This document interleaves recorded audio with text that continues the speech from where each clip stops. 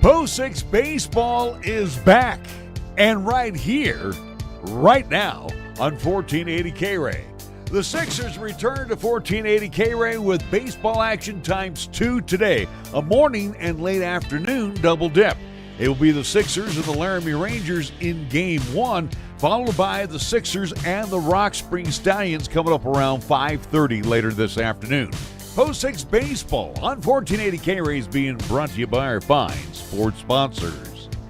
Now listening out live to Powers Field at the corner of Windmill and Dell Range for baseball action ×2. Sixers and the Rangers Game 1 later this afternoon. The Sixers will be taking on Powers Field, and it is the first game of the month of May for the Sixers. They're coming in off of a 3-game losing streak. Unfortunately got swept by the Hard Hats of Rapid City last weekend, but talking with the coaching staff, it was a little bit of a wake-up call, a good thing in some ways for the Post 6 Sixers to see what happened that weekend, as it showed them some things that they needed to work on. And for a very young roster for this Post 6 Sixers club, they are definitely going to be improving as the year goes on. Brad Barker said, and we'll hear more from him in the interview coming up in our pregame show, but he said this is a team that wanted to get back in, and he said sometimes he runs out of stuff for them to do. They want to continue to work so hard out there on the diamond and keep getting out there and growing and improving their game. So expect an improvement from this one as they take on the Laramie Rangers, and a team that they've already faced a couple of times so far this season. Early on in the year, they opened up with a 10-0 win and then took them down 10-1. Those were back on April 12th and April 13th, part of that 4-0 start for the Sixers that also included wins over Rock Springs and wins over the Hawks. Today's game moved up a little bit. It was originally an 11 o'clock start, now a 10 a.m. start, and that because the Laramie Rangers got prom to head off to tonight. So they're going to be getting set for their big nights on the dance floor, and Laramie Rangers hoping to have some success going into that. And meanwhile, the Sixers hoping to try and spoil what would be prom night for most of the boys in blue out there on the diamond as we speak. I want to say a huge thank you to all of our sponsors that make it possible for us to bring you Post 6 baseball this season.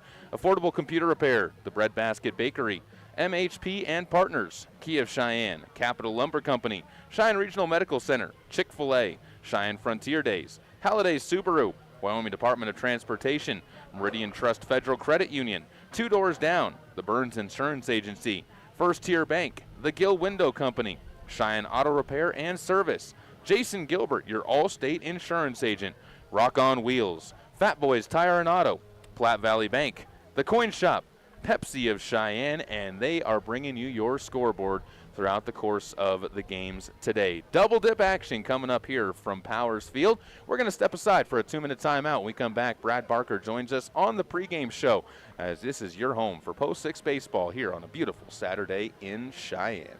Hi, this is Larry Proative talking about affordable computer repair. Lanny at Affordable Computer Repair in Cheyenne reminds you whenever your personal computer, laptop, or iPad is not performing to your standards, then it's time to call Affordable Computer Repair in Cheyenne at 307-256-8971 and let Lanny's many years of experience fix or address the problems that may exist. Also, watch out for those bad elements out there to harm your computer. Affordable Computer Repair is the perfect choice to consult you on the proper maintenance for your systems. Remember, it's Affordable Computer Repair in Cheyenne. Please call 256-8971.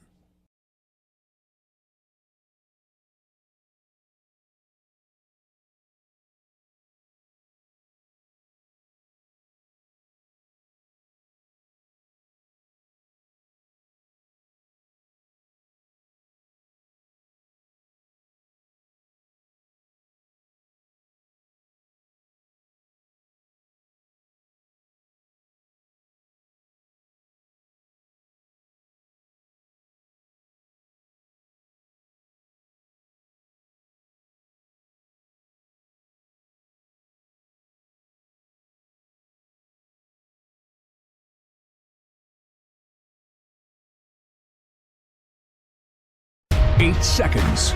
A test of grit. The clash of brute strength. The battle of man versus beast. 2 nights of PRCA's Extreme Bulls Tour. Bucks into Cheyenne Frontier Days this July 21st and 22nd.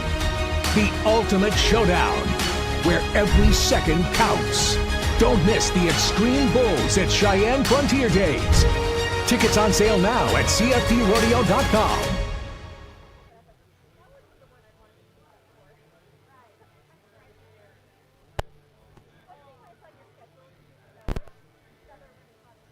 Difficulties. There we go.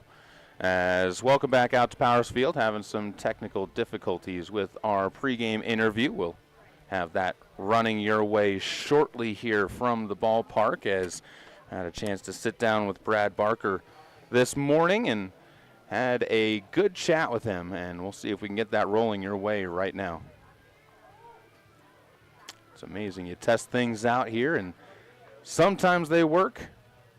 Sometimes all of a sudden they decide to go haywire on you, as we do have a beautiful day for baseball coming up your way, so be sure to stick around for that one.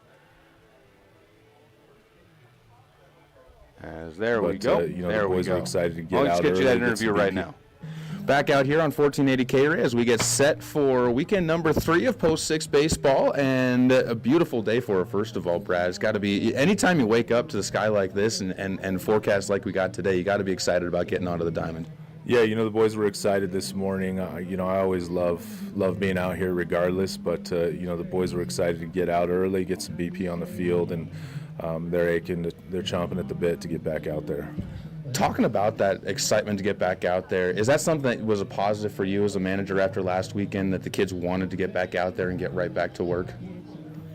It doesn't surprise me with these boys. Like I've mentioned, with these guys I've had for many years at this point, most of them at least, that's what they want. They want to continue to face the adversity and see how they can battle through it. They love the challenge of anything that I toss at them, and sometimes it's almost annoying in a sense, because there are times where I'm not sure what else to do, but they want it, and they continue to ache for the adversity and how they're going to overcome it.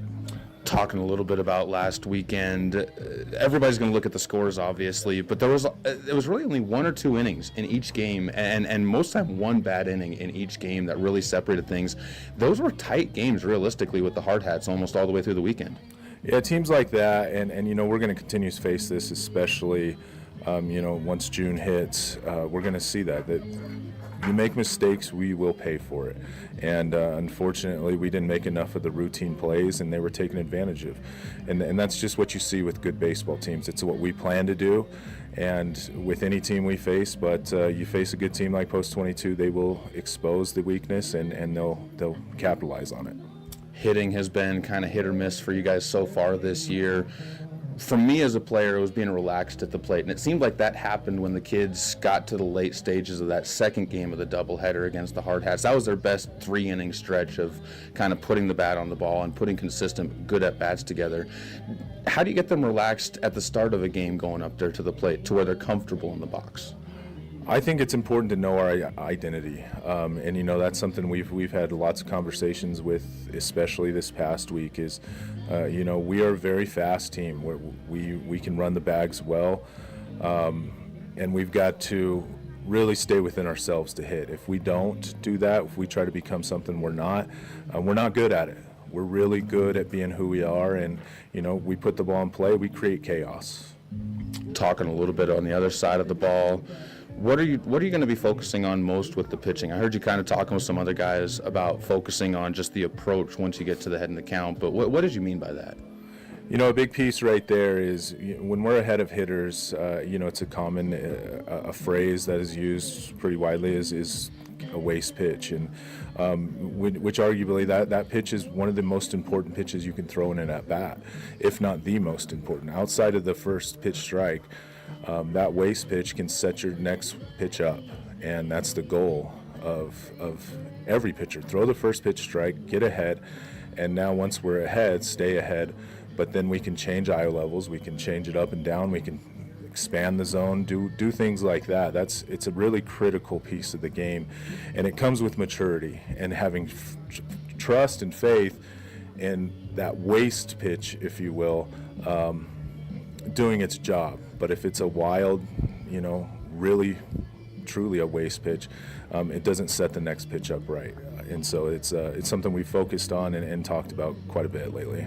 4 games this week, so pitching is going to be kind of a plan as far as getting into the ones this week. Who's going on the mound for you today, and what are you expecting from him? So today we'll start Marcus. We'll still be on pitch counts this weekend. We're not going to try to blow it out too early, but Marcus will start game 1. We are going to bring up Ryan Ruskin in from the Hawks this weekend. He'll start game 2. Both those guys will be on pitch limits, and then probably tomorrow we're looking at Zach Hall again, and still trying to figure out the 4th starter. But everybody will be on pitch limits, so we'll see a lot of arms come out this weekend. Brad, as always, thanks for the time, man, and good luck as you guys get ready to take on Laramie. All right, I appreciate you. Back in 2 minutes on 1480 K-Ray. Since 1986, here's a list of cars and SUVs I have purchased or leased for myself or my family from our local dealers here in Cheyenne. Perfect. Kia Sounds Optima, good. Sorento, K5, 2 Chevy Blazers, Honda CRV and 3 Pilots, Aztec, Villager, Trans Am, Pontiac GT, and Grand Am. What do all these vehicles have in common? Well, for service work, even if it was just a simple oil change, they were taken care of by Shine Auto Repair and Service. Larry Pro-Audi for Cars in Cheyenne, where John and his great team has always been there to take care of the Pro-Audi vehicles, and yours too. John is a TechNet professional, which means he is one of the best in the country to service your car or truck. Make sure your maintenance or minor repair doesn't turn into a major problem. Call Shine Auto Repair and Service today to set up an appointment at 632-0498 or stop in at 604 West Lincoln Way. Shine Auto Repair and Service open Monday through Friday and taking care of your vehicle's needs for over 30 years. Looking to earn rewards with every swipe? With the Platte Valley Bank Rewards Credit Card, it's never been easier to get what you want faster. Earn cash back, travel points, or gift cards on every purchase, big or small. Plus, there's no annual fee. Start earning today with the Platte Valley Bank Rewards Credit Card. Apply now at pvbank.com and get your rewards rolling. Platte Valley Bank. You belong here. Platte Valley Bank, member FDIC. Subject to credit approval, certain restrictions apply.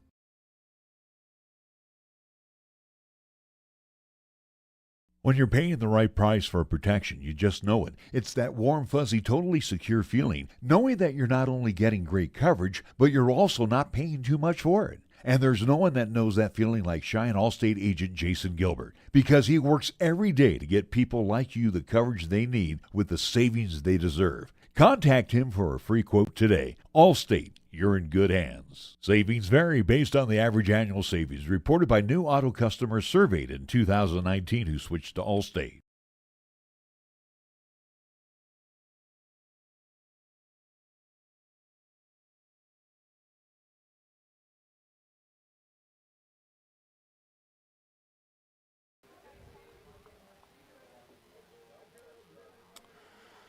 What a day for a baseball game. Everybody I've been talking to has been thrilled about it as we welcome you back out here on 1480 K-Ray to Powers Field. It is absolutely gorgeous out. If you're looking for a day to come out and enjoy some baseball, I encourage you to do it. 64 degrees as we get set for first pitch. Highs today expected to get up to about the mid-70s.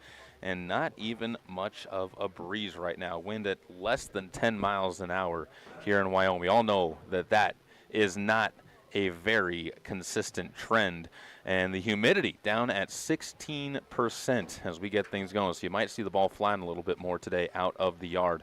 Laramie Rangers look like this as they're going to be coming up to the plate. T.R. Richardson, Sam Hoyt, Diego Herrera lead things off. Trace Looney, Landon Lotzer, and Will Harris will be in the middle. Carson Moniz, Garrett Hesco, and Brayson Groover will be in the middle of the order. For post 6 out on the diamond, Colin Crecelius will be playing at second base. First base, that is going to be roved and patrolled by Kyler Hoff for the post 6 Sixers. Cade Coates will be over at shortstop, and Quentin King will be roving over at third. In the outfield from left to right, Mason Maggard in left, Nolan Horton in center, and Braden Pearson will be in right. And Marcus George is the man taken up to the bump today for post 6 as they will look to try and snap the skid that they have been on right now. And you go to one of your aces who is a very reliable arm as long as he can stay in the zone. That is the biggest thing, and that's something once more Brad Barker was talking about with this crew is can we make sure that we stay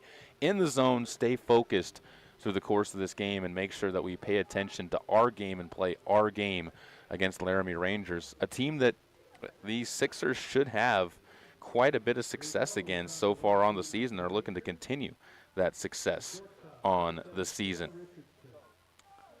Leadoff man coming in against Marcus George. T.R. Richardson will lead things off, left-handed batter for the Rangers, who enter the game 3-3. They actually are coming in on a 2-game winning streak. As the first pitch from George finds the zone for a strike, and we're officially underway here in game 1 of our double dip. Wind blowing left to right across the diamond as George goes up in the zone, and the count goes to 0-2. Got a swing and a miss.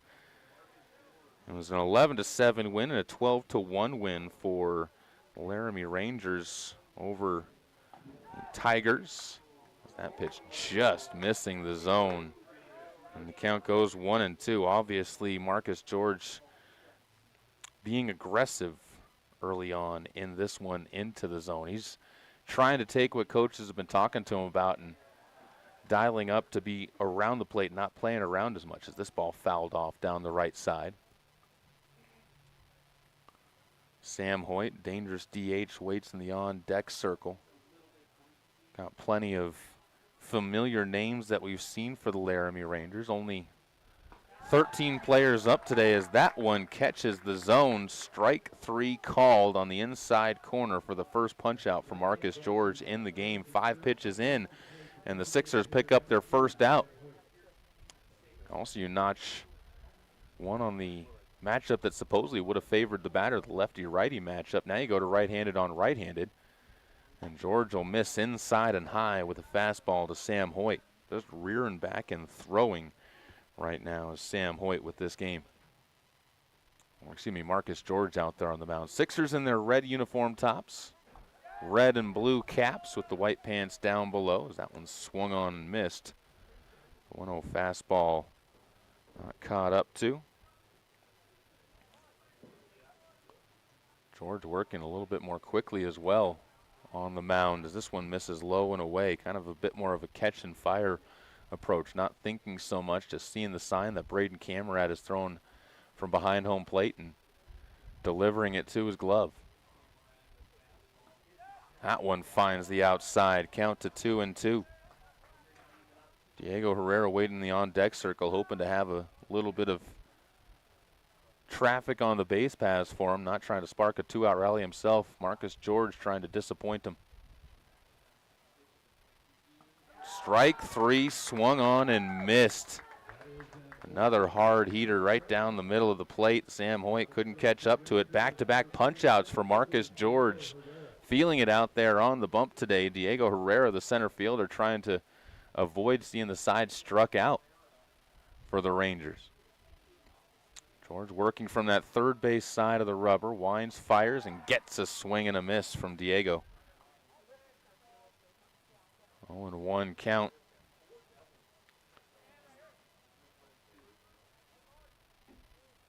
Herrera, another right-handed batter. Stays tight to the plate, kind of steps away from a pitch that floated up in the zone. Off-speed pitch gets George ahead 0-2. 2 away, top of the first inning. No score on the Pepsi scoreboard. And that will just be spoiled off by Herrera to keep it at 0-2. Outfield playing for an opposite field swing from Herrera.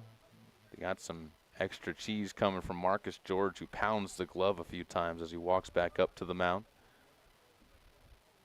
Stares in. And that one, a chase pitch upstairs, couldn't get him to go after it. 1-2.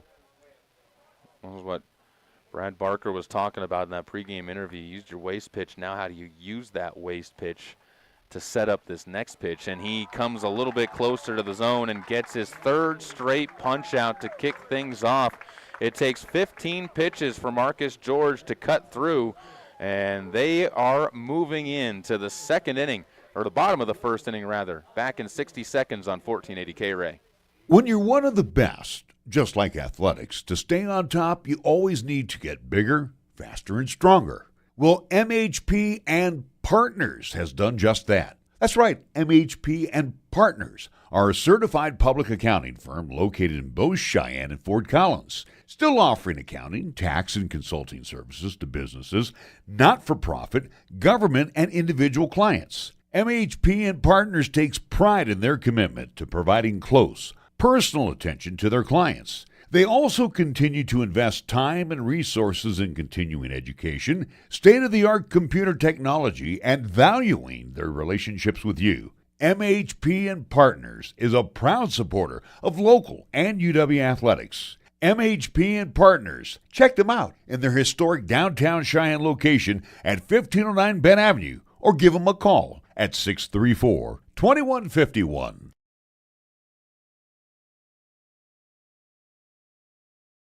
Beautiful, beautiful views here from the ballpark. Check us out on 1480 K-Ray as well as on the YouTube stream. Be sure to check that out. We are streaming on the K-Ray YouTube channel, and you can find that by searching KRAE 1480 on the YouTube bars. And you can watch as well as listen in to the games and keep yourselves abreast of what's going on. Throw it up onto the big screen TV. And you can watch the Sixers take to the bat, as it'll be Colin Crecelius, Cade Coates, and Landon McNally to lead things off for post 6. Crecelius, second base today for the Sixers. Good leadoff man for the Sixers. Starting to develop a little bit more into that role. He was played with it last year when Tafoya was injured. He'll show bunt, pitch inside, hits him. And Cade Schreiner is going to send the first Sixer he sees on the first pitch he sees down to first base.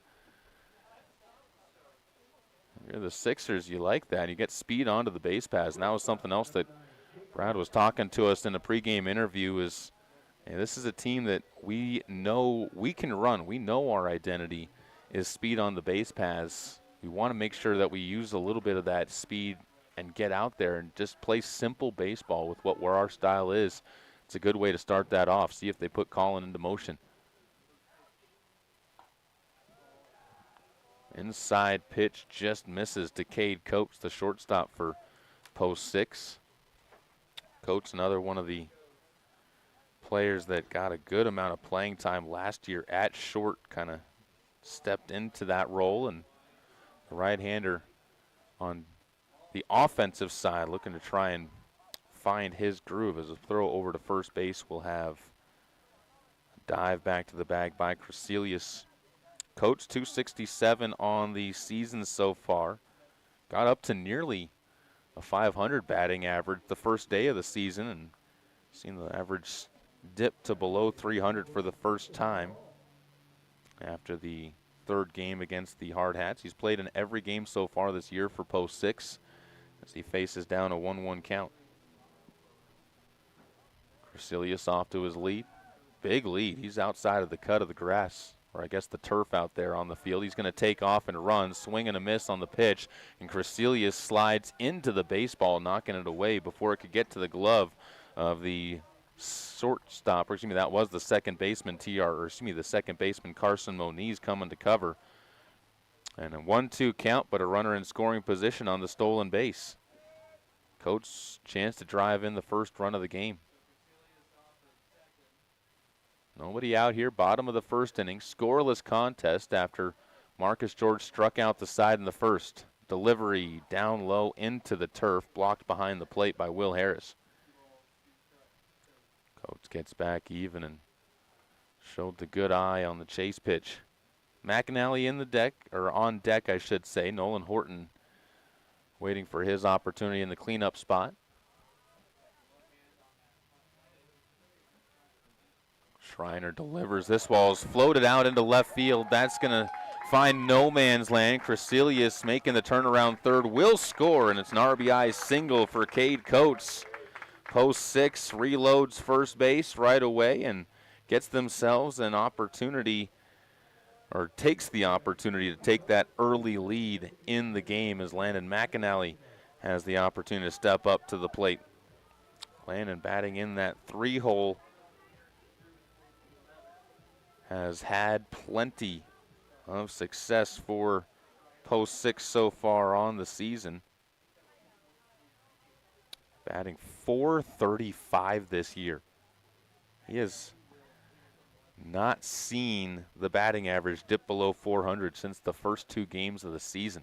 He has been on a tear and keeping the consistency up. His slugging percentage at .522, one you got to be careful of. He's got 10 hits and 2 of those doubles. So he took the first pitch for a ball, and the count goes to 1-0. Coates off to a walking lead at first. Stays there, and pitch misses well outside to move it to 2-0. Schreiner really didn't even pay much attention to Coates as he works from the first base side of the rubber from the stretch. Peers into Harris for the sign and now sets at the head. Pick off to first this time. Good block to keep that in front of him by Garrett Hesko. Coates easily back in time, and attention again goes to Landon McAnally at the plate. Left-handed batter. Wears those red gloves and takes another one off the plate to the outside. You can definitely tell Schreiner not wanting to attack too tight to McAnally. Knows that inside he'll turn and he'll burn you.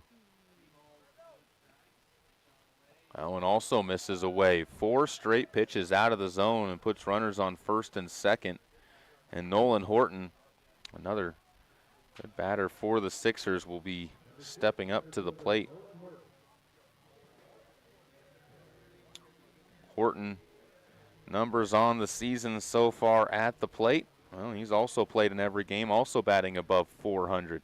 He's been consistent at the plate all season long. He's also been getting on base. 8 walks so far, including 3 in their last game. That Sunday affair against the Hard Hats. He's open for a base knock here, though, with nobody out and a runner in scoring position. 2 out there total. Takes the first pitch low and away, and that's 5 straight that have missed the zone from Schreiner.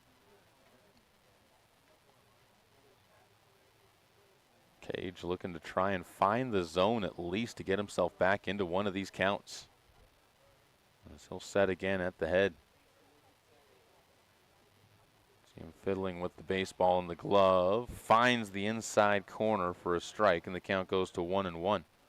Went with the off-speed pitch just to drop that one in.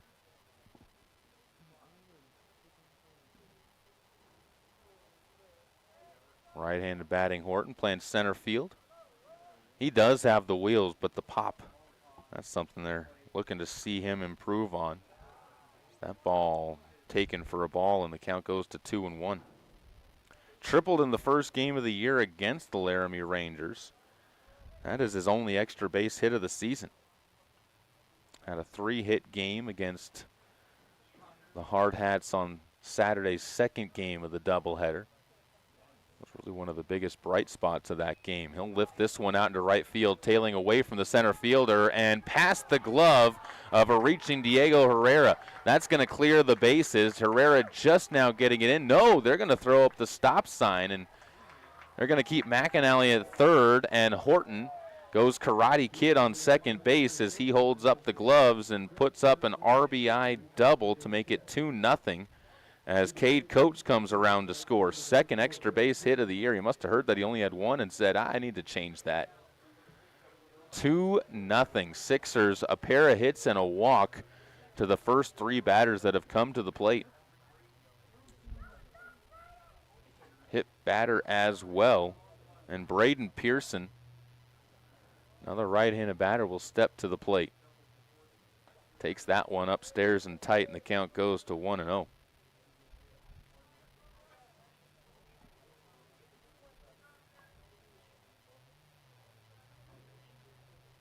Obviously, the success from the first couple of times these two teams faced off against each other continuing as this pitch down low. Sixers have had the number of the Laramie Rangers the last few seasons. As the rivalry from over the bump, or over the hills, I should say, paying off for the Sixers in the last few years as this pitch runs back to the backstop past the catcher, and McAnally slides in head first to bring home the third run of the game on the wild pitch, and a 3-0 count for Braden Pearson means he should get something to hit here in a 3-0 game. Just 2 hits for the Sixers through the first 4 batters. They have taken advantage of it. Got to feel good for the Sixers, too, just to release some of that stress that you kind of can carry around when you see no success coming in a game. This ball hit well by Pearson out to left field and tracking it down and somehow putting it away. Groover gets it into the glove, but the sacrifice fly will bring home Nolan Horton after just the first out of the game. Third RBI of the game for the Sixers, 4th run of the Sixers, and Quentin King will step up to the plate to try and restart the momentum out there on the diamond. King, his first year at the Sixers level, has played in every game for Post 6 so far this year as well, all 7 of the contests. Only 3 hits for him, though. Doesn't have a hit since the first game on April 13th. As he'll take a first pitch for a strike, getting to the bottom of the order where you do have a few more of those younger players for the Sixers. Hoff and Camerad with experience from the Sixers, but King and Maggard both being called up from the Hawks. As the count goes to 1-1. Of those hits, a single, a double, and a triple for King so far. So he's done almost everything he can. Gets another single here for his first hit since the 13th of April. That had to feel good. Pulled one to the left side and was able to drop it down for a base knock. And the carousel hopefully gets started up again for Post 6. As Kyler Hoff will step up to the plate. Kyler playing first base today for the Sixers, another right-handed batter. Where's that sleeve on the right arm? No sleeve on the left arm as he steps in and has a slightly closed stance to face off against Schreiner, who has run into some trouble here in the bottom of the first inning. 4-0 on the Pepsi scoreboard. Sixers in command of this one. Just taking good quality swings at the plate against the Laramie Rangers right now and getting themselves into good position against a pitcher that has been around the plate but has also hit a batter and walked a batter. Just 3 hits so far. As off on the play is going to be King. He slides in safely with the second stolen base of the inning for Post 6. Kyler Hoff took the pitch as well for a ball and the count to 1-0 with the runner in scoring position. First time we've seen a Sixer take off on the first pitch. Goes back to that aggression on the base paths for Post 6 today.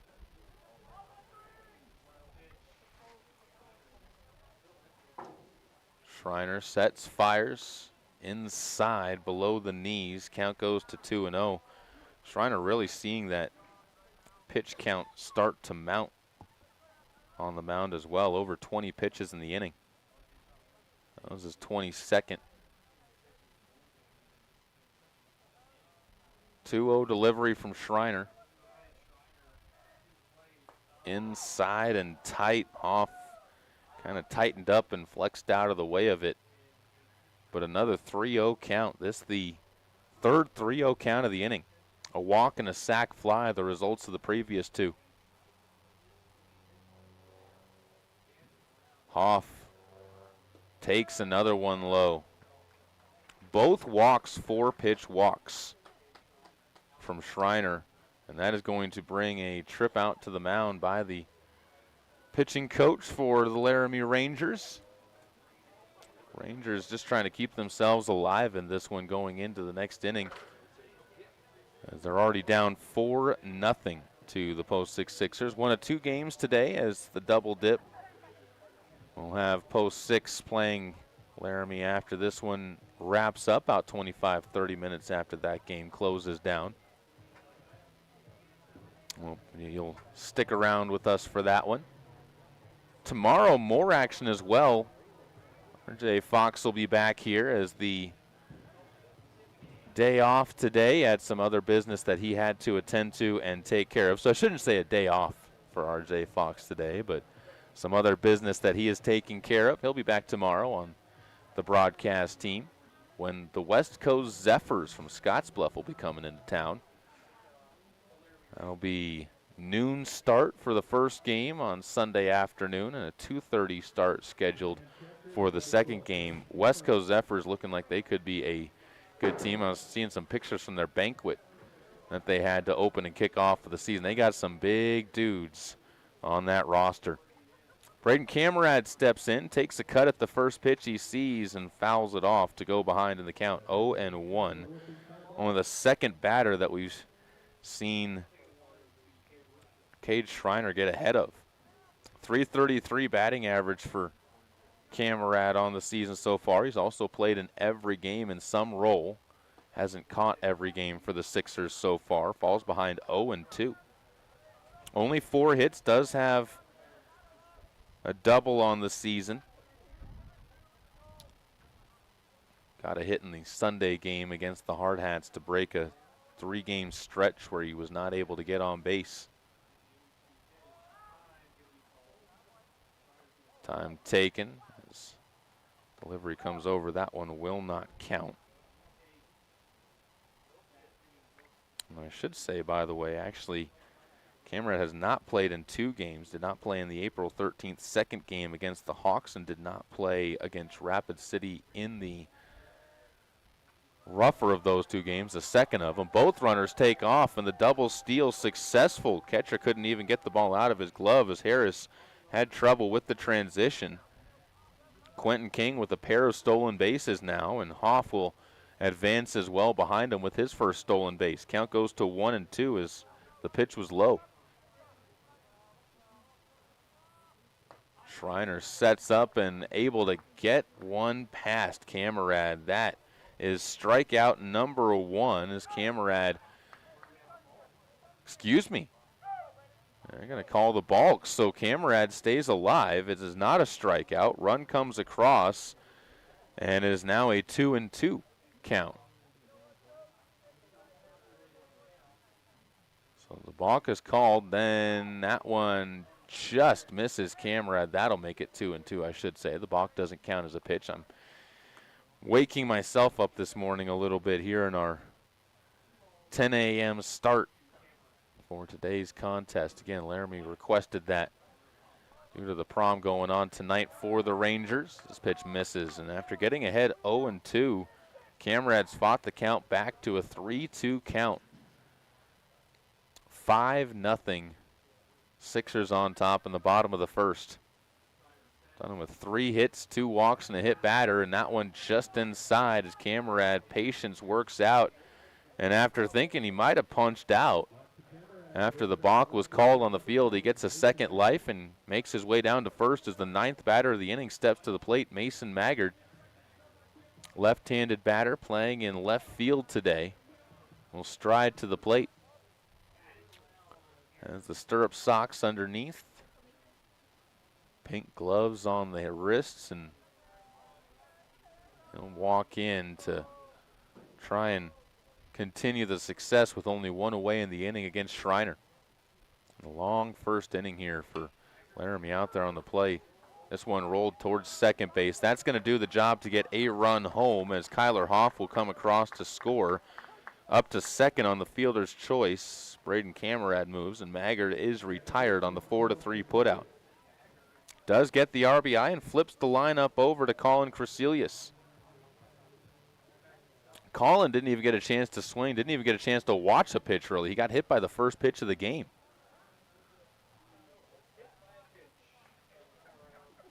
Stole a base as well, and Cade Coates brought him home on the leadoff single. Has a runner in scoring position. He can drive home his first run of the game as well. Turns on this one to left field and just foul down the left field line. Colin kind of knew it. I think he's actually smiling at the plate right now, saying, that was a little closer than I thought it was going to be. He didn't even take off down to first base. That would have been the longest single of his career for Crecelius if he'd ended up having that one bounce fair. He was looking back to the dugout going, I should have taken off. Wind is trying to blow the ball back in if it's pulled down that left field line as it's coming in from left to right across the diamond. Picked up a little bit, actually. You can see the wind playing with the shirts and pants for the umpires. Flag over by Chick-fil-A is extended fully as well, so breezy conditions picking up a little bit here on what's still an above average late spring, early summer day. Called strike. Moves the count to 1-2. As Schreiner looks to get out of this. 6 runs already across for post 6. Another one waiting out there on second base in Braden Camerad.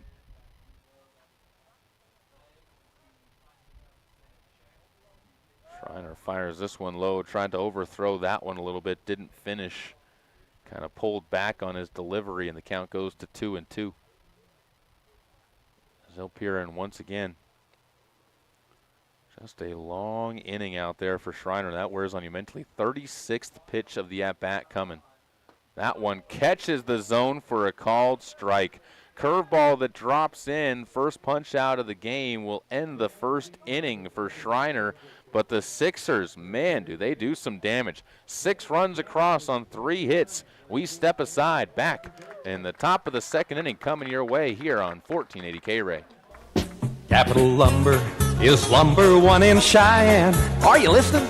We're all the lumber store you'll ever need. Serving Cheyenne in the area since 1965, Capital Lumber Company is still the place for all your lumber and hardware needs. Whether you do it yourself or have it done professionally, get all the tools, paints, fixtures, and accessories for every part of your home today at family-owned and operated Capital Lumber Company at 1222 Dunn Avenue in Cheyenne, celebrating 60 years in business. When you're paying the right price for protection, you just know it. It's that warm, fuzzy, totally secure feeling, knowing that you're not only getting great coverage, but you're also not paying too much for it. And there's no one that knows that feeling like Cheyenne Allstate agent Jason Gilbert, because he works every day to get people like you the coverage they need with the savings they deserve. Contact him for a free quote today. Allstate, you're in good hands. Savings vary based on the average annual savings reported by new auto customers surveyed in 2019 who switched to Allstate. Wind is picked up, but the conditions are still absolutely gorgeous as we welcome you back here to Post 6 in Powers Field on 1480 K-Ray. Middle of the order due up for the Laramie Rangers. It's been a minute since they've had a chance to take some swings. About a 20-minute inning for the Sixers as they were able to put 10 up to the plate and take a 6-0 lead on the Laramie Rangers. Trace Looney, Landon Lotzer, and Will Harris will be the scheduled 3 for Post 6. As they will look to try and put a ball in play. 3 strikeouts for Marcus George.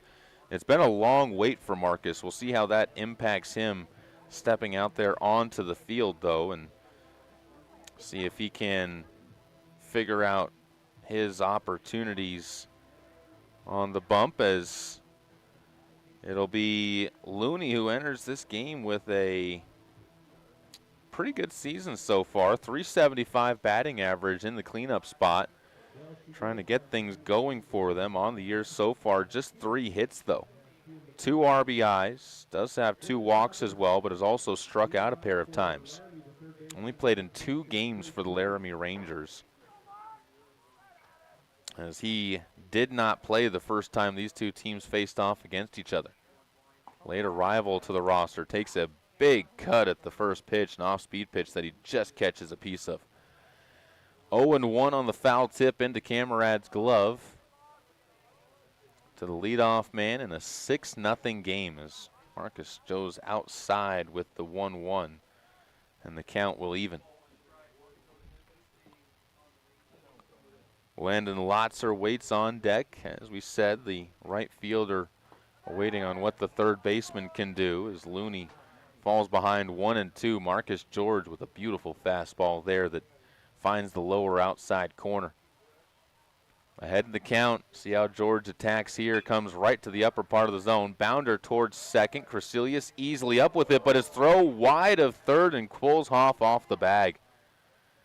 Little lackadaisical on the throw, and an error is going to put the first runner on base for the Laramie Rangers and sets things up for Landon Lotzer. Lotzer, right-handed batter, will see Marcus work from the stretch now. First chance in this game that he's had to work from the stretch. Winds, fires, and misses outside as the count goes to 1-0. And now, if you're Laramie, that's how you can sometimes get something positive happening. It wasn't necessarily a hit, but it was still something that went your way. As the Rangers trying to battle their way back from a big deficit early. Swing and a miss, though, from Lotzer. He can't catch up to the cheese. Lotzer, who bats .286 on the season, is even the count 1-1. 3 strikeouts for Lotzer so far this year. As he peers out to George and takes one way outside. 2-1. George put a little bit of extra mustard on that one. Sets at the belt. Takes a deep breath. Does George. Held the ball a little bit longer just to throw off the timing of that runner over at first, as the delivery does miss and the count goes to 3-1. That brings Braden Camerad out to the plate. Has a quick conversation on strategy moving forward and now heads back. Kept the hockey mask on for the whole time. He's got the blue, red, white, and blue, or red, white, and cream hockey mask on for Camerad behind the dish. That fastball right down the middle of the plate. Lotzer started walking to first base. The umpire says not so fast. Lotzer was more hoping that was a ball than realizing, shoot, I should have swung at that one. 3-2 count. Nobody away as George steps off. Wants to get comfortable up there on the mound.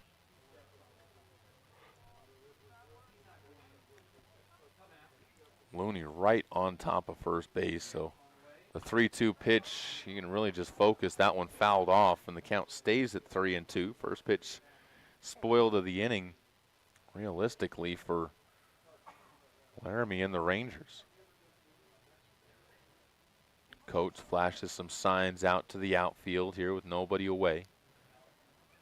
Infield straight up all the way around. Brought in a bit over at third base with King, and not liking how long that George was taking. Lotzer steps out. Wind has died down again. That flag hangs limp out there in center field. That pitch called strike at the upper part of the zone. And the fourth punch out for Marcus George is looking as Lotzer, you kind of got that feeling when he took one right down the middle and he was starting to head down to first base. This time the umpire says, now I want you to be a bit more aggressive up there at the plate. You got to take some cuts, and Will Harris, we'll see if he learns the lesson. The catcher for the Laramie Rangers steps in. Right-handed batter takes a strike on the outside corner. 0-1 count. Harris's numbers, only 5 games so far on the year, batting .231. He'll lift this one into center field. That's got some heat behind it, but reaching the glove up, Horton able to pull it in, and scrambling back to first is Looney. That was a fantastic play out in center field made by Nolan Horton. Kind of took a step in. The ball carrying a little bit more today, as we talked about. Hotter day, wind blowing away from Horton and pulling the ball away from Horton, I should say, towards that right field side. Great hand-eye coordination to stick the glove up and pull that one in. Sets up Carson Moniz with 2 outs, a runner on first still, as he'll step into the batter's box and try to keep the inning going for Laramie. 2 away in a 6-0 game with the Sixers in control.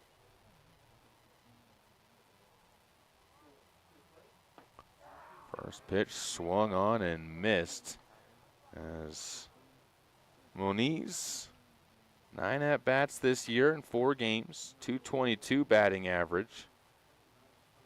Single and double so far on his numbers. That one called a strike on the outside.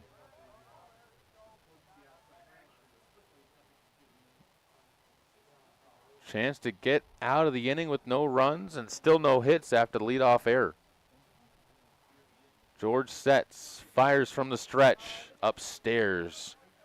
Moniz, good eye on that one. That one's a tempting pitch when you're down 0-2 and you see it coming in high that fast. Good job by him laying off it, but a good location on that pitch from George too.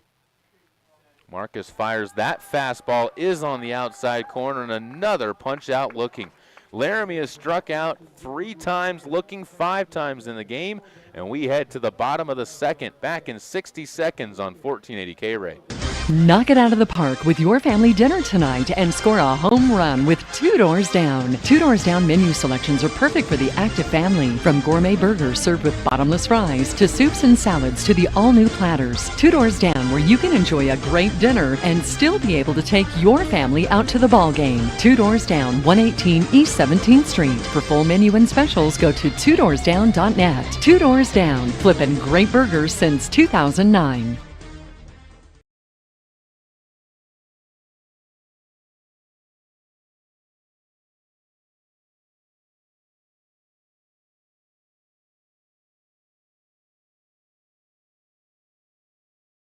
Chick-fil-A at Windmill and Delrange serves up breakfast, lunch, and dinner each Monday through Saturday. And at Chick-fil-A, they don't have to stray from their menu. They're proud of what they do all the time. Chicken. Check them out online at CheyenneChicken.com and have them cater your next event. Use the convenient drive-thrus. Come inside or use the Chick-fil-A app to do Welcome back out. Time for inning number 2's bottom half as the Sixers will be sending up 2, 3, and 4 after they had 10 to the plate in the first inning to score 6 runs and take the early advantage against the Laramie Rangers. They have scored double digits against Laramie both times they've played them, 10-1 and 10-0. So that success looking like it is going to continue for post 6 into today's. As long as they continue to roll along, Cade Coates will step back in. It's the 5th game of the season for Cade. Excuse me, 8th game of the season. He's played in every one. I was looking at the wrong man's numbers there. Coates will spoil this one off to open up the inning and falls behind 0-1 to Schreiner, who threw a lot of pitches in that first inning, nearly 40 pitches to get through it. I'm sure his afternoon might be done after this inning, depending on how things go, but a short bench for the Laramie Rangers today as that ball bends back in. The slider had some movement to it, but couldn't quite make it back to the zone. The count goes to 1-1.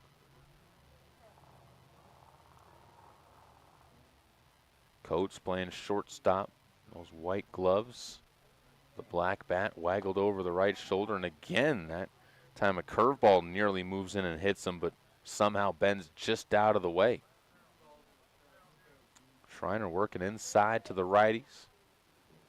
Likes that side of the plate as he winds. Now working from the middle of the rubber. Still can't find the zone. That one just a little bit low. 3-1 count.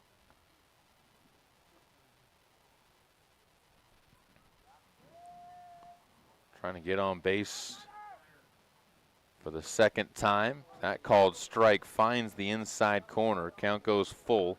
Second full count for a Sixers batter. Braden Camrad walked the last time we had a full count.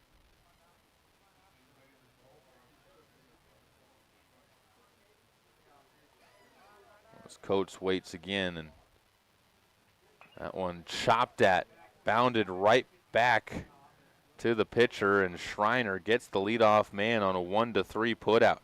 Coates kind of handcuffed on that one late on the swing and bounded it right off the top of the plate.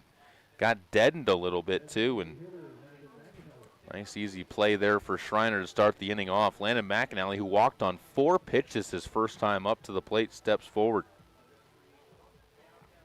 We mentioned the success he's been having on base percentage of .517, and that is just proof he has been doing it every way possible. That was his 5th walk of the season as he goes fishing after a pitch outside of the plate.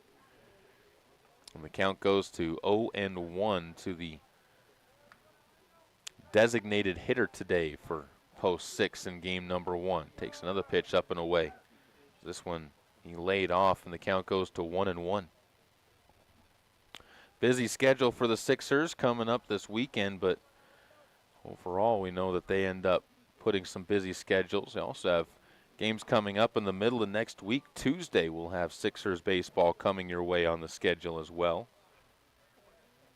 as they'll have the post 6 Hawks. That I believe will be the conference game against the post 6 Hawks on Tuesday. 5 o'clock and 7 o'clock here from Powers Field. Another pitch misses. Count goes to 3-1. Then a trip up to Casper comes here on Sunday. Those will not be conference games against the Oilers. The trip to Casper will be the conference slate as McAnally takes a cut at 3-1. Count goes to 3-2, a second full count of the inning. Schreiner is looking a little bit more comfortable on the mound, though. Works from the first base side against the lefty, and that catches the inside corner. Strike 3 looking. Both strikeouts for Schreiner have come looking, as Nolan Horton will try and keep the Sixers from having a 1-2-3 inning.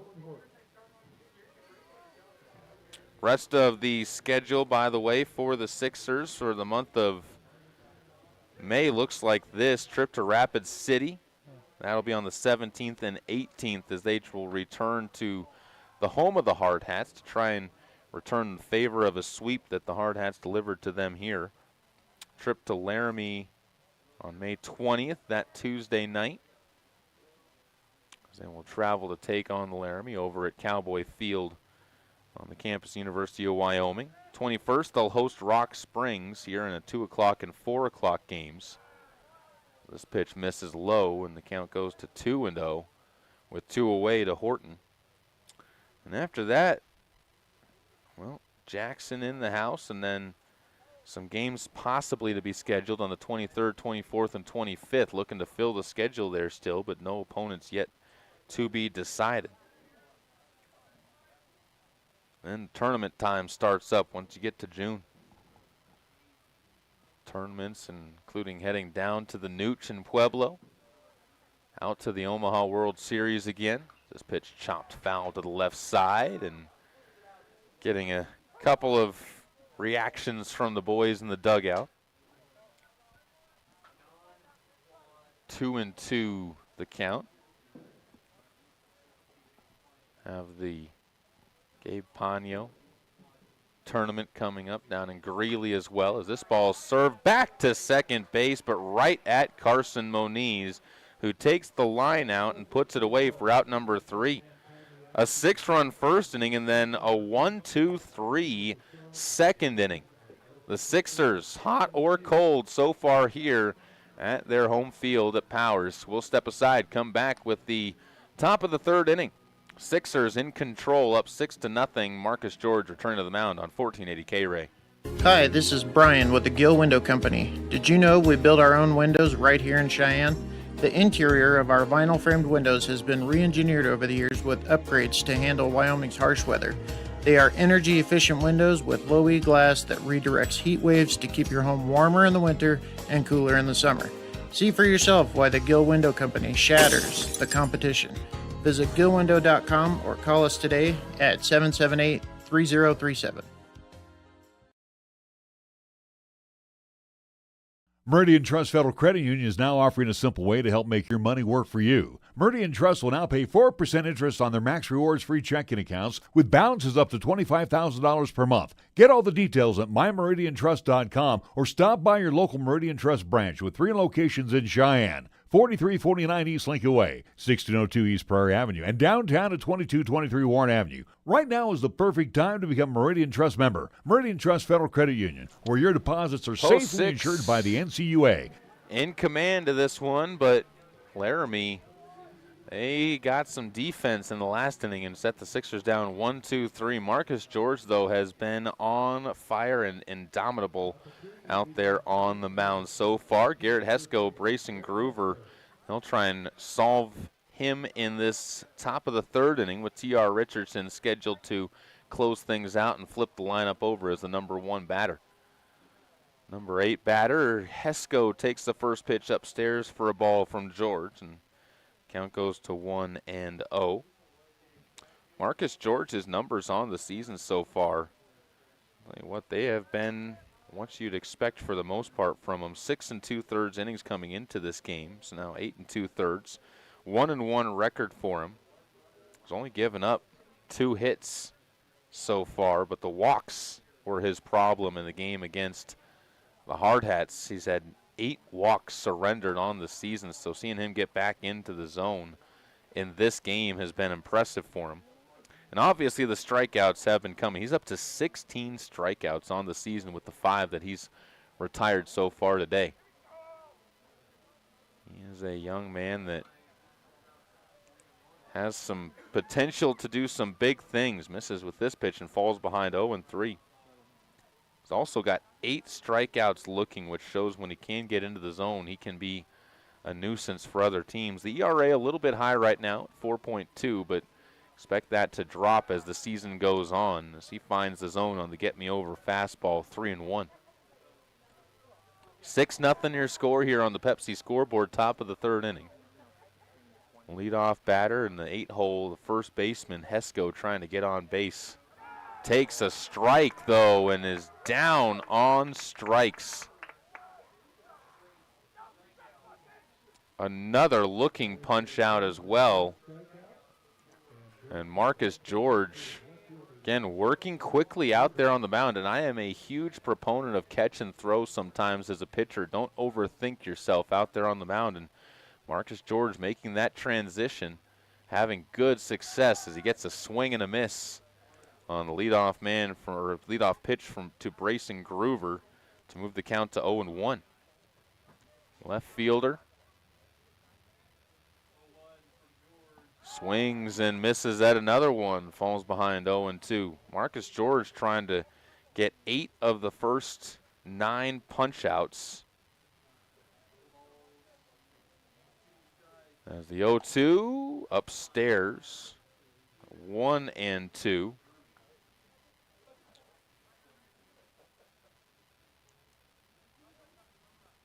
And George will set in once again. That one swung on and missed. Just goes straight heat. That is now 8 punch outs for Marcus George in the game. 8 of the 9 have been set down that way. 7 punch outs, rather, of the 8 outs. I'm getting ahead of myself. T.R. Richardson, we'll see if I'm a little bit of a savant on that one. If he strikes out the side again, I'm going to go ahead and go get my tarot cards and open up my fortune reading booth somewhere here in Cheyenne. 1-0 count, popped up foul. 1-1 it goes to, with 2 away in the top of the third inning. George will get a new baseball, rub it up as he walks up to the top of the mound.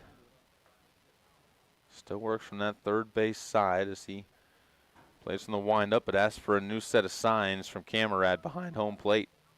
It's almost been a boring game in the outfield for the Sixers, and even in the field itself, just not a whole lot of opportunities for the fielders to do much. That pitch misses. Count goes to 2-1. Games where you're like, man, let something be put in play. I want to do something. Swing and a miss. Richardson blown by again by a fastball, and the count to 2-2. 6-0 score, and trying to keep it that way, put up another 0. Marcus George, 1 strike away from doing that. 2-2 delivery on Deuce's Wild. Swung on and missed in the dirt. That is going to strike out the side. Throw to first base from Camarad, pulled in by Hoff. That is the 8th punch out of the game for George. And we head to the bottom of the third. Sixers We'll be sending up Pearson, King, and Hoff when we return. You are listening to Post 6 Baseball on 1480 K-Ray. That's the sound of a Mountain Dew. And that's you enjoying its refreshing citrus kick. That's a cool breeze suddenly whistling through your hair. Whoa! That's you realizing you're now on a mountain. This is epic! That's you stating the obvious. That's you stepping up to the plate. That's you winning your kickball game. Yes, let's go! That's you taking another sip of your Mountain Dew. Do the Do. From your head to your toes, the Cheyenne Regional Medical Group orthopedics and surgical specialists are here to keep you moving. To better care for you, we've united orthopedics, surgery, therapy, and pain management into a single location at our West Campus in Cheyenne. With consultation, treatment, and rehabilitation all in one space, getting the care you deserve has never been easier. Schedule an appointment today at cheyenneregional.org/orthosurgical.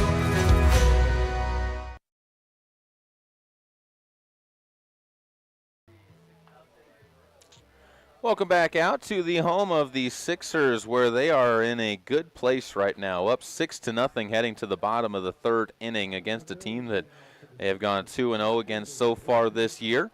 Braden Pearson, who had an RBI sac fly his first time up, will step to the plate to lead things off. Quentin King and Kyler Hoff working against Cade Schreiner, who is back onto the mound for his third inning of work.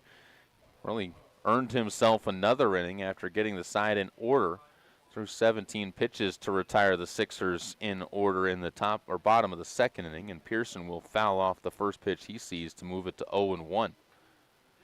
Sixers got a little bit outside of themselves in that bottom of the second inning, started trying to take some big cuts, see if they can do what Coach Barker was talking about in the pregame interview and know who they are, understand what their goals are and what type of a team this is, as Pearson takes another cut and misses on a good fastball off the plate. 0-2. Schreiner up to 56 pitches in this game. Curious to see if there is a pitch count limit for them. I know there is one on the Sixers. This ball flared out towards center, long run, and gliding underneath it, Diego Herrera puts it away for the first out. Economical out for Cade Schreiner. Quentin King, who singled and came around to score as he restarted the rally for the Sixers, got him another 2 runs after the first 4 batters of the game came around to score. He had a pair of stolen bases as well, and he'll float one right side. That one flared towards foul territory and ends up kicking off the cuff of the grass and into the bullpen down there on the right side. 0-1 count. 4 straight pitches called strikes or swung on for strikes from Schreiner to lead off this third inning. He knows it's time to pound the zone. This one's spoiled foul as well, forcing the Sixers to take cuts. And this is something, a lesson for young pitchers out there. Don't try and dance too much. Sometimes just being aggressive, going at batters, puts them onto their back heels, and that's what you're trying to do. Schreiner winds for the 0-2. Just a bit upstairs, couldn't quite snap off the off-speed pitch, and the count will keep King alive as he'll see a 4th pitch of this at-bat. King from that right-handed side, 1 for 1 today, as we said. He'll turn on this one, well struck to center. Herrera misread at the start, but is able to recover and float underneath it and put it away for out number 2. Back-to-back flyouts to the center fielder for the Sixers sets up Kyler Hoff. The first baseman walked his first time up, stole a base as he was part of the double steal. Only saw 4 pitches, all of them were out of the zone. After a 35-pitch first inning. Really impressive for what Schreiner's been able to do in this one to get himself back into it. In terms of just pitch count, he has settled things down. As he'll wind and fire and get a Second pitch past Hoff, 0-2 to the first baseman for the Sixers. That's 7 straight retired for Schreiner, looking for 8. He'll wind and fire the 0-2 on the outside corner. Kyler Hoff goes down looking. All 3 strikeouts for Schreiner have come looking, and the Sixers, looking to find that success they had in the first inning, will have to wait another 3 outs on their side to get back up to the dish. 6-0, Sixers on top as we move to the 4th inning. You're watching Post 6 Baseball on 1480 K-Ray. If you're looking for a quick breakfast or lunch, you're looking for the Bread Basket. If you're busy and can't take time out for a healthy breakfast, stop in and try one of our breakfast burritos loaded with potatoes, eggs, cheese, bacon, and our homemade green chili wrapped in a 12-inch flour tortilla. Or, for a fast lunch, try our delicious cabbage burgers, hamburger, onions, and cabbage wrapped in bread dough and baked to a golden brown. Treat yourself to a fast breakfast or lunch today at the Bread Basket Bakery and Sandwich Shop, 1819 Maxwell Avenue, Cheyenne's hometown bakery. Wrapped in bread dough and baked to a golden brown. Treat yourself to a fast breakfast or lunch today at the Bread Basket Bakery and Sandwich Shop, 1819 Maxwell Avenue, Cheyenne's hometown bakery.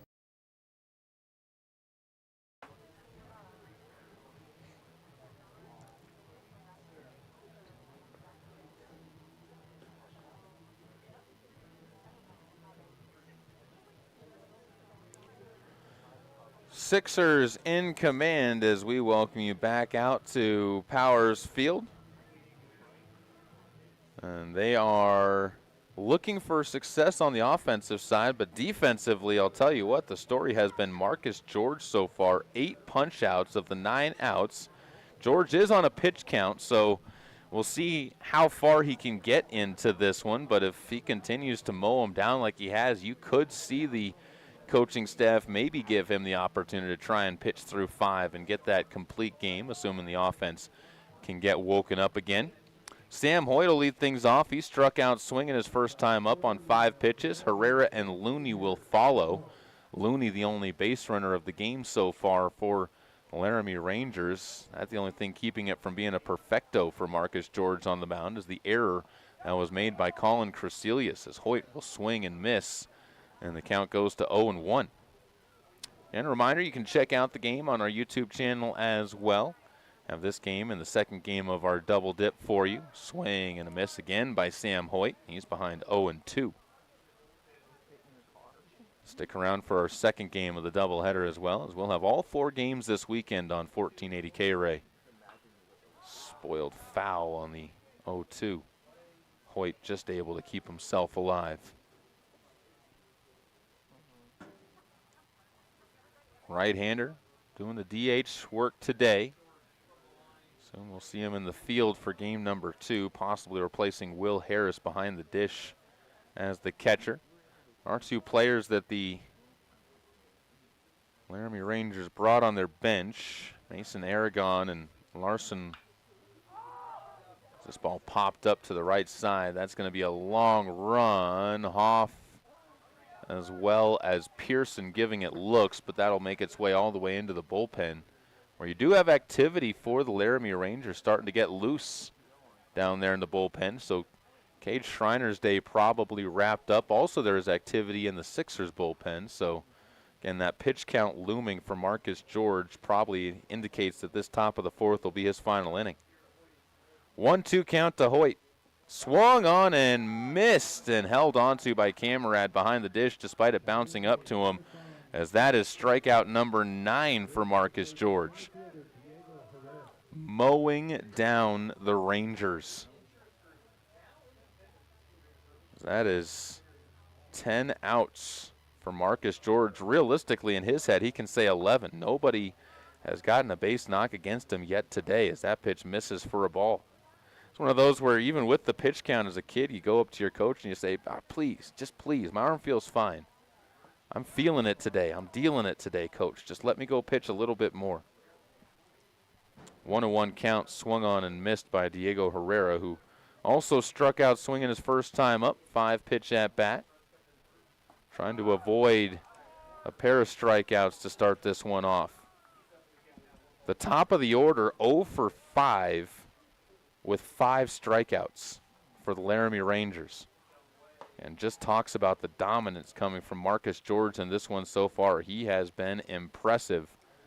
And again, just catch and throw. Throw the sign down and see what I can do.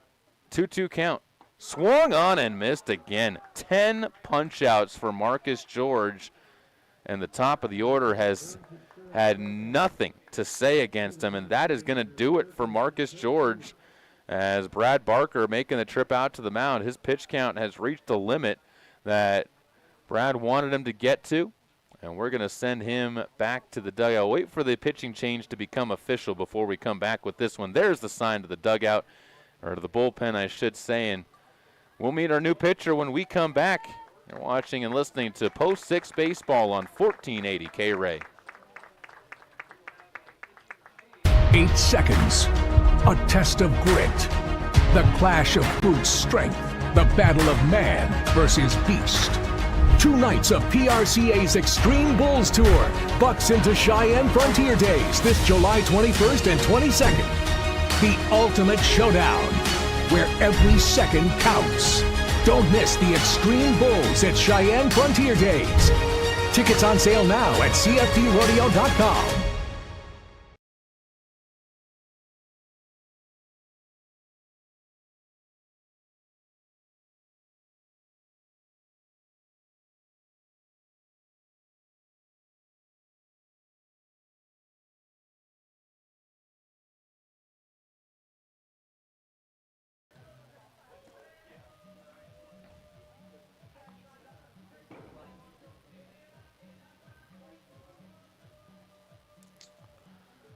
New pitcher on to the mound. Julian Tafoya will be replacing Marcus George out there on the bump. Tafoya, take a look at his numbers so far on the season for the Sixers. Well, he is doing pretty well so far for Post 6. As he comes into this game, 5 1/3 innings under his belt so far.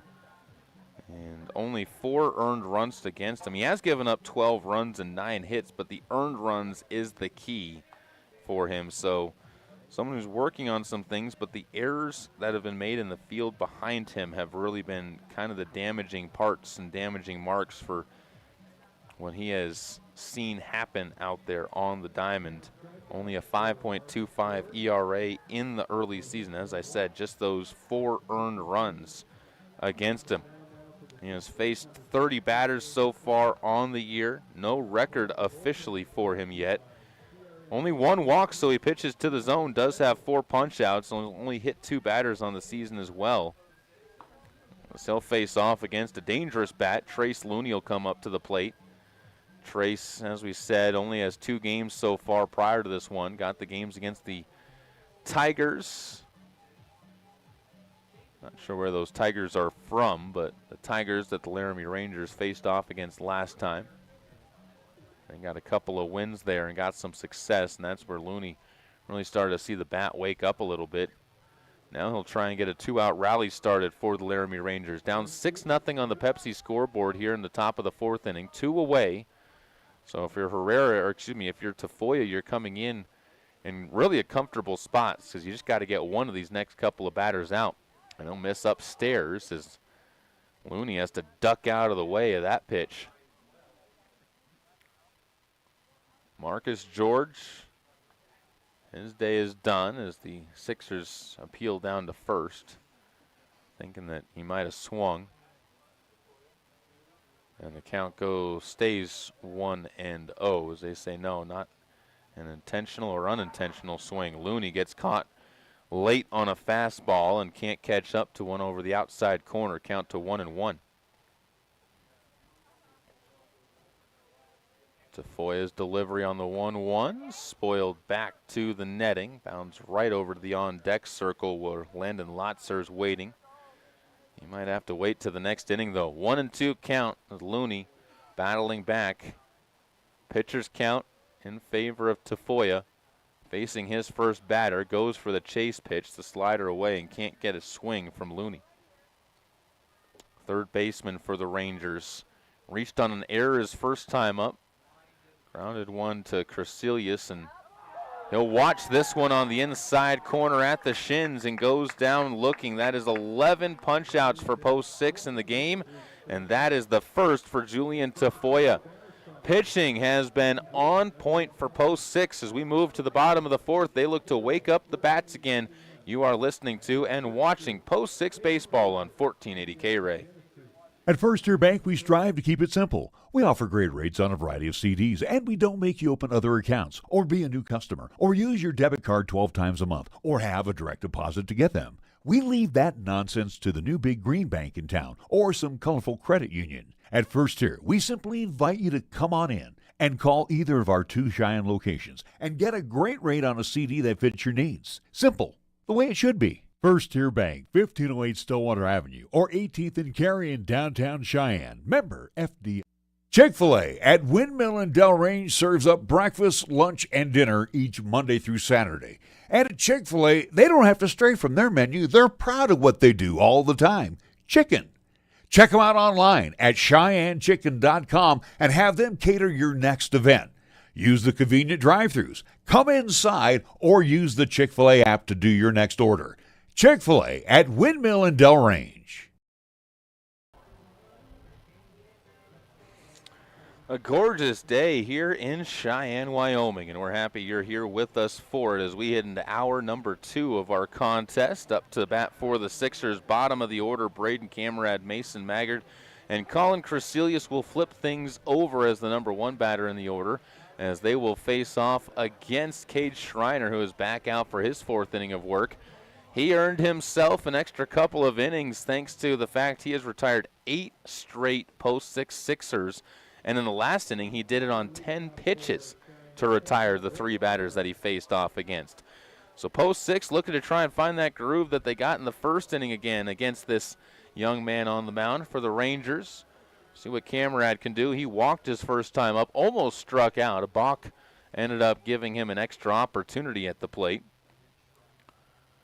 as he would earn the walk on a full count pitch, and here grounds one back towards shortstop. Up with the ball, T.R. Richardson fires across the diamond, and 1 pitch, 1 out to wrap up the first at-bat of the 4th inning for the Sixers. Mason Maggard will step up to the plate, and the left fielder will be looking to try and get on base for the first time. An RBI ground out for him. He rolled one to second base. It was a fielder's choice that they took the traditional route, but it did bring home Kyler Hoff with that 6th run of the game for post 6. Takes the first pitch for a ball.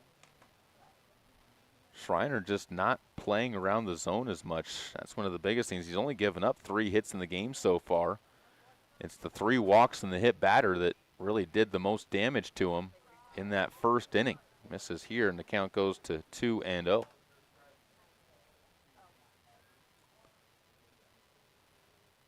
Left-handed batting Maggard. One of the few lefties in the lineup today for the Sixers, as that off-speed pitch on 2-0 bends into the zone. Only other one that I've been keeping track of in my head, Landon McAnally, the only other lefty that we've seen from post 6. 2-1 delivery outside to Maggard. Good hitter's count for the left fielder. 3-1 with 1 away in the bottom of the 4th. 6-0 on the Pepsi scoreboard. This delivery swung on and missed and moves it back to a full count.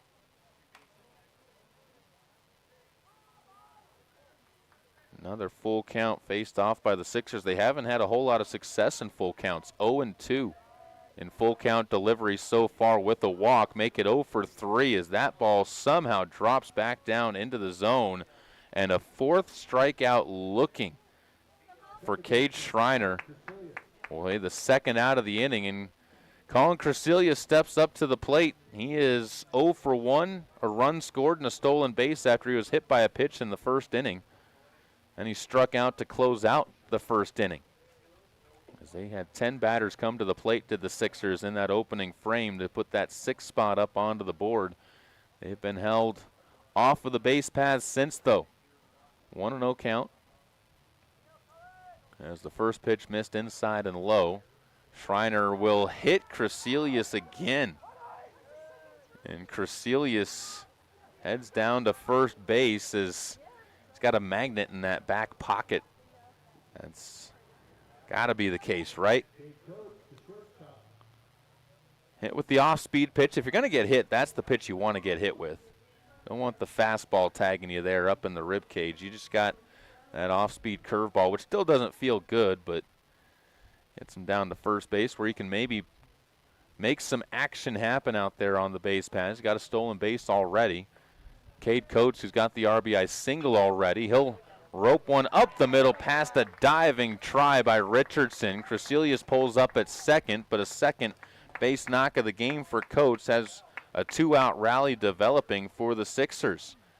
And Landon McAnally will step up to the plate, but I don't think he is going to face off against Cade Schreiner. We got a pitching change coming up here once again for the Laramie Rangers as Sam Hoyt, following his head coach out to the mound, will look to take over in this one. The designated hitter will now become the pitcher for the Laramie Rangers, and he'll try and close things out in the bottom of the fourth inning. When we come back, oh, actually maybe not. Hold on one second. They are not going to go to Hoyt. It is actually going to be Braden Groover who is going to take over on the mound. Hoyt was just following his coach out there to the bump.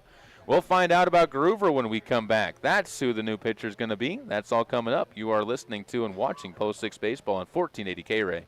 Since 1986, here's a list of cars and SUVs I have purchased or leased for myself or my family from our local dealers here in Cheyenne. Kia Optima, Sorento, K5, 2 Chevy Blazers, Honda CR-V, and 3 Pilots, Aztec, Villager, Pontiac GT. If it was just a simple oil change, they were taken care of by Shine Auto Repair and Service. Larry Pro-Audi for Cars in Cheyenne, where John and his great team has always been there to take care of the Pro-Audi vehicles, and yours too. John is a TechNet professional, which means he is one of the best in the country to service your car or truck. Make sure your maintenance or minor repair doesn't turn into a major problem. Call Shine Auto Repair and Service today to set up an appointment at 632-0498 or stop in at 604 West Lincoln Way. Shine Auto Repair and Service open Monday through Friday and taking care of your vehicle's needs for over 30 years.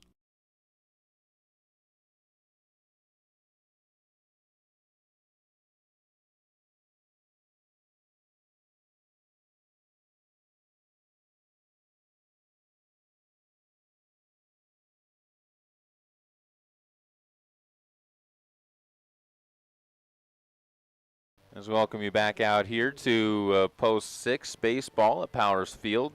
Brayson Groover will be the new pitcher. This is his first appearance on the mound this season for the Laramie Rangers, and he's got a tough bat to face off against. Landon McAnally will be the scheduled man to take to the plate with runners on first and second for the Sixers, already up 6-0. Groover, right-handed batter, was playing out in left field.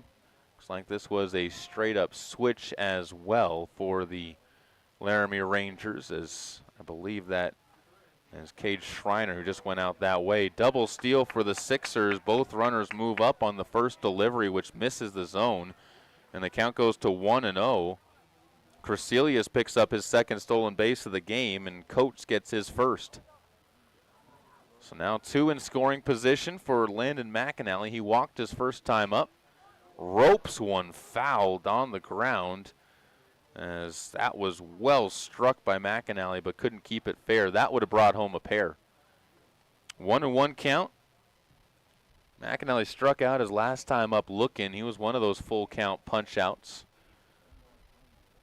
And he'll take this one inside. That even had the home plate umpire kind of stepping away from it. He thought that might bounce up and catch him. No faith in your catcher. Come on, Blue. You got to have faith in the man down below you. 2-1 count.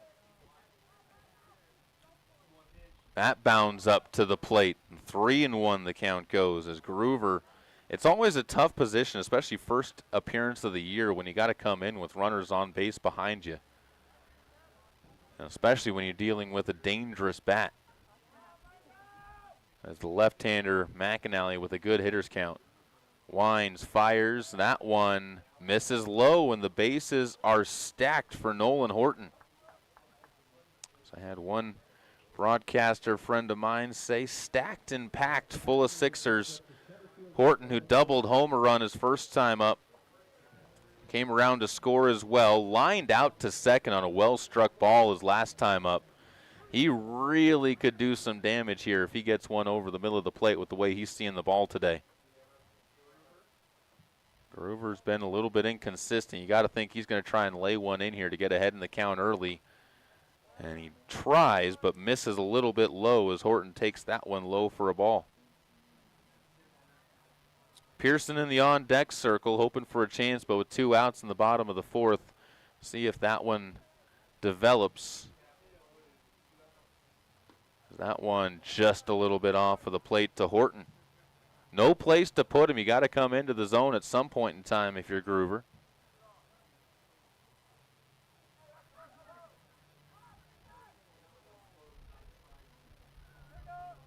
Horton straight up stance, gives himself a little bit of room off of the plate, takes another one that just misses. That was a good pitch, but umpire says not good enough, and the count goes to 3-0. See if the take sign's on here for Braden Pearson, the right fielder. He's got the bat to where you might give him the green light on this 3-0.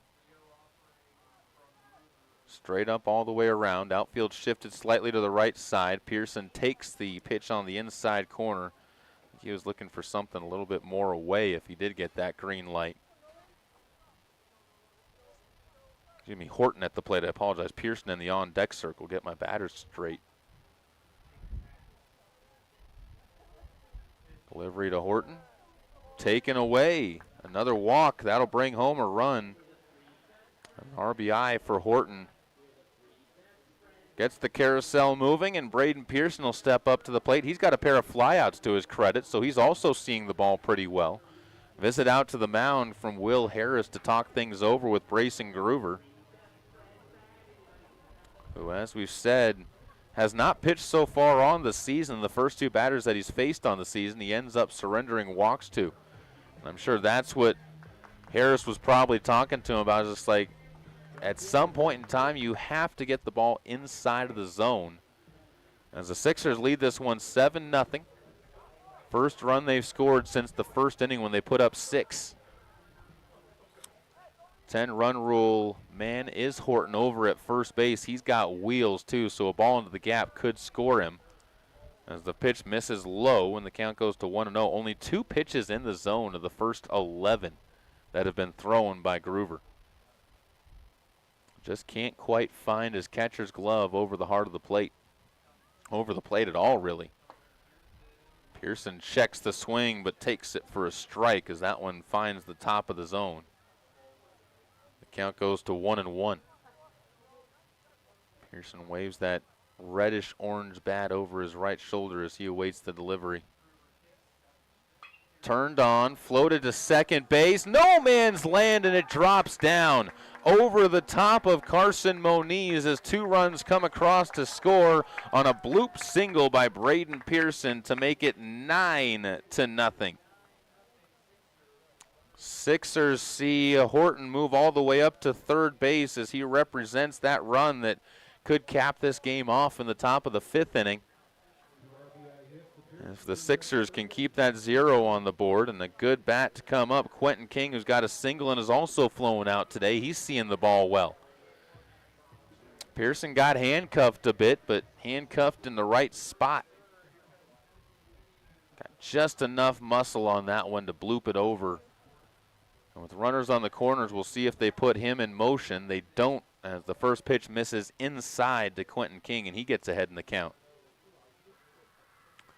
2-out rally sparked by the Sixers, who saw the first 2 batters of the inning retired by outs. A ground out and a strikeout, and then Schreiner suddenly ran into some trouble. Runner takes off, miscommunications, ball rolled up into the middle of the field.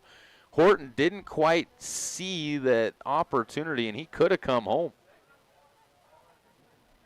I think they were going for the deke out move. Nobody covered second base on the play, and the pitcher didn't reach up to catch the ball Will Harris lucky on that one. He didn't airmail it. Delivery called strike. As the count goes to 1-2 to Quentin King at the plate.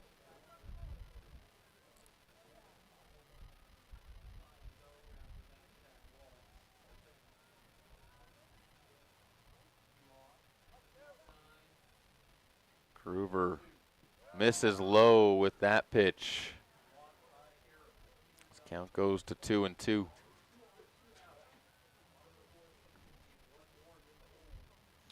Sixers trying to bring home a run and an insurance run if they can.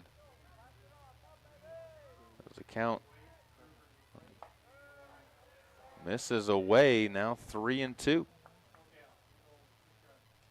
First base is open. On deck, you've got Kyler Hoff, who's walked and struck out.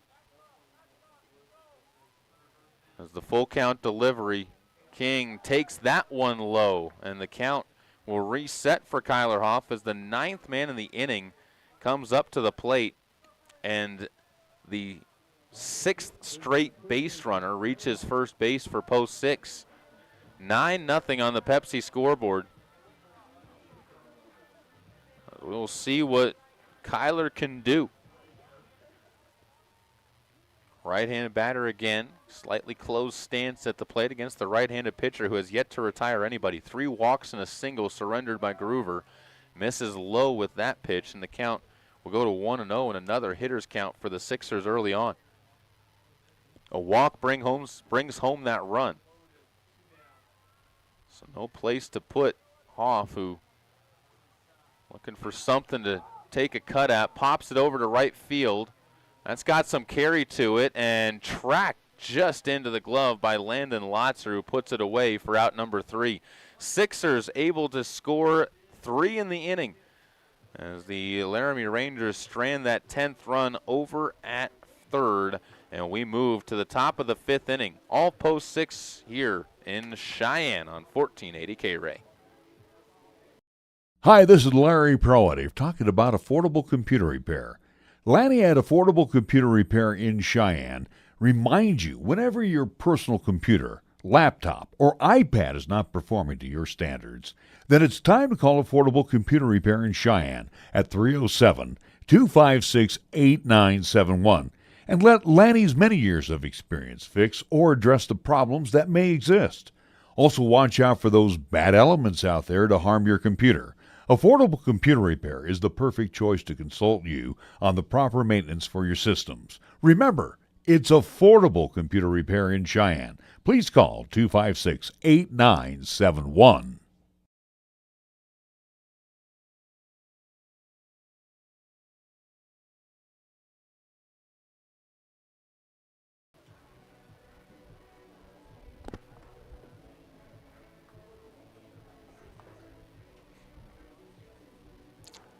Top of the 5th inning coming up. Sixers in control, 9-5 over the Laramie Rangers. Looking for a quick inning of work from Julian Tafoya, who struck out the only batter he faced in the bottom of the 4th inning, completing a strikeout of the side, where the Sixers have struck out the side in 3 of the 4 innings so far against the Laramie Rangers, who have put quite the pedestrian offense up to the plate against post 6. Landon Lotzer, Will Harris, and Carson Moniz will be the scheduled 3, 0 for 3 in their first trips to the plate. Lotzer saw 7 pitches but struck out looking against Marcus George his first time up to the plate. He pulled in that final out of the bottom of the 4th inning on a sky-high pop-up to right field. And the first pitch he takes a cut at from Tafoya is fouled off as the count goes to 0-1.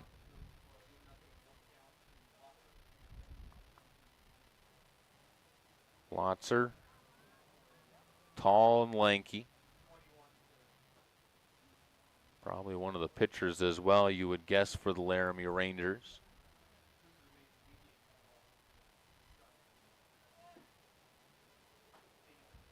Wind and fire. That turned on well to left field, but right at Mason Maggard. He might have moved about a foot on that line drive to him. Placement is everything sometimes in this game, and at least if you're Laramie, it was a ball put in play. They have not had much success even just making contact with the baseball so far today, so that was one that was rifled out there. Best contact of the day for them by far. Will Harris, he flew out to center field. He had the best contact prior to that. A great play made out in center field on that play by Nolan Horton, who had a misread on it initially but was able to recover and spear the ball over his head, running back to retreat and crack and grab it. 2-0 count as Will Harris gets ahead in the count after that one misses upstairs in the zone. The catcher looking to try and spark something for the Rangers, who've only had one base runner in the game so far. Tafoya misses outside. 3-0 count. That's Julian Tafoya. Season numbers, we mentioned it. Had some bad luck in a game as he walks his 5th batter of the season. First of this game. He's given up 12 runs on the year, has Tafoya, but only 4 of those earned. So, again, while he's run into some bats, it has not necessarily been the reason why the problems have happened. Usually pitches to the zone, doesn't walk a whole lot of batters. 1 per inning is the average for him right now, or less than 1 per inning, although he's missed from the zone 5 straight times. Cade Coates quickly up to the plate to talk to him, and Camarad will head out there as well to join the conversation. Coates backs off. Camarad just calming down his young pitcher on the mound. Will head back behind the dish. Sixers and Laramie, they'll play the league game later this month. Or the conference game, I should say, later this month. That'll be in Laramie. As a swing and a miss. Moves it to 1-1. Went with the off-speed pitch. That is a trick that you've seen a lot of people do. You got to focus a little bit more on your form, a little bit more on the delivery when you get that off-speed pitch going in. As that one catches the zone as well. 1-2. Brings some chirping from the Laramie Ranger fans off to the right side. 1-2 count, but you got to focus on that off-speed pitch some more instead of just trying to fire a fastball as fast as you can. And he gets another off-speed pitch to be chased outside of the zone for the 12th strikeout of the game by the Sixers. Moniz heads back to the dugout, and that was a great job going from just fastball, fastball, fastball, fastball to, all right, we're going to see if we can get you to see something a little bit different coming your way, and the off-speeds work. 2 sliders on the outside and 2 outs up onto the board. Garrett Hesko will try and keep things going. Still no hits for the Laramie Rangers in the game so far. Just inside. That one misses as Hesko gets ahead in the count. He struck out looking on a full count. That was against Marcus George. His 6th punch out of the game from Marcus George as a pickoff to first handled well by Hoff.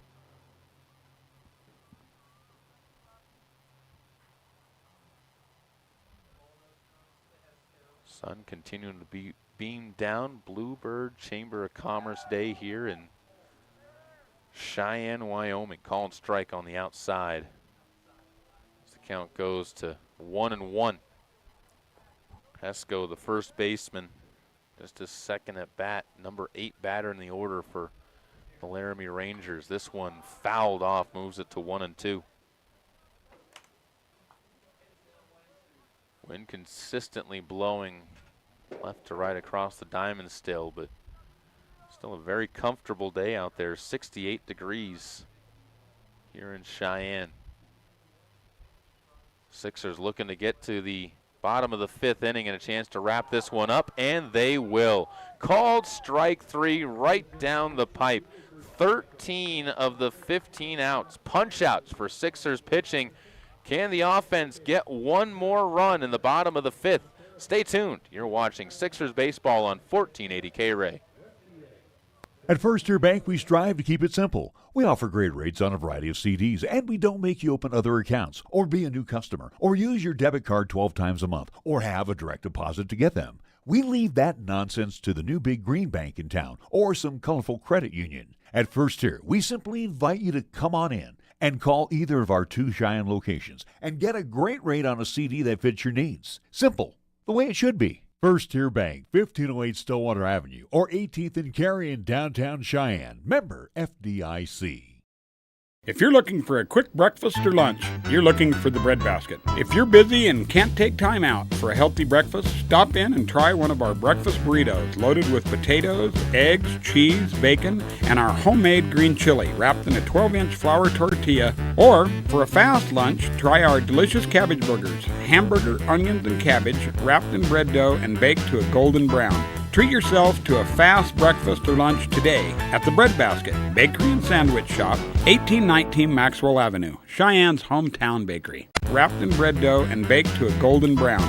Treat yourself to a fast breakfast or lunch today at the Bread Basket. It's going to be the third baseman switching over into that spot as Trace Looney will move over onto the bump for the post 6 Sixers. Will Harris a little bit late getting out behind home plate as he was on the base paths. Will make his way out there and finish up those warm-up pitches. Checking to see the other changes out there on the diamond. Third base now is going to be manned by Cade Schreiner as he will move into the game in place of Sam Hoyt as the DH. And I believe out in left field again is Brayson Groover. So Groover will return to his left field position to try and patrol there and close things out for the Laramie Rangers. Again, short staff today, just 11 players able to make the trip from Laramie for them, and short-handed as they'll face off against a new batter, that is Braden Camerad being replaced. And the Sixers are going to send up Will Shaw to take some cuts. Mason Maggard in the on-deck circle, and Colin Crasilius, after the Sixers batted around last inning, 9 batters to the plate. Second inning that they've done that. First inning as well, they put 10 to the plate, and the first pitch from Looney misses as the count goes to 1-0. So Will Shaw getting his first opportunity of the game. He'll bound one to the third base side. Tough throw, across the diamond, not in time, and Shaw with the infield single, able to beat that one out down the line.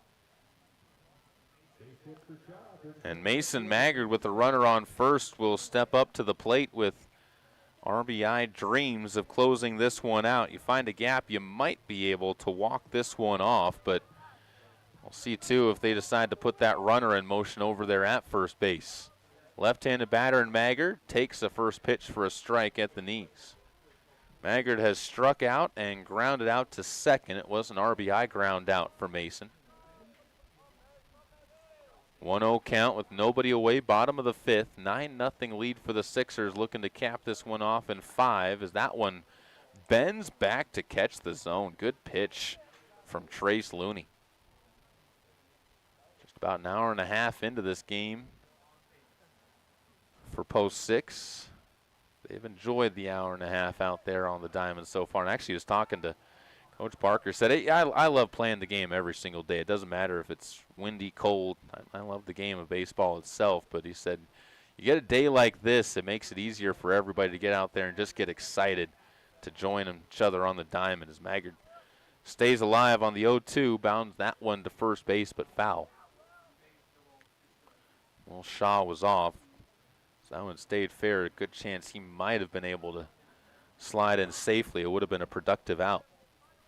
Haven't put him in motion yet with 0-2. We'll see if they decide to put him in motion. We have seen a couple of off speeds from Looney so far. Don't keep him put there. Slow chopper towards second. They will turn the short way as the 4-6 put out on the fielder's choice will retire Shaw, and Maggard will replace him at first base. Flips the lineup over to Colin Crasilius, who has been begging to take some swings. 2 hit by pitches today and a strikeout looking for Colin Crecelius.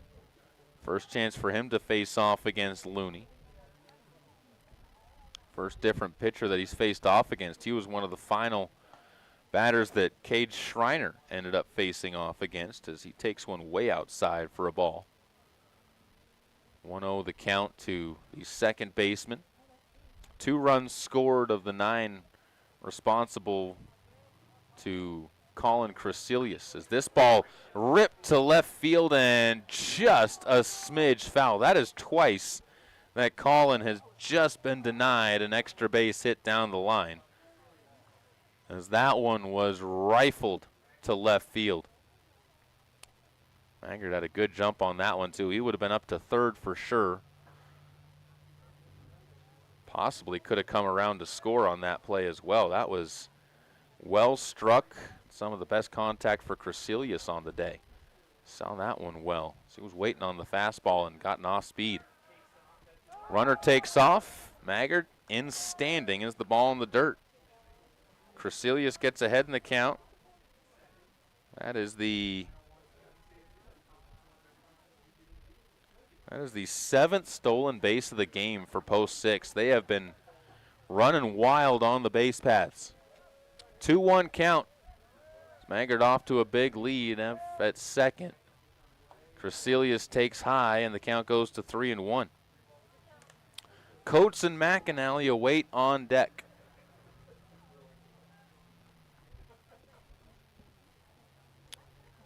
Coates a pair of singles in the on-deck circle. McAnally 0 for 1, but a pair of walks.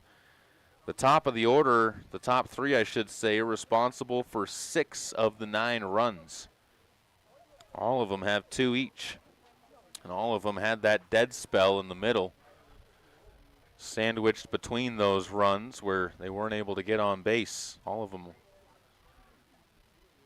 with good on-base percentages today, though. Crecelius trying to bring home that winning run and can't find the fastball on 3-1, or the off-speed rather. Full count, 3-2. 1 away, with Cade Coates waiting in the on-deck circle. 9-0 in the bottom of the 5th. Sixers looking to cap this one off as Colin bounds another one foul. How about the hand-eye by Horton over by the dugout? Horton able to reel that one in on the bounce, showing off his skills in the dugout. Good reactions coming out of the dugout on a hard, sharp grounder. 3-2 one more time. 7th pitch of this at-bat. Looney looks back to second. Maggard diving back will be there safely. No throw.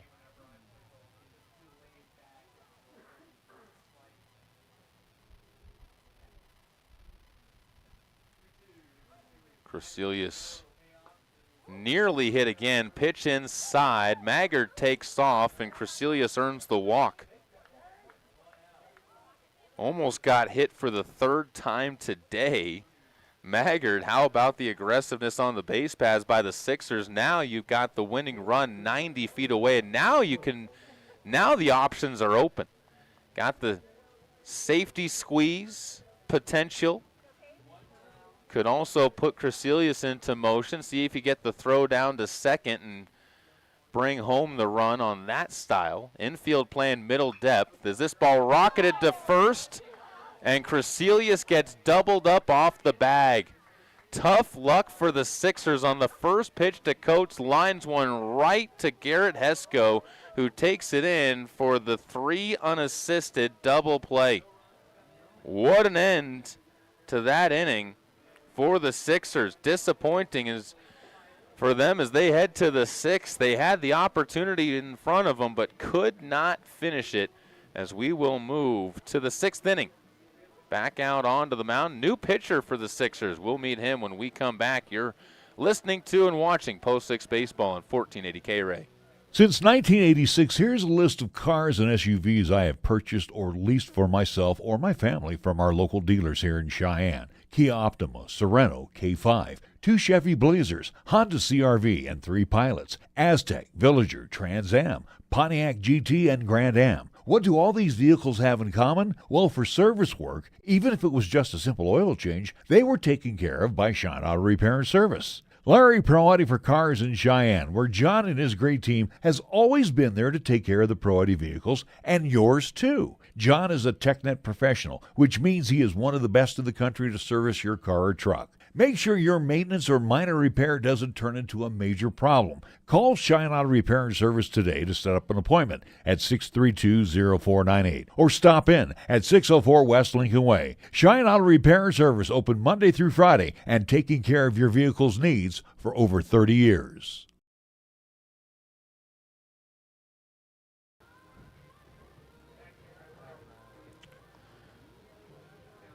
Post 6 just denied a opportunity to walk that one off in the bottom of the 5th inning. They lead it 9-0 as Mason Maggard stranded at third after a fortuitous line out for the Laramie Rangers.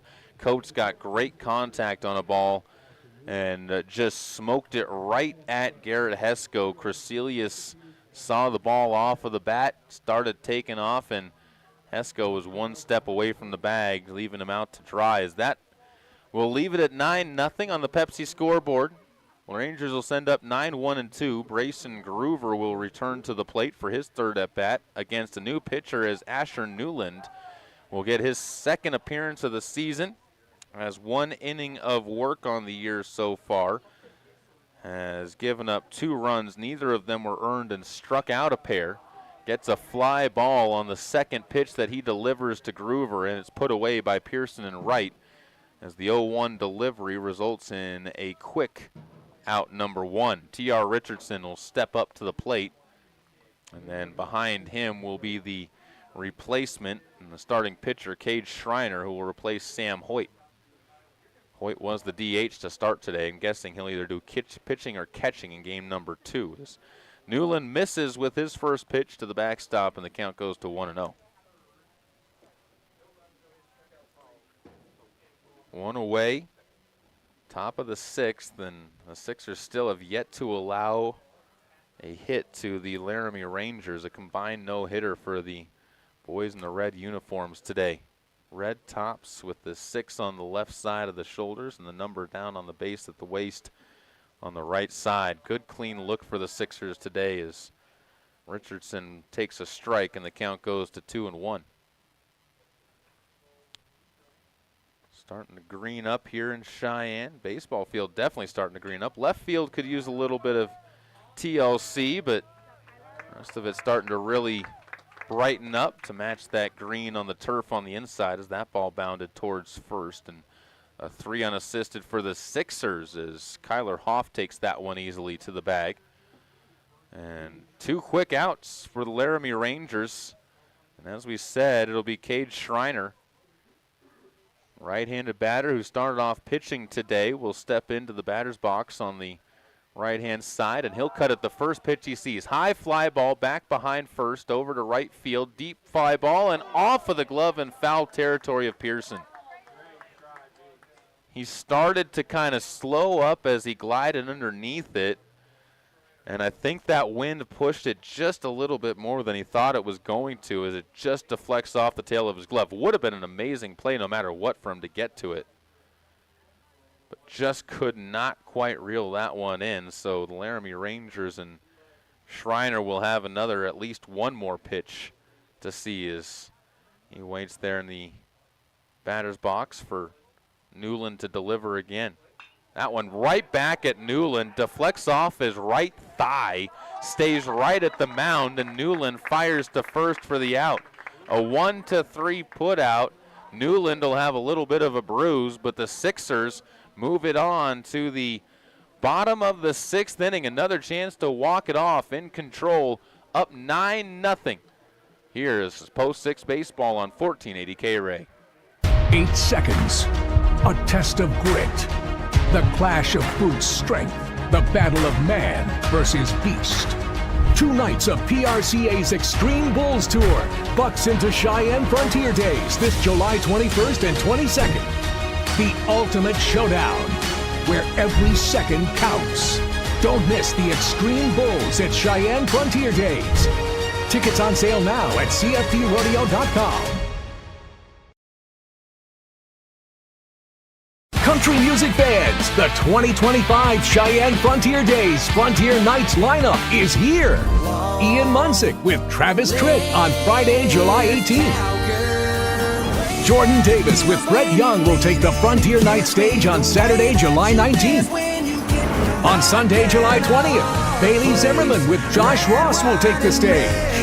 Only at Cheyenne Frontier Days. Tickets on sale now, only at cfdrodeo.com. 6 will be looking to walk things off as we welcome you back out to Cheyenne, Wyoming. New batter coming up as Landon McAnally will be giving way to a pinch hitter to lead things off in the bottom of the inning here. Sixers trying to get some at-bats for guys that don't get a whole lot of opportunities. And the first at-bat of the season, in fact, coming for our newest innards as Zach Hall steps to the plate, takes the first pitch for a ball from Looney, and then he'll get one off of the hands back behind second. That's chased down by Carson Moniz. So Hall is retired on his first trip to the plate here in the 6th inning and brings up Nolan Horton to the dish. Pitching for both of these teams has really settled in. Sixers, it's always been settled in. It was never in doubt in this game. They still haven't given up a hit. Meanwhile, for Laramie, after giving up 6 runs in the first inning, you were sitting there going, man, this could get ugly if you're a Rangers fan.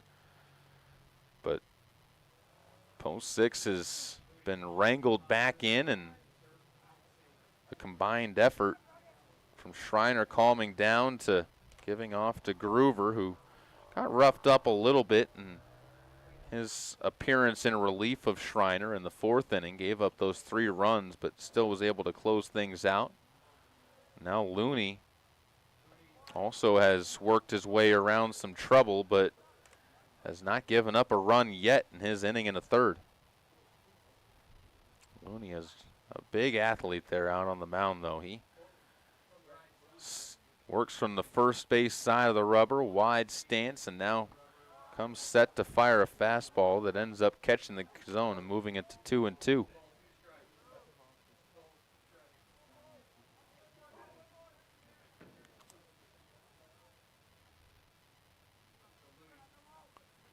Wind and fire on the 2-2. Popped up. That'll be shallow right field. Wind's going to push it away, and it's going to drop down. That could turn into a Little League double, and it will. Horton puts on the gas. It found gaps between both Moniz and Lotzer. Lotzer, I think, lost it in the sun, and Moniz just knew he wasn't going to be able to catch back up to it, and it falls between them for the double. So now a runner in scoring position for Pearson, who singled his last time up. Got a stolen base as well. And a chance for Pearson to get his 3rd RBI of the game. 1 for 2 on the day so far, with a ball in play every time, and the Sixers get the stolen base as Horton swipes 3rd. That is 8 stolen bases in this game for Post 6.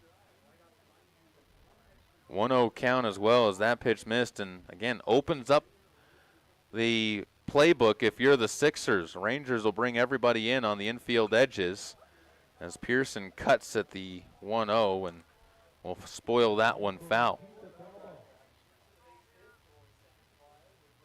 Everybody on the edges of the infield. Wind switching to blow in from center field a little bit. Delivery, Pearson fooled on the off speed, swings over the top of it, and the count goes to 1-2. Can't try and do too much here if you're at the plate if you're Post 6. Just need to make a good quality at-bat, put the ball in play to the outfield, and you get yourself that run across. Sac fly would do the trick as well, and Pearson that time takes a better approach and spoils it foul. And the count will stay put, 1-2.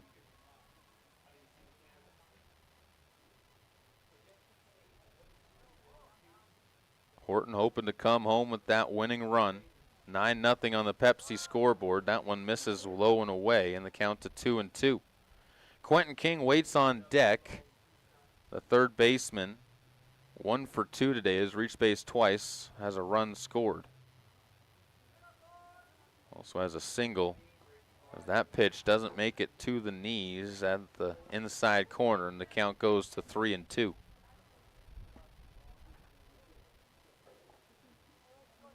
Pearson waits the 3-2. That one hit well into center, right center field. That's going to do it, as that has passed both of the outfielders. Pearson, still on his horse, is going to head up to third, and that will walk this game off as post 6, 10 runs. The Laramie Rangers to snap the 3-game skid and blanks them with the no-hitter in 6 innings. A combined no-hitter, and we'll come back with those numbers from that no-hitter as well as the overall numbers on this one when we return. You're watching Post 6 Baseball, back in 2 minutes on 1480 K-Ray. Hi, this is Larry Proative talking about affordable computer repair. Lanny at Affordable Computer Repair in Cheyenne reminds you whenever your personal computer, laptop, or iPad is not performing to your standards, then it's time to call Affordable Computer Repair in Cheyenne at 307-256-8971 and let Lanny's many years of experience fix or address the problems that may exist. Also, watch out for those bad elements out there to harm your computer. Affordable Computer Repair is the perfect choice to consult you on the proper maintenance for your systems. Remember, it's Affordable Computer Repair in Cheyenne. Please call 256-8971. When you're one of the best, just like athletics, to stay on top, you always need to get bigger, faster, and stronger. Well, MHP and Partners has done just that. That's right, MHP and Partners are a certified public accounting firm located in both Cheyenne and Fort Collins, still offering accounting, tax, and consulting services to businesses, not-for-profit, government, and individual clients. MHP and Partners takes pride in their commitment to providing close, personal attention to their clients. They also continue to invest time and resources in continuing education, state-of-the-art computer technology, and valuing their relationships with you. MHP and Partners is a proud supporter of local and UW athletics. MHP and Partners. Check them out in their historic downtown Cheyenne location at 1509 Bend Avenue, or give them a call at 634-2151.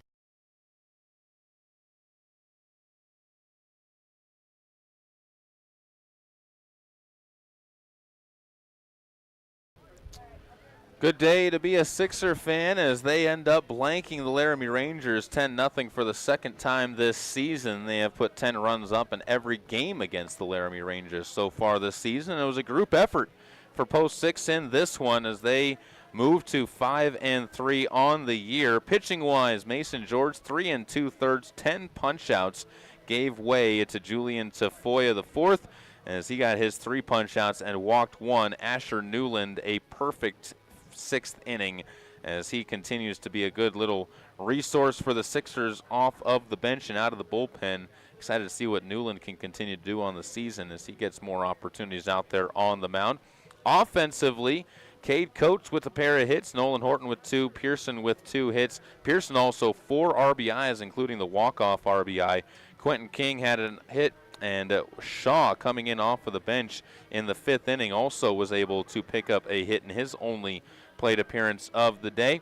Landon McAnally with a walk, Nolan Horton with a walk, Quentin King with a walk, Kyler Hoff with a walk, and Braden Camerad with a walk as well. Runs were scored by Crecilius. He had a pair despite only 1 at-bat officially. He was 0 for 1 on the day, 2 hit by pitches and a walk himself.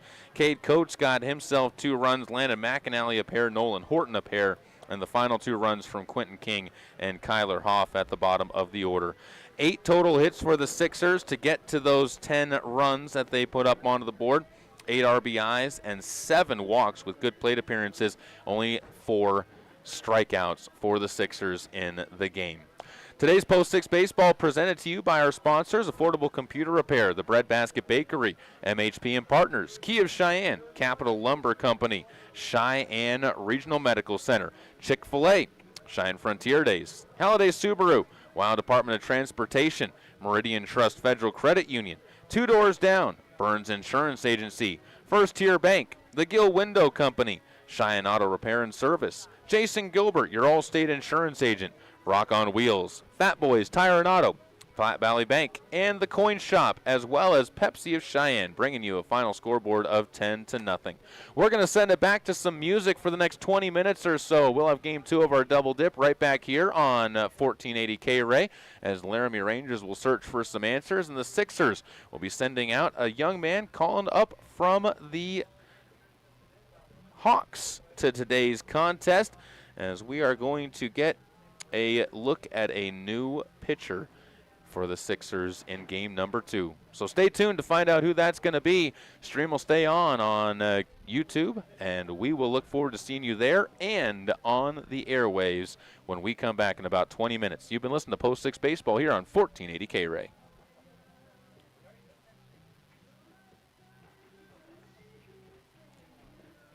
Sounds like a plan. I'll text you if anything changes on it.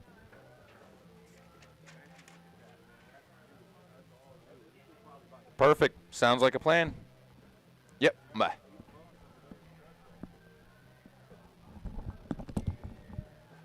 Could have done that an inning earlier. That was just a lucky freaking line drive.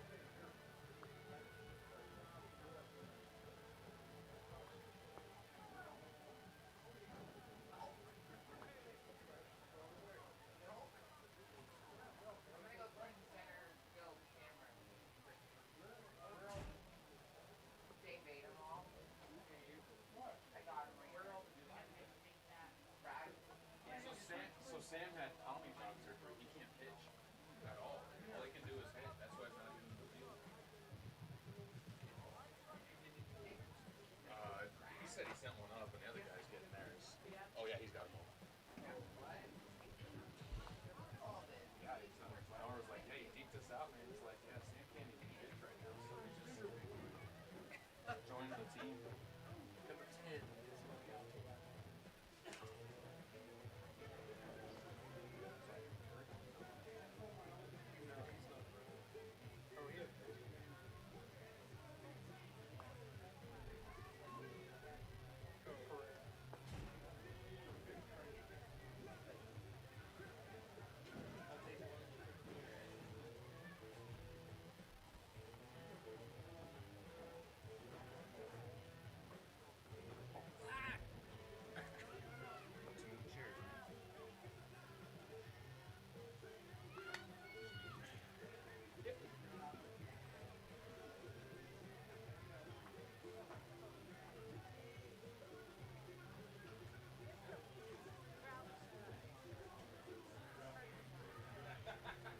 I dig it.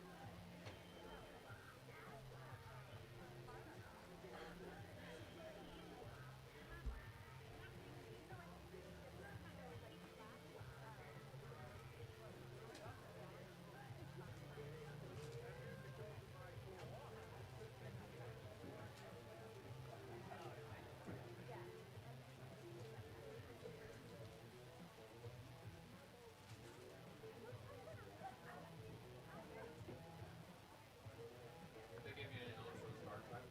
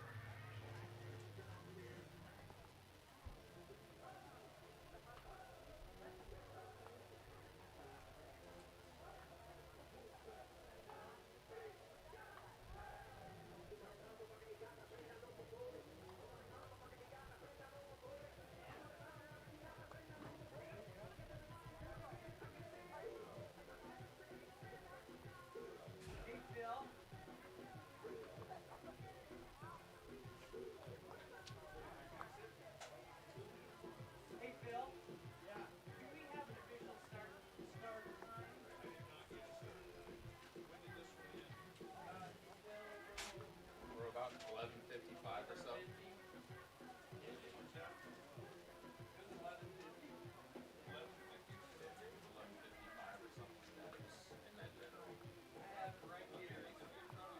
I trust the man.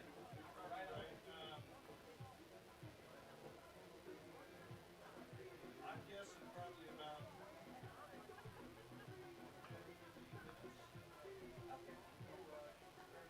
Yeah, we're just timing it out for our radio. Oh, really? Yeah, I'm sorry I didn't get that, but No, that's okay. it's usually about 25 to 30 minutes between games. 25. Okay. All right. I'm here no matter what.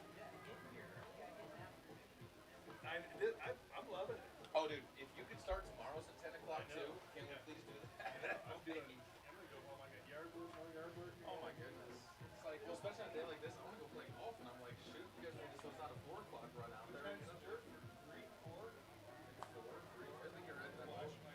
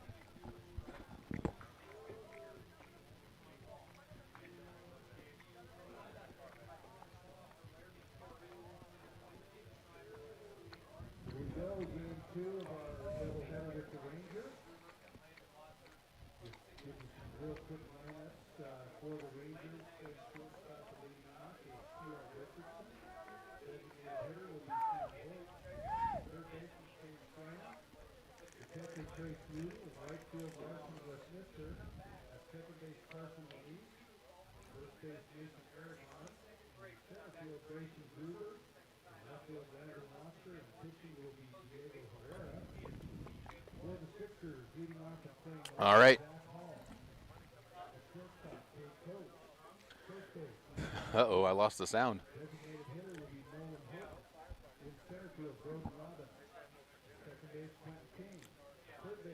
I'm ready.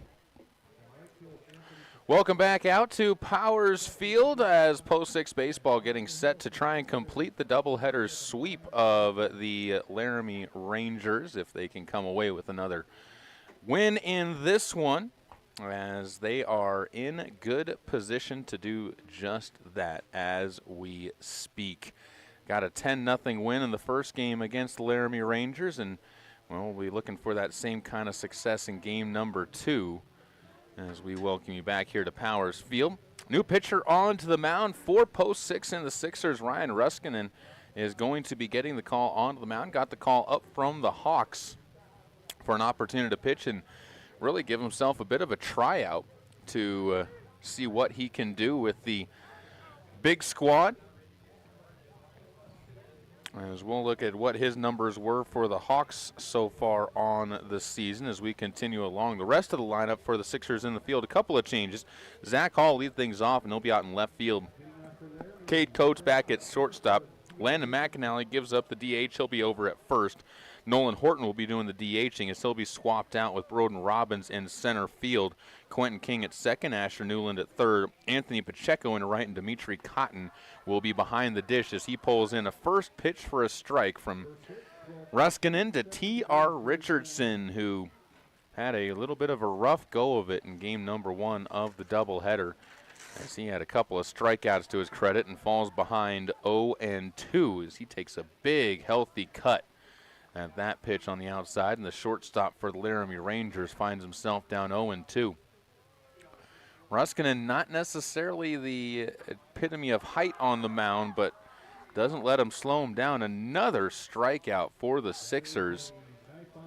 Right now, Laramie going up and just cutting at air. They have not had any type of success against this Sixers squad when it comes to the offense that they're trying to provide out there on the mound or out up there at the dish. Sam Hoyt will step up.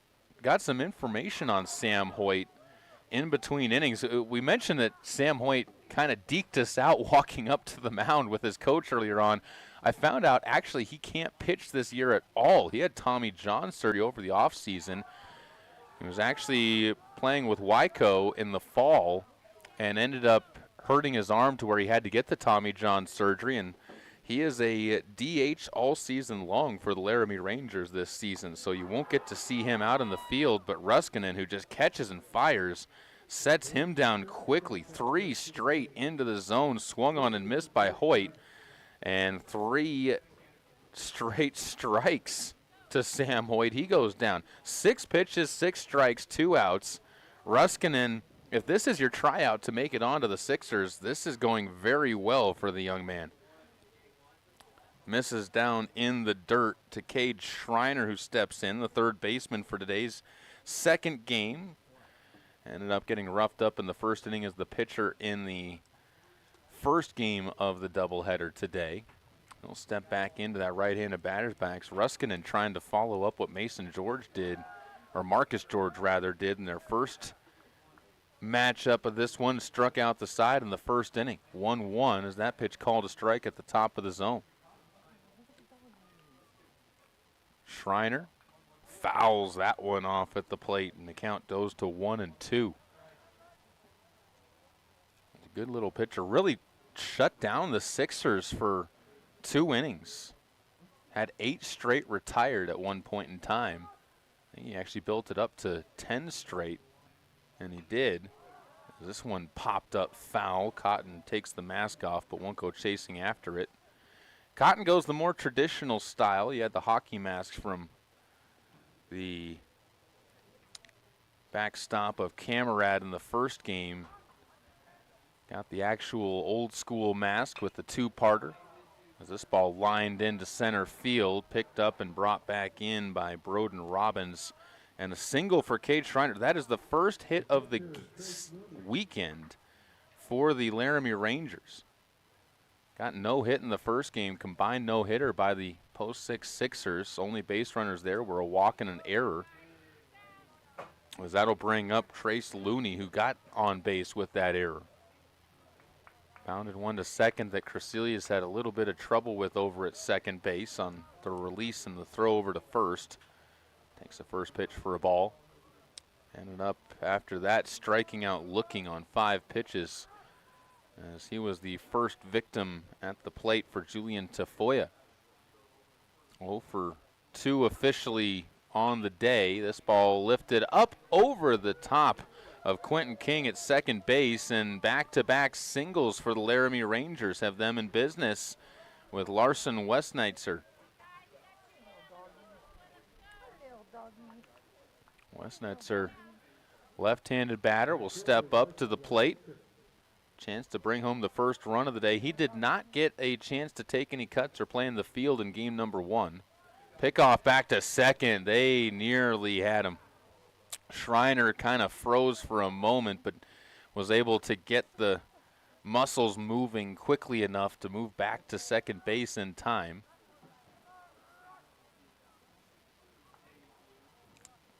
As he will watch a pitch fouled off at the plate. The count quickly to 0-1. Ruskinen looking pretty good right now out there on the mound. And as I said, pitching to contact, pitching to the zone. That's something all coaches want to see. Runner takes off to third base, throw up the third base line, away from the runner, and a stolen base for Cade Schreiner. Pitch is a called strike, and the count goes to 0-2.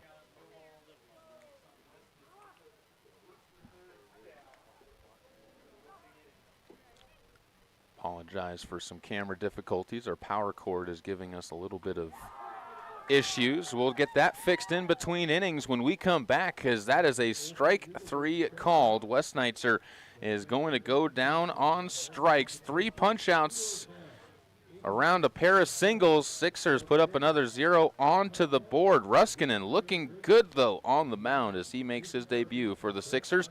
Back in 60 seconds, you are watching 1480 K-Ray.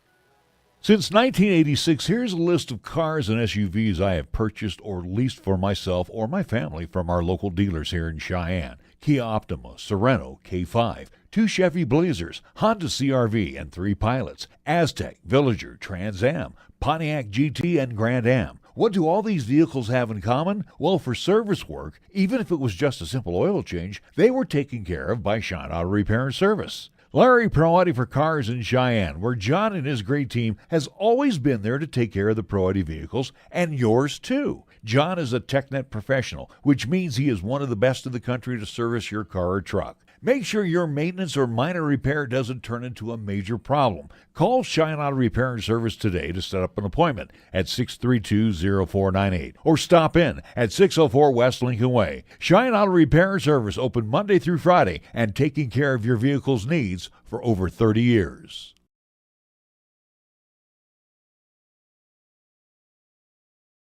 Onto the field as they'll have the offense up and running against Laramie. Brand new roster for them in this winter lineup for them. Zach Hall, Cade coach Landon McAnally will be leading things off. Zach Hall got 1 appearance in the first game for the Sixers today, but not much to say after that one, as Hall so far on the season offensively has not had an opportunity to take any cuts for the Sixers either. So that at-bat in the first game, really his first at-bat ever as a Sixer, popped out to second in his 1 opportunity so far. Right-hander, as you can tell, Brad Barker after that last series trying to mix things up just a little bit, trying to shake up the 2 lineups and the 2 rosters. Is taking a look at the pitcher out on the mound is Diego Herrera for the Laramie Rangers, who will be taken over onto the bump. 6 innings so far on the season in 2 games, 1 start. Has a loss to his record with no wins and has given up 9 runs so far as Hall takes the first pitch for a strike and falls behind 0-1. Herrera walks 6, has struck out 3, so pitches mostly to contact, doesn't necessarily have punch-out stuff. You'll see this off-speed pitch bounded foul to the third base side, and the count goes 0-2. Leadoff man for the Sixers, who jumped all over the Rangers in game number 1 in the first inning, put up 6 runs in that first inning. Looking for repeat success with that as Hall takes the pitch low and away. 1-2 to the left fielder for the Sixers in game 2, who picked up their 5th win of the season with the 10-0 victory to open up the doubleheader. That one misses low and away. As Looney doing the catching in game number 2 back behind the dish. Laramie Rangers set up on the infield with Mason Aragon over at first. Second base Carson Moniz. Third base Cade Schreiner. Shortstop is T.R. Richardson. Hard bounding ground ball towards third, foul again. Landon Lotzer will be in left. Brayson Groover moves to center field. And in the right field spot, Larson Westneitzer. There's a lot of adjustments made by the Sixers and the Laramie Rangers to their positions. Another foul ball by Zach Hall, who's putting together a pretty good AB so far. Leadoff man, this is what you want. Get on base, but also see a lot of pitches so everybody in that dugout can pay attention to what Herrera's got. Turns on this one, fouls it off to the left. 3 straight 2-strike foul balls from Zach Hall.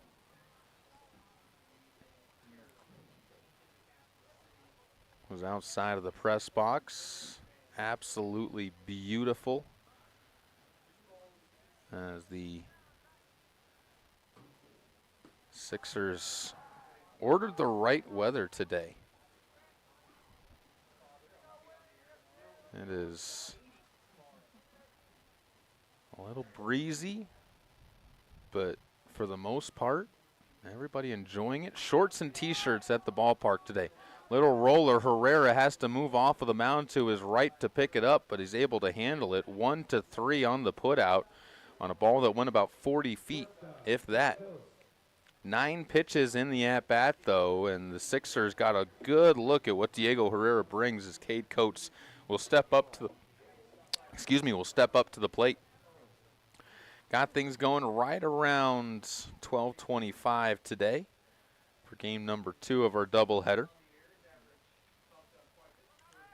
Coates will reach at a ball. That's up the middle, bobbled over at short, but able to recover and make the throw. T.R. Richardson is able to adjust on a ball that he made a bit more difficult than it should have been, but he is on point. 2 outs for the Rangers to start off the bottom of the first inning.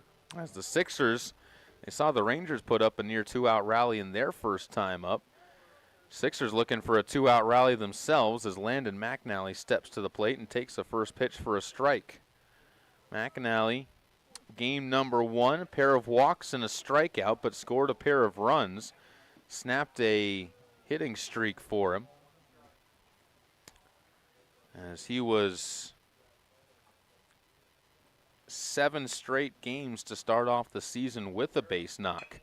He'll roll this one right back to Herrera, and Herrera doing it himself, not necessarily with strikeouts, but gets a pair of 1-3 ground outs, along with a ball to the shortstop, and we're through an inning. No score as we come back to Powers Field.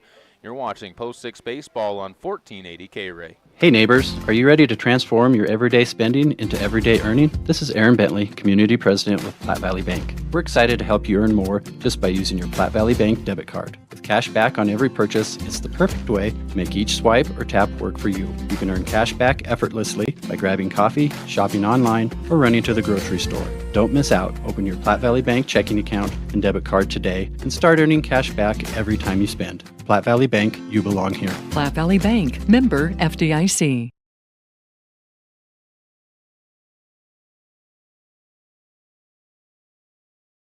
Eight seconds. A test of grit. The clash of brute strength. The battle of man versus beast. 2 nights of PRCA's Extreme Bulls Tour. Bucks into Cheyenne Frontier Days this July 21st and 22nd. The ultimate showdown, where every second counts. Don't miss the Extreme Bulls at Cheyenne Frontier Days. Tickets on sale now at cftrodeo.com. Post 6, trading zeros with the Laramie Rangers as we welcome you back out to Cheyenne, Wyoming. And Ryan Ruskinen, out there doing his best to try and earn a consistent spot on the Cheyenne Sixers, as so far the first appearances for the Hawks ace at the Sixer level looking pretty good to this point in time, as looking at his numbers in the first time out there, as this ball lifted out into right field. That'll drop down, and a base knock for Carson Moniz to lead things off in the second. But for Ruskinen, pitching-wise, 9 innings of work for the Hawks in 2 starts. He was 1-0 and had a 2.33 earned run average, 6 strikeouts and only 5 walks, only gave up 3 earned runs. So while he does give up about a hit an inning, he doesn't necessarily let a lot of those runs come around to score.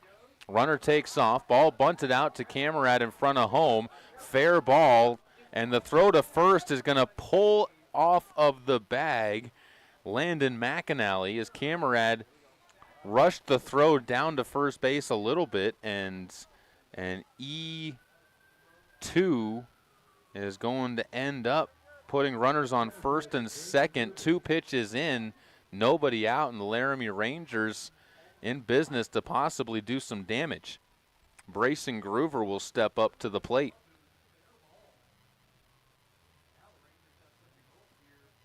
Groover, the center fielder, he'll put the bunt down. They'll try to go to third, and they get him.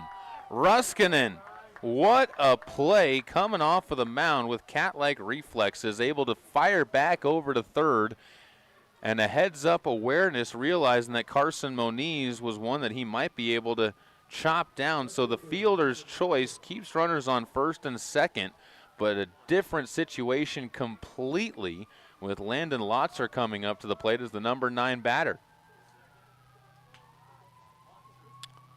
Lotzer will work from the right-handed batter's box, fouls that pitch off as the count goes to 0-1. Everything was a 1-pitch at bat until that foul ball, so has not impacted the pitch count much for Ruskinen on the mound. Just trying to work his way out of some damage with some traffic on the base paths. Laramie, after getting no hit, has had 4 base runners on. Technically 5, although the fielder's choice kind of just limited them and it really kept it with the out.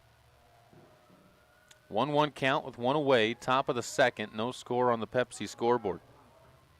To our sponsor list shortly for the boys in red and white out there on the diamond. Just missing with the 1-1. Count goes to 2-1.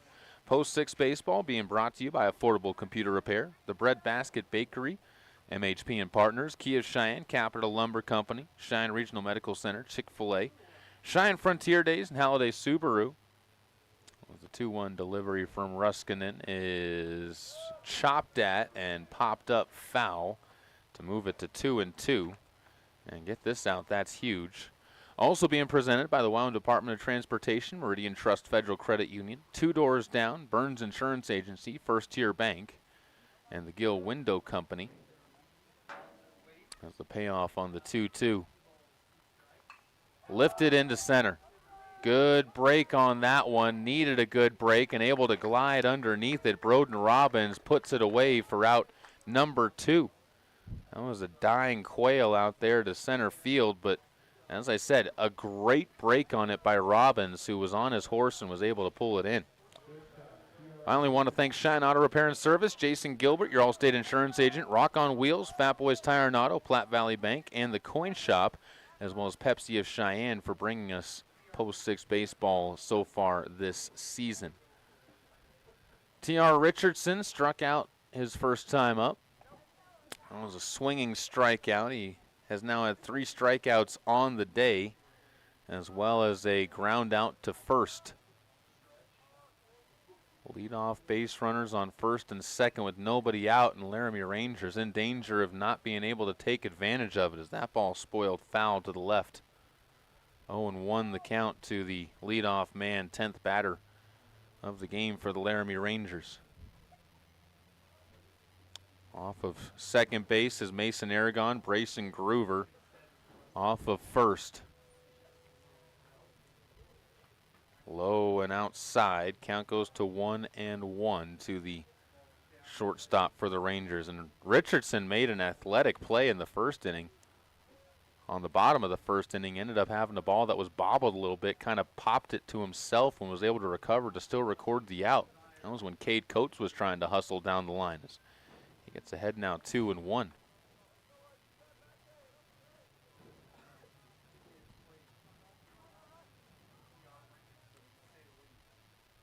Left-handed batter, has those powder blue gloves and the bright blue bat, and the blue, he's blue all over. Fouls this one off. Count goes to 2-2. Blue uniform. He is bought into the Laramie blue. Also has a blue wristband, blue and white wristband on his left wrist. It's about 6 inches above the batting gloves on that wrist as he'll take a pitch just inside. Tell you what, Dimitri Cotton, he didn't necessarily hold the frame, but you could tell he wanted that one. He kind of hesitated before throwing it back out to the mound. Full count, 3-2 pitch. 2 away, chance to get out of the inning. Richardson turns on this one out to right, drifting backwards though. Anthony Pacheco has it for the out, and after getting the leadoff men on, the Sixers able to retire the next 3 Laramie Rangers to head back to the dugout, still sitting in a 0-0 tie. See if they can get their offense going when we come back. You're watching Post 6 Baseball on 1480 K-Ray. 8 seconds. A test of grit. The clash of brute strength. The battle of man versus beast. 2 nights of PRCA's Extreme Bulls Tour. Bucks into Cheyenne Frontier Days this July 21st and 22nd. The ultimate showdown, where every second counts. Don't miss the Extreme Bulls at Cheyenne Frontier Days. Tickets on sale now at cfdrodeo.com.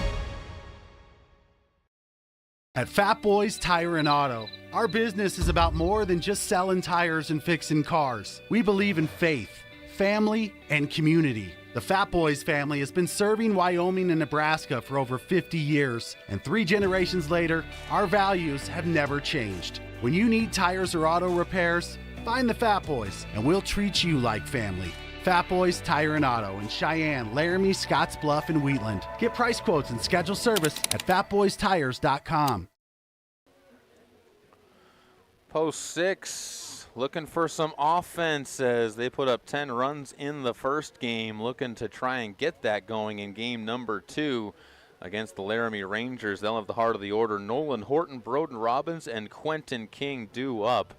Newland, Pacheco, and Cotton will round out the bottom of the order as the Sixers defensively coming up with plays when they need to in the start of this game, as they've seen 5 base runners out there for the Laramie Rangers so far on the day.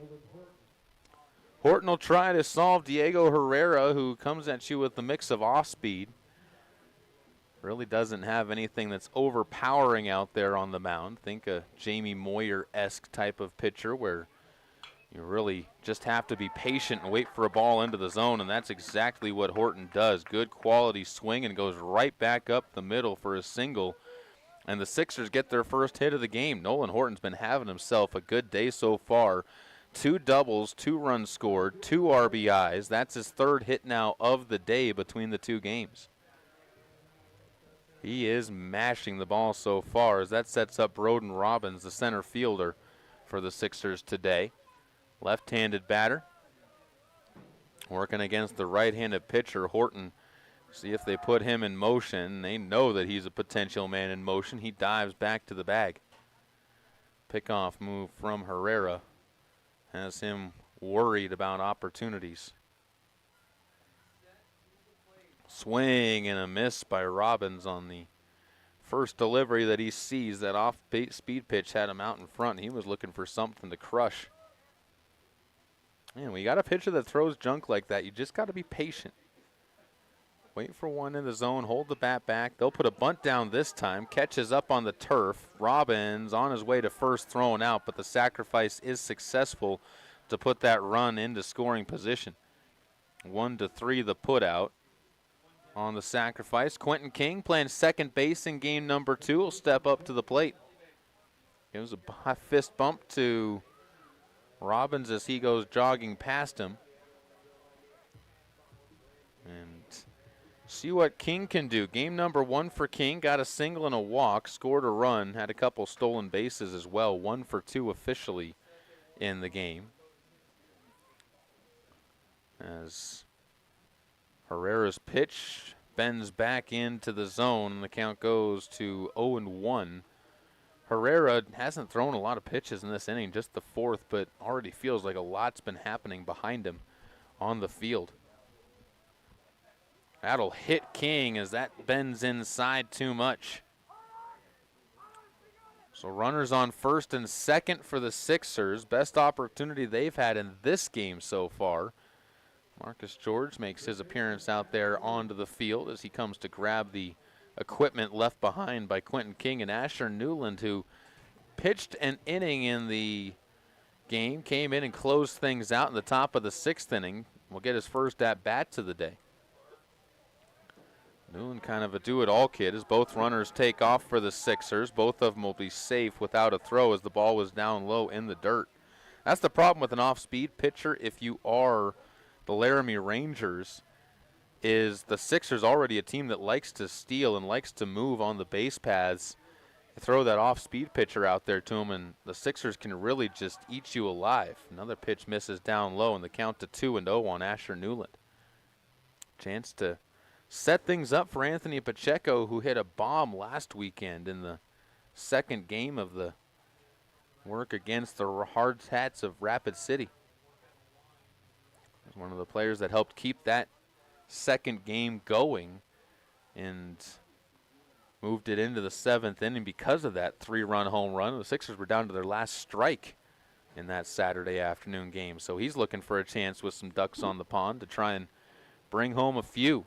Pitch calls a strike, catches the zone, I should say. Count goes to 3-1. Asher, another one of those new faces on the Sixers this year that fans getting excited to see what he can do. Takes another one outside for ball 4, and the bases are juiced. A walk, a hit batter, and a single for the Sixers set things up for Anthony Pacheco. Pacheco, season number 7 driven in for him so far. We mentioned the home run, 3 of those coming off of that home run. He'll lift this one into right field. Losing it up in the sun. The outfielder, no idea. It falls about 40 feet away from him. A long run. Pacheco moving up as well. Ball still coming into the infield. Pacheco, if he had been right on the heels of Newland, probably would have been thrown out, but it's a bases clearing triple. Thanks to the sun, the Sixers take the lead 3-0.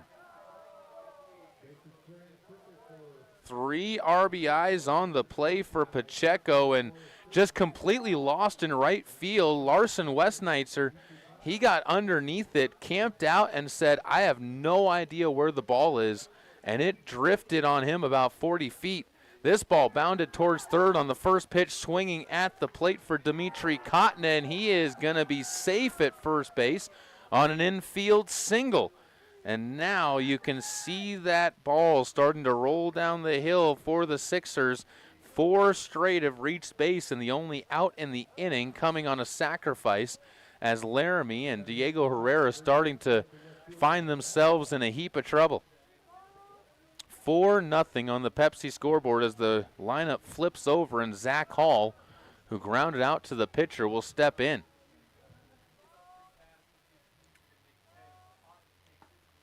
Hall takes a strike, and the count goes to 0-1.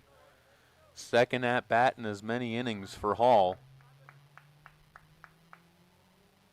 The chain dangling out in front of his neck as he steps into the batter's box, shows bunt, pulls back as that one was in the left-handed or right-handed batter's box, and had him having to step out of the way and make sure he pulled the bat back. 1-1 count to the left fielder today for post 6.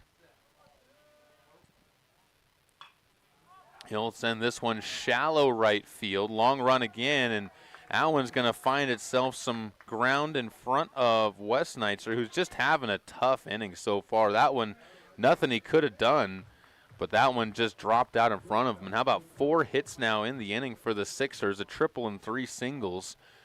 And Cade Coates, as the 8th man to bat in the inning, will step to the plate. 5 straight Sixers have reached base. Right-hander shows bunt again for a second time. That one nearly perfect down the third base line, but just drifted foul. And Coates will, instead of standing at first base, have the long jog back to home plate. Everybody heads back 90 feet. Great bunt put down there by Coates. Just a little bit unlucky on the fact that one's momentum took it off of the turf. 0-1 count. Herrera fires the pitch down low in the turf, and the count goes to 2-2 or 1-1. Coates didn't try to put a bunt down at all in the first game, I believe. My memory does me justice. So interesting that he's tried that twice now in this game so far. Takes another pitch for a ball, and the count goes to 2-1. He's got those wheels heading down the line, though, so take advantage of that speed. That just goes back to what Coach Barker was telling us in the pregame interview. Remember who we are. Where's Mufasa when you need him? Remember who you are. That's what the Sixers team's message was over the last week, is what he said. Just play our game and don't try to be something we're not. And it's worked out against the Laramie Rangers so far. They've outscored them 14-0 through 8 innings of work. Not even through 8 innings of work, as that one misses. Count goes to 3-2. Full count. Cut on and fouled off by Coates. So we'll see a 7th pitch of this at-bat.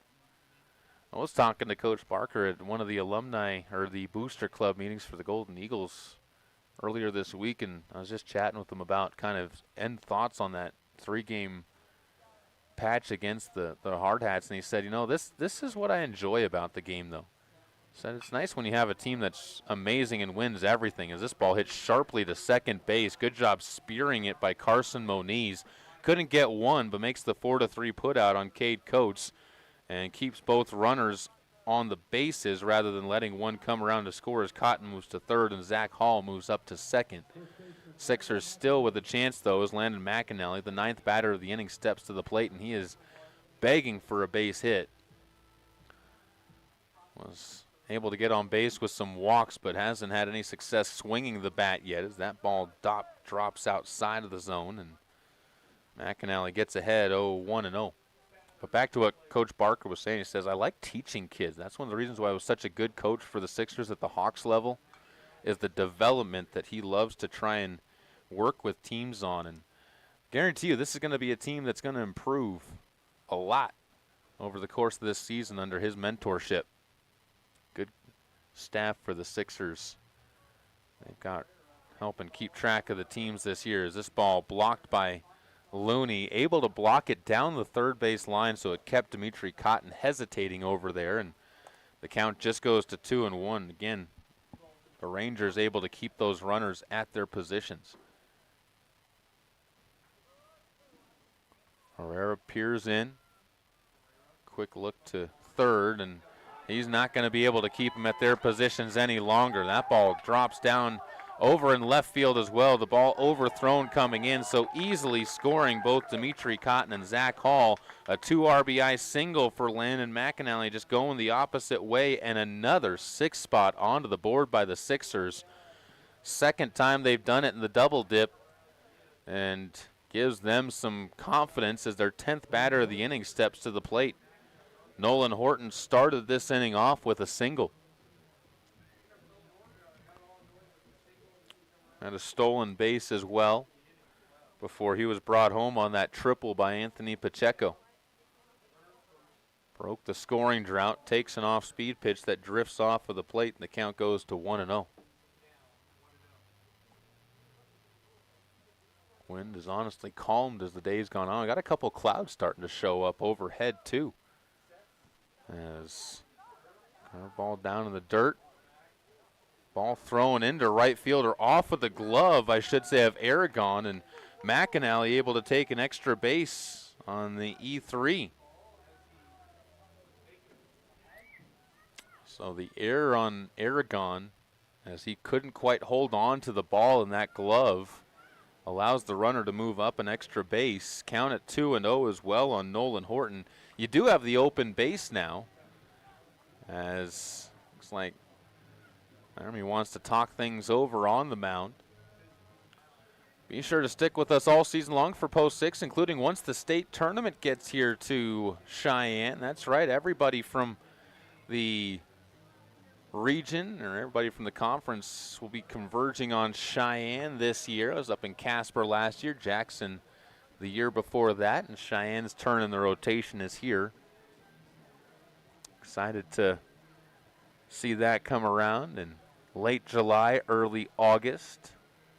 Sixers also, right before that, will be heading down to Grand Junction for a tournament and heading to play over at Colorado Mesa and Simplicio Field. I was talking to Brad Barker about that, and I was saying, man, you guys get to play on two of the nicer, newer fields in Colorado when it comes to some of the collegiate fields, as a called strike to Nolan Horton.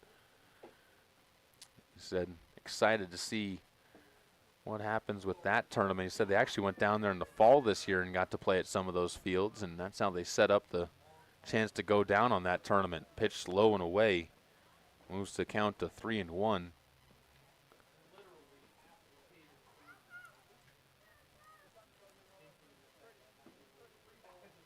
McAnally off to his lead.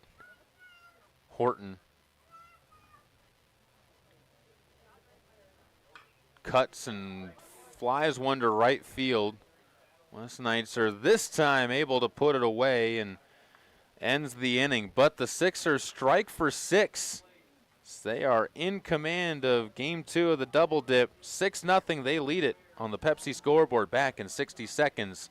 You're listening to Post 6 Baseball on 1480 K-Ray. The players. Sounds good.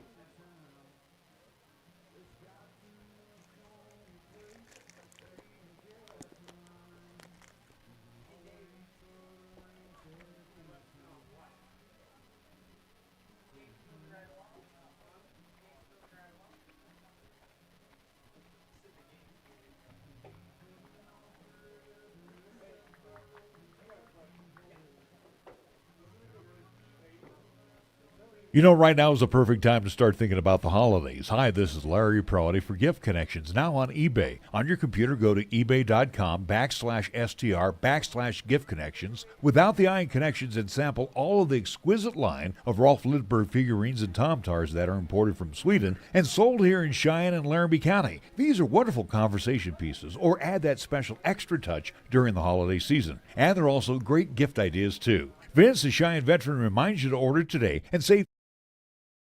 Welcome back out. Post 6 putting another 6 spot up onto the board as the Cheyenne boys looking to Ryan Ruskinen, who has been really strong out on the mound. He's given up a couple of hits, 3 of them to be fair, but has not allowed anything to cross over the plate and has stranded those runners at second as the farthest they've gotten. As Dimitri Cotton finishes up the warm-up throws for the Sixers, and we'll bring up the second, third, and fourth batters of the lineup for the Laramie Rangers, including Sam Hoyt, who as a DH will be stepping in. He's heading to Adams State next year. He's already committed and signed and ready to be a Grizzly down in the RMAC and to the San Luis Valley. Another decision-making for Sam Hoyt as he swings and misses. And a pitch outside and up. Said he wants to come back and pitch maybe this fall and maybe late in the season for Laramie. As he'll lift one into shallow right. Pacheco initially came in on it, drifts back as the wind pushes it a bit, but puts it away. Out number one, and for the second time in 3 innings, the leadoff man for the Laramie Rangers is retired. Cade Schreiner will step up to the plate. He singled to start a rally in the first inning and was left stranded at third after a stolen base with Larson Westneitzer at the plate. Right-hander with a closed stance will cut and foul at the first pitch he sees and falls behind 0-1. Really, one of the most impressive things has been the efficiency of Ruskinen out there on the mound so far. Just coming straight at batters, and we'll get another ground ball over to Cade Coates, up with the roller, and that's across to McAnally for the out. 6-3 the put out, 4 pitches in. He's already been able to retire a pair. That's only 34 pitches in for Ruskinen. So even on the pitch count, he's in a very efficient mode. And again, I would not be shocked if he is not a member of the Sixers pretty quickly, and a consistent member of the Sixers pretty quickly in terms of the pitching staff if he continues to do this through the course of the year. Trace Looney will step up to the plate. He singled his first time up, first hit for him of the series. I guess double dip today, not really a series. Right-handed batter. Did some pitching as well. He ended up getting tagged with the walk-off run, in fact, in that game for game 1. Takes a pitch and the count goes to 1-1 with 2 away. Top of the third inning, 6-0. Cheyenne in command, post 6. Looking to try and go to 4-0 on the Rangers this year. 2-1 the count now to Looney.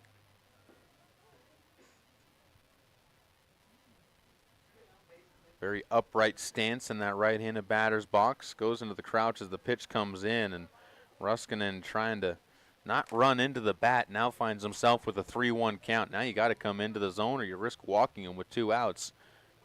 With Westneitzer on deck, waiting for his opportunity. Just a little bit low. Looney earns the walk on 5 pitches. So he's been on base again.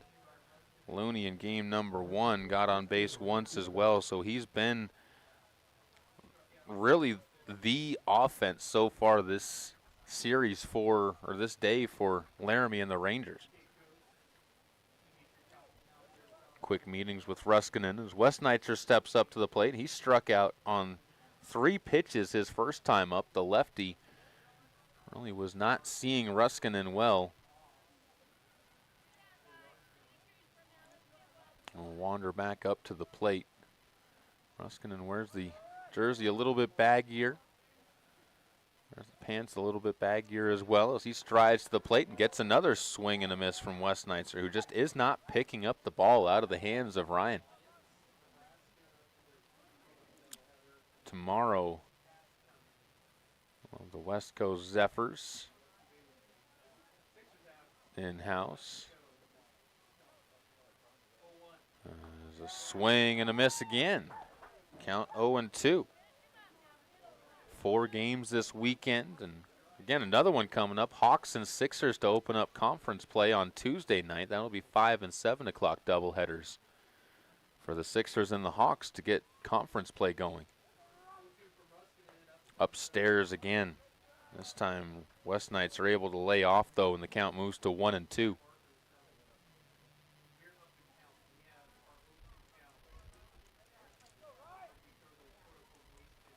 Sets from the stretch. Working on the first base side of the rubber. Feet just offset. Finds the inside corner. Punch out looking. Ruskinen's fourth of the game. First one getting him looking. And that is another 0 onto the board. The Rangers, 9 innings of futility against the Sixers so far. 6-0. We head to the bottom of the third inning.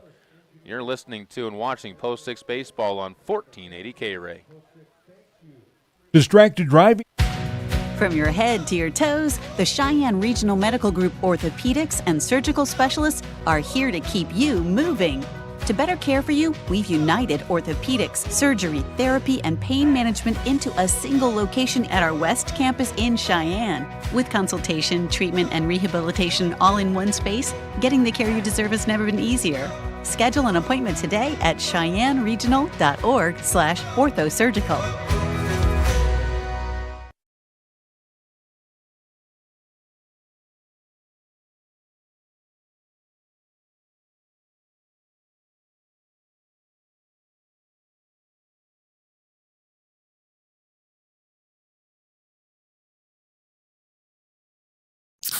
That's the sound of a Mountain Dew. And that's you enjoying its refreshing citrus kick. That's a cool... Sixers all over the Laramie Rangers right now. 6-0 in game number 2. It has been a 16-0 type of day for the Laramie Rangers, as they will be sending up the middle of the order once again. Broden Robbins, the number 5 batter in the Sixers order. Quentin King and Asher Newland will follow up to face off against Diego Herrera, who has given up 6 runs, all of them coming in that second inning. Only 5 hits so far. So he's been hit around a little bit, but still has the confidence of the coaching staff for the Laramie Rangers right now. There are a couple of bodies hanging out in the area of the bullpen, it looks like, but that might just be a fan on the opposite side of the fence. Kind of can't see the angles over there on that side. Nobody actively warming up, though, as a first pitch strike finds Broden Robbins behind the count 0-1. On deck circle, Quentin King was hit by a pitch his first time up. And Asher Newland will follow as well. They really got things kicked off in that first inning. It was a sacrifice bunt for Robbins his first time up, so really no official at-bats for Robbins yet in this one. Made a great play defensively in the second inning. Closed out that second inning, or got the second out of it rather, by having to chase down a ball that was kind of a dying one out in the middle of center field. And good jump, showing off his defensive prowess. Now ahead 3-1 in the count. As the wine and the fire turned on. That was a pitch he wants back. That was hanging up in the zone. He took a good rip at it, but just finished underneath it. That's one of those that you look at and you go, that could have been sitting in the Murdoch's parking lot, or Menard's parking lot rather. Strike on the inside corner, punches out Broden Robbins as he takes it looking. First strikeout of the game for Herrera. Robbins got a little bit complacent, started thinking about that trip to first, and takes that one on the inside corner. Quentin King will step up, hit by a pitch his first time up. Started a run and does so again. A single hit sharply to left field is going to find its way into the outfield grass. So King is on base for a second time in this game. Last time he was up, it started a stretch of 5 straight to reach base for the Sixers. Hoping for more of that, as Asher Newland walked his last time up on 4 pitches. King's also got some good speed. First game of the double dip. Ended up with 2 stolen bases. Asher gets ahead in the count 1-0 and trying to set things up for Anthony Pacheco, who got one of the easiest triples of his career in his last game up due to Mr. Sun giving him an assist.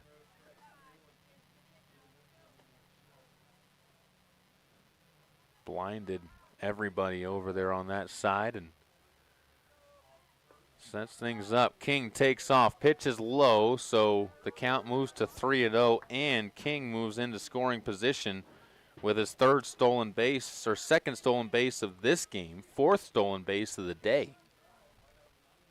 Stacking up those stolen bases right now, and Sixers showing off their speed on the base paths. Newland on 3-0, that's a get-me-over fastball, and the count goes to 3-1. Just kind of laid in there. You know that Newland's probably not going to be taking a cut, so why not take a gun at it and just get it over to keep the at-bat going. Now you go to 3-2 as Newland takes back-to-back pitches. Back-to-back pitches to move it to 3-2. Broden Robbins was the last 3-2 count to start off this inning. He struck out looking. Newland, he'll cut at the 3-2.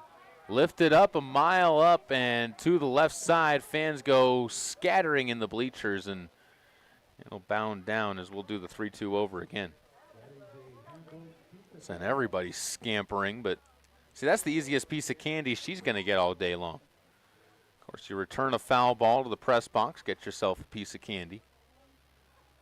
That's the gist of how things work. As we'll do the 3-2 pitch over again. That one straightened out, high up behind second base, battling the sun and winning the battle is going to be Moniz.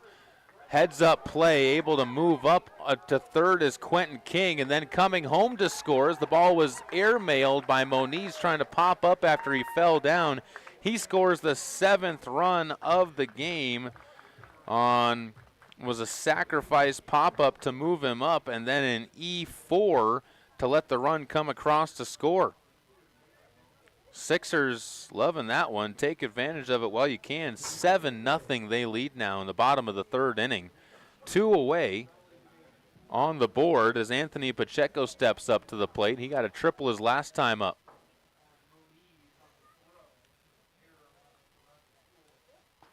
Ball down low and away from Pacheco moves the count to 1-0 on the right fielder. Anthony did not play in the first game today. Braden Pearson took his spot out in right field for that game. Pacheco takes another one low and on the plate, though, and it moves the count to 2-0. Sixers really getting the offense going in this one. They've only had one plate appearance resulting in an out that was not put in play. Also have picked up a couple of walks in the game so far as Pacheco potentially ready to pick up another one. He's up ahead in the count 3-0. 3-0 pitch, get me over.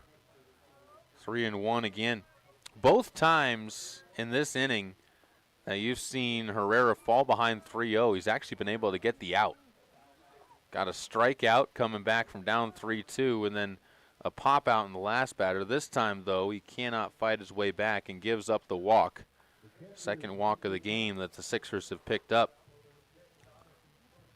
Almost everybody who's gotten on base has come around to score for post 6 so far in this game. As that sets up Dimitri Cotton, number 9 batter in the order. 1 run already home, runner over at first, 2 away. And that one away from the catcher gets Pacheco up to second base. He'll take the wide turn, but Looney there with the ball. That's going to be a pass ball, I believe. Couldn't really tell if that one hit the dirt first or not, but Looney got to do a better job of getting into that batter's box and blocking that one to keep it in front, especially when you're already down big. Runs become at a premium. 1-0 delivery. That one's outside. Herrera starting to lose that control as Cotton ahead in the count 2-0. Got to be curious who the next pitching option is for Laramie. Again, only 12 players that they brought with them today. So it's not like you have a whole lot of extra blue jerseys that you can start handing out. So the conversations have to be short and sweet. Herrera, they were hoping to get quite a deep outing from here in this second game. I'm sure he'd already pitched 6 innings in 2 appearances, so Only one start in those 2 appearances. Misses with this one. Count goes to 3-0 again. As now there will be activity down to the bullpen. As that is Garrett Hesko heading down there to the bullpen to get loose. 3-0 get me over again. Sixers just taking all the way on those 3-0s. And the count moves to 3-1. Garrett Hesko started the first game at first base for the Laramie Rangers. As this ball lifted out to right field. Wes Neitzer again misplays the ball. Couldn't get a good read. Tails over his head. And up to third base looking for the triple is going to be Cotton, who glides in standing.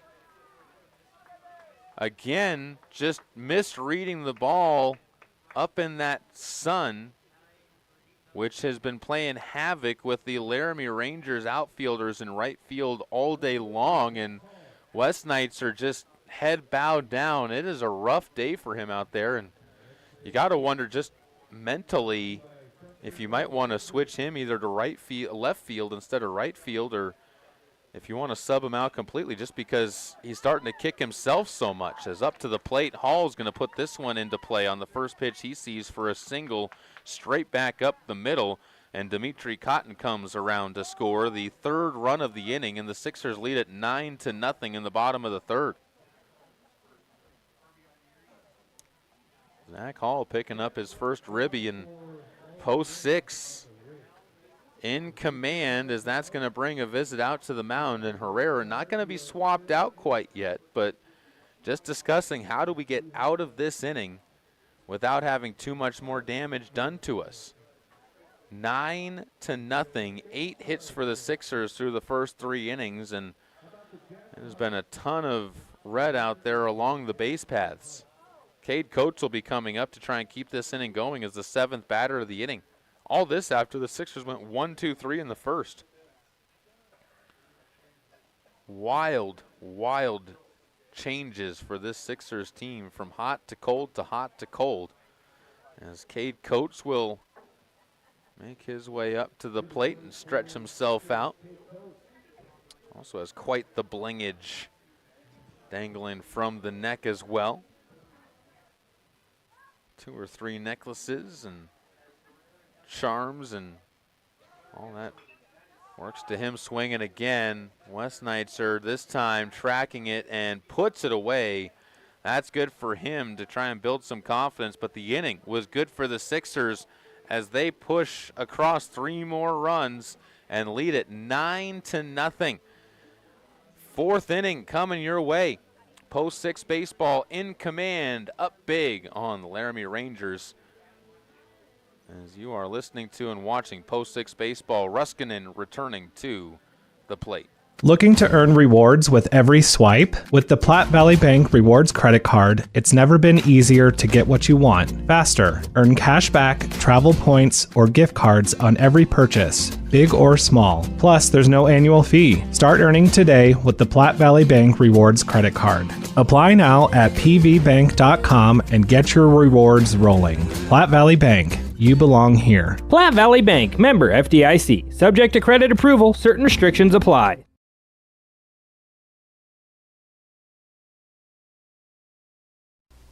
Capital Lumber is lumber one in Cheyenne. Are you listening? We're all the lumber store you'll ever need. Serving Cheyenne and the area since 1965, Capital Lumber Company is still the place for all your lumber and hardware needs. Whether you do it yourself or have it done professionally, get all the tools, paints, fixtures, and accessories for every part of your home today at family-owned and operated Capital Lumber Company at 1222 Dunn Avenue in Cheyenne, celebrating 60 years in business. Post 6 up big as the 3 runs 3rd inning combines with a 6-run 2nd inning. And the Laramie Rangers, who looked like they were the team in the first 2 innings of this one, they had 5 base runners, and multiple opportunities to score. Couldn't get any runs across, and the Sixers were able to crack first. And since then, it has been steamrolling the other way for Post 6. Rangers Sending up the bottom half of the order, Carson Moniz, who singled and was cut down at third on a sacrifice bunt attempt, will step into the right-handed batter's box, and the first pitch he sees is high from Ryan Ruskinen, who has been very impressive, again, out there on the mound. Only 3 hits, an error in the field behind him as well, and a walk. But he has guided the Sixers through this game so far. Hard hit ball to third, up with it, and then a good throw across the diamond to McAnally. Asher Newland with a fantastic grab, and post 6 gets the first out on 2 pitches to continue to add to their weight and pressure put on to the Laramie Rangers. Mason Aragon will step up to the plate. He reached on an error his first time up. He was trying to put down a sacrifice bunt. And Dimitri Cotton just kind of threw the ball wide of first, getting it down to there. He'll not risk any of that stuff. And on the swing, he gets himself a single. On base twice. That's the 4th hit for Laramie as they look to try and crack into this 9-0 deficit. Gotta think again, it'll be Hesko coming in for the Laramie Rangers to start the 4th inning in the bottom of the frame, as Herrera's day, you gotta think, is close to, if not done. Ruskinen just misses to the outside as the count goes to 1-0 to Brayson Groover. He had a fielder's choice his first time up. That was the bunt that saw Moniz thrown out at third on a smart play by Ryan Ruskinen. Can't catch the zone in and tight, and the count goes to 2-0.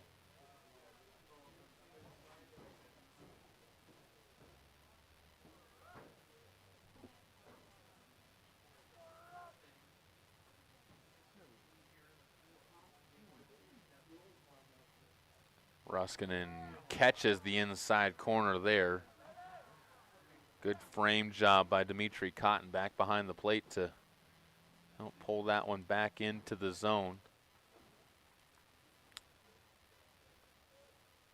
As Ruskinen will try and work his way back from 2-0. That's a good fastball too. Fouled off in the count to 2-2.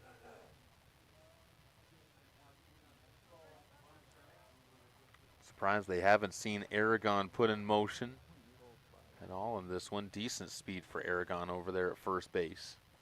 Not necessarily a wild one, but you got to try and do something at this point in time if you are Laramie Rangers to get yourself back into this game. 3-2. As that one misses from Ruskinen, in danger of walking Brayson Groover. Landon Lotzer waits on deck. He flew out to center his first time up. He's the number 9 batter in the order, and then he flipped things over. Ryan finds the zone again, but also finds the bat of Groover. We'll see a 7th pitch to this at-bat. And tomorrow's games, noon and 2:30 start times against the West Coast Zephyrs. Have those games for you right here on 1480 K-Ray. Expecting some more good temperatures over the weekend. The ball fouled off. Groover just able to reach and poke that one.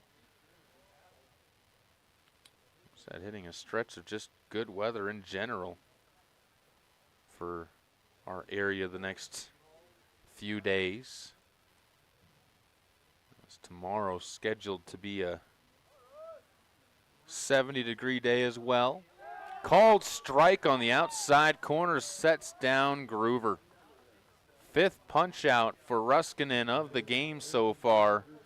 Had to work for that one as Landon Lotzer will bring up to the plate the last opportunity in the 4th inning for the Laramie Rangers to do something. 2 outs and a runner on first. Could be interesting on Tuesday for that conference opener. Right now, weather could be rather intense for folks. Temperature is supposed to be 40 degrees and then a 91% chance of rain on Tuesday. So we'll see if that impacts the way the Hawks and the Sixers opener goes. We'll be here for that one as well. RJ Fox should be back in town for that. Should be back in town tomorrow as this ball poked foul. The count goes to 0-2 on Landon Lotzer. Then we get back to next weekend, and we should be after that little stretch of cold on Monday and Tuesday and Wednesday. Back to 70s going into next weekend. We love hearing that for the baseball weather and getting out onto the diamond. Pop up on the right side. McAnally in foul territory. Throws up the big glove, and the first baseman's meant more than enough to pull that one in, as that will do it for the top of the 4th inning. Sixers looking for one more run to get that 10-run rule into place. We take a step aside, back to Powers Field. You're watching Post 6 Baseball on 1480 K-Ray. If you're looking for a quick breakfast or lunch, you're looking for the Bread Basket. If you're busy and can't take time out for a healthy breakfast, stop in and try one of our breakfast burritos loaded with potatoes, eggs, cheese, bacon, and our homemade green chili wrapped in a 12-inch flour tortilla. Or, for a fast lunch, try our delicious cabbage burgers, hamburger, onions, and cabbage wrapped in bread dough and baked to a golden brown. Treat yourself to a fast breakfast or lunch today at the Bread Basket Bakery and Sandwich Shop, 1819 Maxwell Avenue, Cheyenne's hometown bakery. Wrapped in bread dough and baked to a golden brown. Treat yourself to a fast breakfast or lunch today at the Bread Basket Bakery and Sandwich Shop, 1819 Maxwell Avenue, Cheyenne's hometown. Wyoming owned and operated since 1971, Burns Insurance is Wyoming's right choice for your insurance needs. Burns Insurance is a trusted choice, full-service, independent insurance agency offering a full range of commercial, agricultural, and personal insurance products through many national and regional carriers. Let our friendly, experienced agents help you find the right product at the right price for your asset protection. Buy the policy, get the agent at Burns Insurance. We're back out here at Powers Field. Caleb Burgraff alongside of Larry Proetti back in the studio. We called on the veteran back to the booth one more time. Did hear that he's planning on possibly getting things going back up with a rare appearance on air once again. So we'll see if that comes to fruition, but keep your ears tuned possibly for some new sounds coming over 92.3.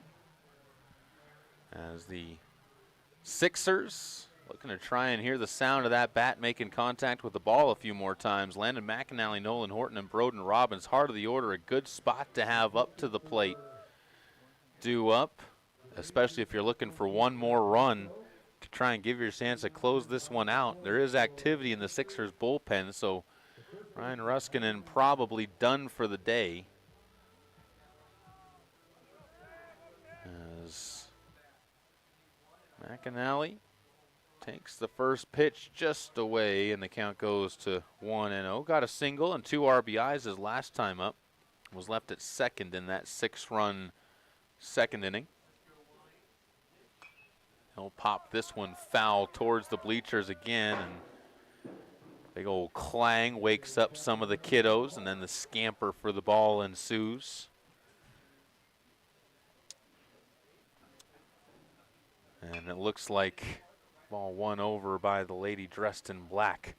Ball grounded to first by McAnally. He becomes a quick out number 1 as Nolan Horton will step up to the plate.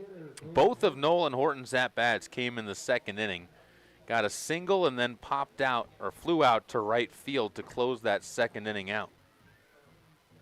So he's been looking for more opportunities and gets it here, and he'll see this one sail behind the shoulder blades, and the count goes to 1-0. That'll wake you up a little bit in the batter's box. Sixers check back in to Horton as Robbins goes and retrieves the ball back from the backstop, gets it to the umpire. Horton takes a healthy cut and fouls that one off as the count goes to 1-1. New pitcher onto the mound we mentioned is Garrett Hesko for the Laramie Rangers, replacing Herrera on the mound. Hesko catches the strike, and that is 1-2.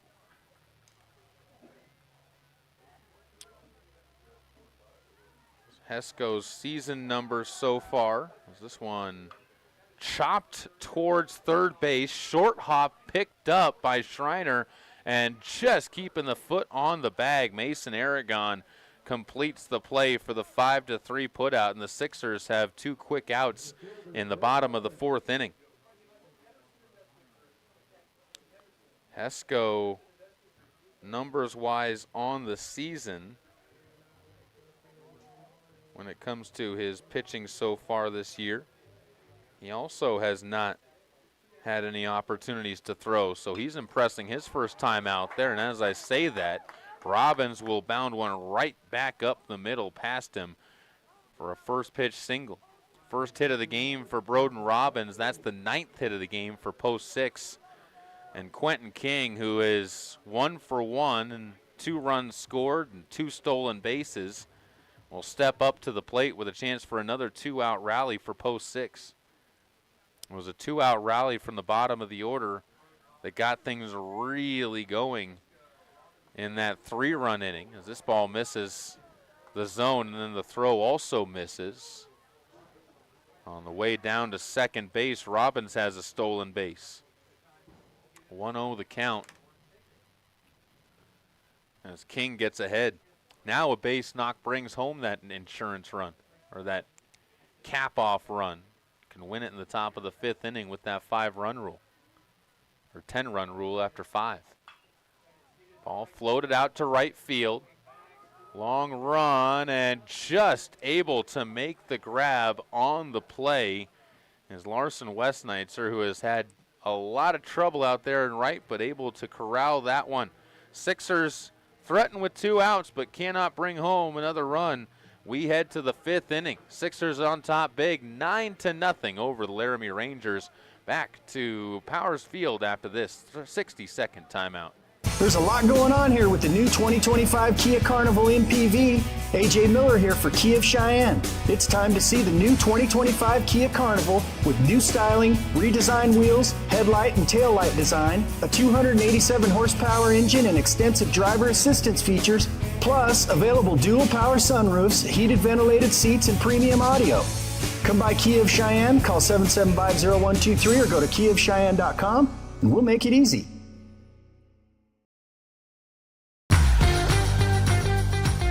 Sometimes you're anticipating it. Sometimes it's unexpected. Occasionally it's something small. But most of the time, it's a pretty big deal. It's your best day ever. And Meridian Trust Federal Credit Union is proud of the part we play in making each of them happen. Whether opening your first savings account or moving into your dream home, Meridian Trust is there for all your best days.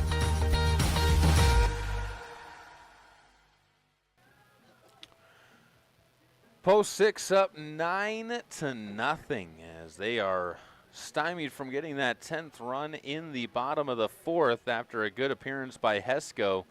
It'll be a new pitcher. Colin Crasilius heads out onto the mound for post 6 to replace Ryan Ruskinen, who through 4 innings of shutout ball, around just 4 hits, did give up a walk and did end up having an error in the field behind him, but really impressive for his post 6 debut, as he'll give way to Colin Crasilius, who on the season so far, 4 innings of work and 2 relief appearances, has only given up 1 earned run so far, has walked 7 but also has struck out 5, a 1.75 earned run average. He's only given up 3 hits on the season as well, and only 2 stolen bases behind him against 23 batters that he's faced in those 4 innings. So he'll be looking to quiet down this Laramie Rangers team for at least 1 more inning and throw another 0 up onto the scoreboard. T.R. Richardson, Sam Hoyt, and Cade Schreiner, the top of the order. 1, 2, 3 will be due up for the Laramie Rangers. Those blue uniform tops and white dome for T.R. Richardson.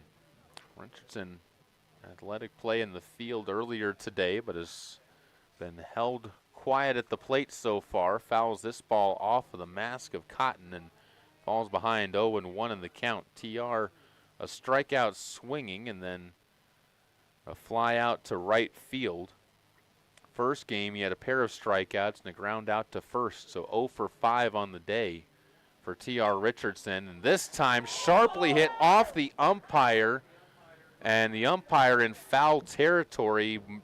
That's not the issue right now. Now you're worried about his safety because that went right off of his face. And all attention just hoping that the man down in the first base umpire is all right. Both coaching staffs out of the dugout.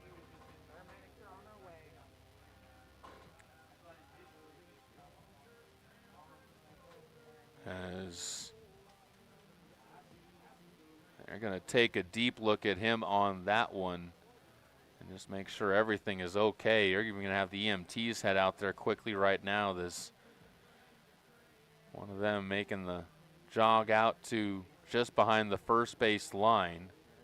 And Coulter McAnally, who got the best look of things on that one, glove up to the face right now, just kind of nervous for the man in black down the line. He's up on his feet. That's the good news right now.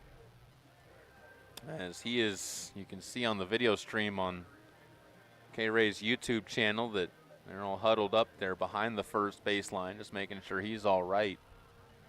Scary moments, though. As,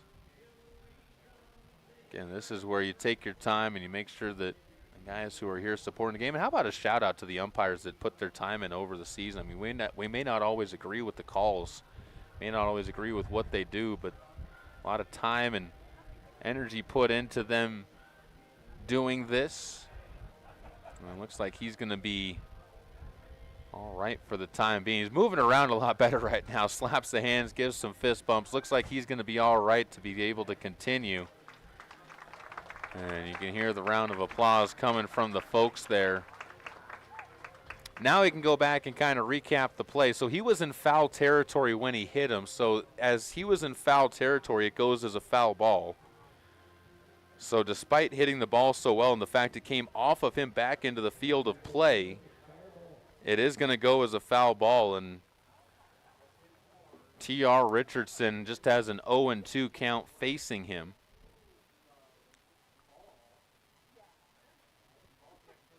As caller Crecelius will step back in and deliver an off-speed pitch that floats in for a 1-2 count.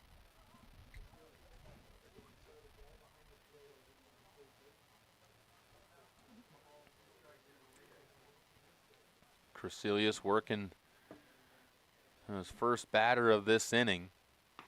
Just misses with a hard fastball to the outside, pops the glove behind home plate, but count goes to 2-2. Found Cotton, but couldn't find the zone.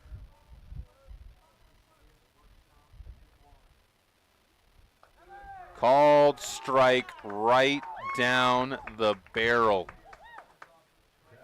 T.R. Richardson didn't like it, but that one had the bottom drop out on it. Crecelius gets his first strikeout of the day. Out number one, up onto the board in the top of the fifth inning. 9-0 as Sam Hoyt steps up to the plate, struck out his first time up and flew out to right his second time. He'll spoil one foul on a late swing. And rather, this not Sam Hoyt, this Diego Herrera. So Diego takes out the designated hitter spot and will bat for himself now, as he was the pitcher at that point. And the count goes to 1-1.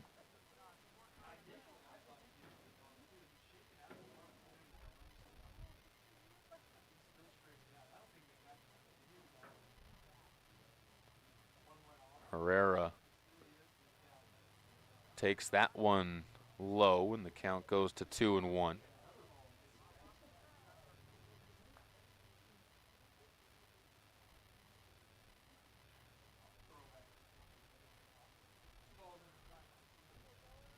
Wind picking up quite a bit again. See the flag out beyond center field, extended once more. Is another nice curveball by Crecelius. Moves it to 2-2. Got a really, really nice curveball, does Colin.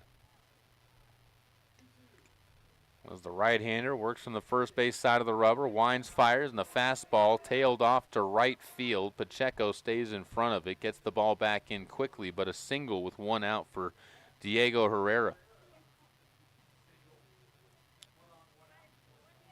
It's a fifth inning swap out there on them, and now we'll see what Cade Schreiner can do. He's 1 for 2. He's got a single, was stranded at third base back in the first inning and then grounded out to short his last time up on a nice play by Cade Coates to complete the out.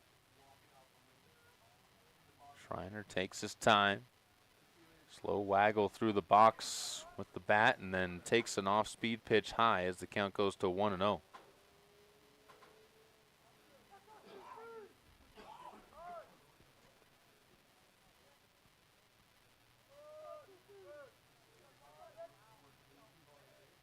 Schreiner.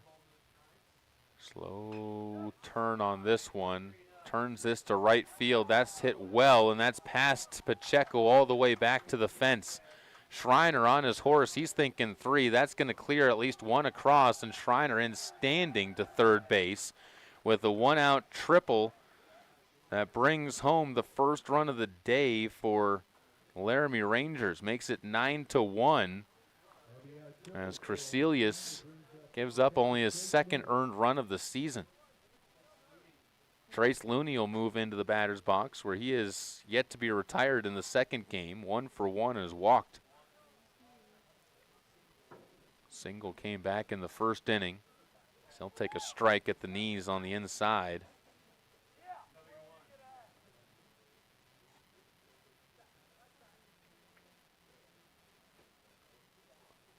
Looney, happy feet in the front foot, loads up, takes, and that just misses as the count goes to 1-1. Even one's up out there on the board for Laramie. Getting that extra run home from third would be important for them, just confidence-wise, going forward to try and fight your way back into it. Much like we talked about the game on Saturday against the Hard Hats, that second game where the Sixers got roughed up a little bit. There was still positives that came out of that one in the battle back that they gave to force that one to a 7th inning. I think that's the same thing you can start taking away if you're Laramie. I mean, the chances of coming back from 9-0 are slim, but that doesn't mean you just give up and wave the white flag on the game. I'm sure that's what the coaching staff is telling them right now. 2-2, swung on and missed. Looney goes down swinging as he was way fooled by that off-speed pitch. Larson Westnitzer will be the last chance for the Rangers here in this 5th inning. Down by 8, 9-1. Westnitzer trying to make up for some miscues in the field. We're talking no errors on him so far in the field, but he has been responsible for essentially at least 5, if not 6 or 7 runs that have come across that were on balls that he just lost track of in the sky. Takes a pitch there for a ball, and the count goes to 2-0 to the right fielder. I was talking here, the field over in Laramie oriented the same way, so it's been tough on him to go from the sun that you're used to there, and for some reason the sun here, same directions, but just has not been able to see the ball well. 3-0 count as that one misses as well. Runner on third base. Off to their lead. That one catches the knees and brings Westnitzer back for at least one more pitch from Crecelius.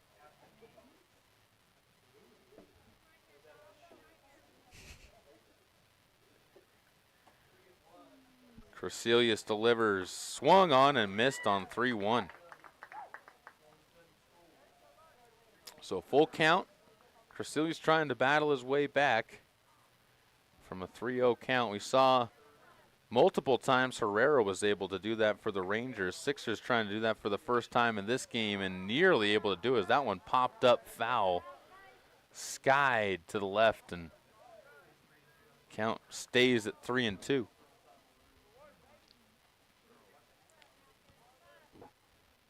Clouds continuing to build up off to the west. Nothing massive, but enough to kind of provide some shade as this ball lifted to center. Robbins easily has a beat on it, though, and only one run comes across despite the triple and the single. The Sixers up 9-1, looking for 2 runs in the bottom of the 5th inning to close this one out.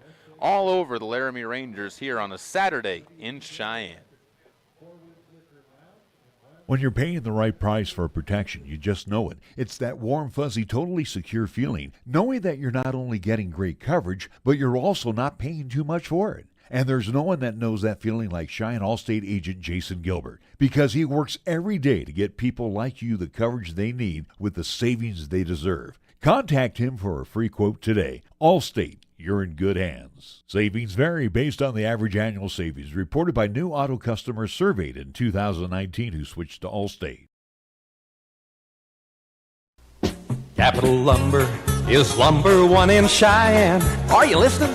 We're all the lumber store you'll ever need. Serving Cheyenne in the area since 1965, Capital Lumber Company is still the place for all your lumber and hardware needs. Whether you do it yourself or have it done professionally, get all the tools, paints, fixtures, and accessories for every part of your home today at family-owned and operated Capital Lumber Company at 1222 Dunn Avenue in Cheyenne, celebrating 60 years in business. Fifth inning, and the Sixers looking to try and close things out in this one. If they can drive 2 runs across, it'll be 7, 8, and 9 in the order. Newland, Pacheco, and Cotton, but that has been a dangerous part of the order so far for the Sixers. They're 3 for 4 and have been on base 5 of their 6 times up to the plate.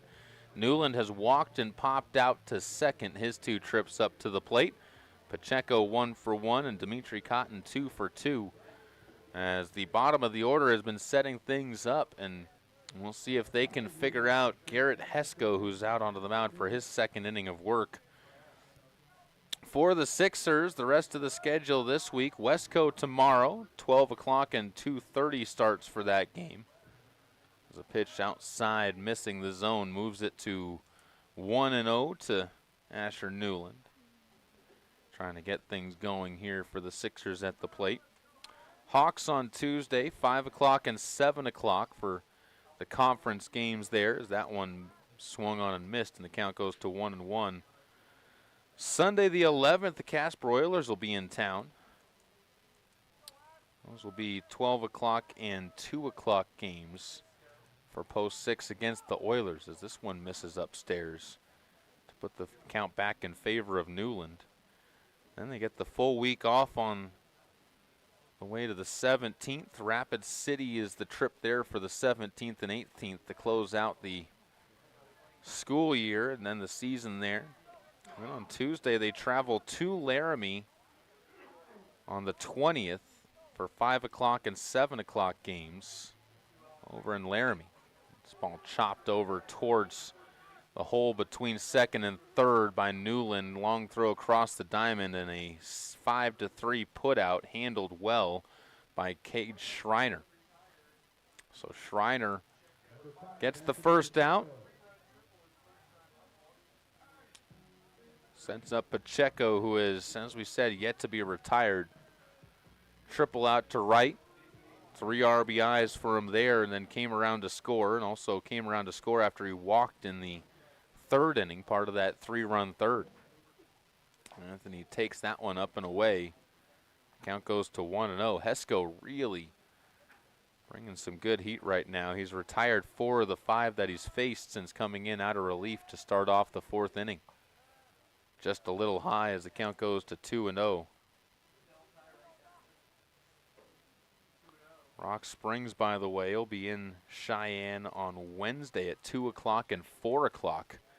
So some early afternoon games for the Sixers on the 21st, and Friday, Saturday, Sunday games to be decided on the schedule. So we'll see if those end up getting filled by the Sixers. Those are North Platte for the trip for post 6. They're going to be heading out there to North Platte on those 3 days. 3-1 count to Pacheco with 1 away. Sixers close out the season with the Jackson Giants, a trip to the Jackson Giants as Pacheco takes one off of the helmet for a hit by pitch. Stays perfect on the day. 2 free passes, and the triple as Dimitri Cotton will come up. He's 2 for 2. Talk about a guy who's been absolutely roasting the baseball. He has been doing just that. Although the triple that he got was aided by A misplay in right field by Westnitzer.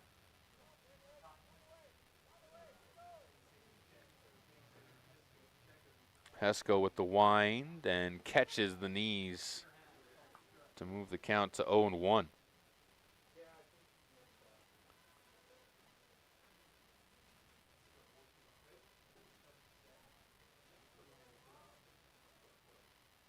This one turned on to left. Left fielder initially came in on the ball, but Lotz are able to drift back on it and put it away. Out number 2 here in the bottom of the 5th inning. As the lineup flips over, Zach Hall will step up to the plate. He's 2 for 3 with a pair of singles. Led off the game with a ground out back to the pitcher. That was when Herrera was out there on the mound, but since then has been able to get on base twice, has an RBI and a run scored.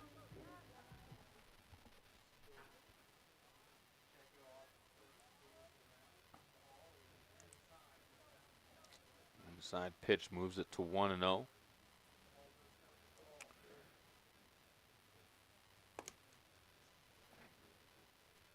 This one served out to the right side as the count goes to 1-1. Wind has died down again. In fact, the flag out in center field just kind of hanging limp. Calmest we've had all day here at the ballpark is that one inside to Hall, and the count goes to 2-1. Landon McAnally and Cade Coates, or Cade Coates and Landon McAnally, get the order right. They wait on the on-deck circle. As off to his lead over at first base, bouncing around a little bit. Anthony Pacheco watches a 3-1 pitch missed to Zach Hall. And a good hitter's count for the left fielder for post 6. 3-1. High pitch in. Might have been out of the zone that he got him to fish at, but Hall saw that one and hitter's count. Want to take the cut at something. And did just that, but couldn't quite barrel it up. Misses that one straight to the backstop. His timing was perfect on it, just couldn't quite find the bat. Or the big part of the bat, rather. Pacheco will dance back to first on a throw over, and everybody settles back down to their spots. 9-1, bottom of the 5th inning. Sixers leading by 8 over the Laramie Rangers. Led this one by as much as 9-0 at the end of the 3rd inning. As that pitch low and away, Pacheco moves up to second. And both base runners free passes, but that puts the walk-off run on base for post 6 with Cade Coates coming up to the plate. He's 0 for 3, but he's put the ball in play 3 times. Ground out to shorts, ground outs to short and second, and then a fly out to right that ended the 3rd inning for the Sixers. To end his cold patch at the plate.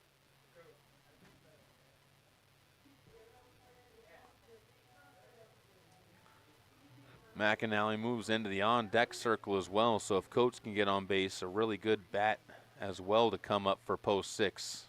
It's a tough part of the order to maneuver your way through. Way outside on the first pitch, and the count goes to 1-0.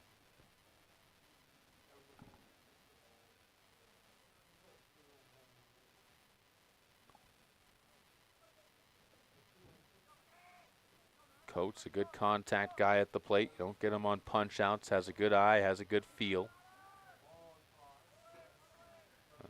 Hesko finds the knees on a pitch right down the pipe. 1-1 with 2 away.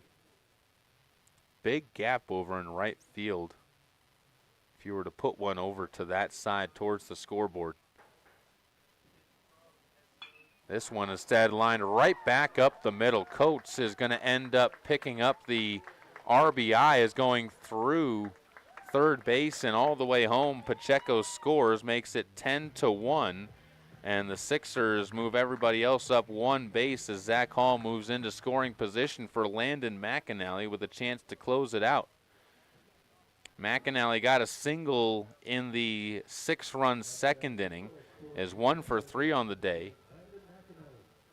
Ground out to the pitcher in the 1st inning and a ground out to second as he led off the 4th inning. He'll take one low as the count goes to 1-0, and all he's got to do is find a nice little single. Outfield has been brought in, so if he can get it out past them, they're trying to play for a chance at anybody at the plate. McAnally will flare this one to right field. Long run, and able to pull that one in to keep the Laramie Rangers alive is Landon Lotzer. Sixers get one, but they can't get the winning run across as we head to the top of the 6th inning. Laramie Rangers still with an opportunity to stay alive in this one, down 10-1. Back with more Post 6 baseball after this from Powers Field. You're listening to 1480 KRA. In the last week of July, you'll find the superstars of rodeo at Cheyenne Frontier Days. The world's top cowboys, cowgirls, buck and broncs, and toughest bulls. Grab your hat, pull on your boots, and join in the Cowboys' favorite rodeo. Rodeo tickets on sale now. Cheyenne Frontier Days, the wildest ride in the West.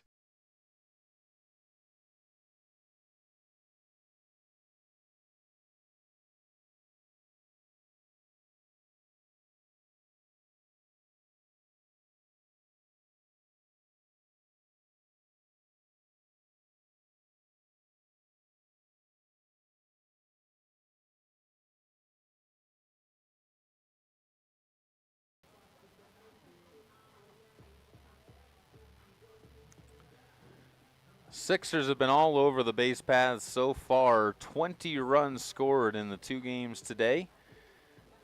Meanwhile, just 1 run in the 2 games today for the Laramie Rangers is back out onto the mound. Colin Crecelius will work against the bottom of the order. Carson Moniz, Mason Aragon, and Brayson Groover will be scheduled up for the Laramie Rangers. Looking to try and keep their hopes alive. That run they got in the top of the 5th inning proved to be extremely important. It'll be actually Hesko due up to the plate instead of Carson Moniz. So Carson Moniz, his day ends with a 1-for-2. And for Garrett Hesko, he will try and help out his own cause to get him a little bit more time out there and get an insurance run out there onto the base paths to try and give them more than 1 run of separation. First pitch misses on a curveball that can't snap through, and the count goes to 1-0.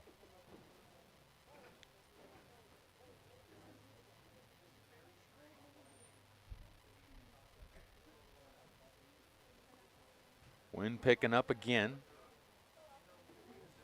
This delivery is upstairs. Count goes to 1-0. Big evening on the pro side of things for a lot of folks when it comes to teams around the area.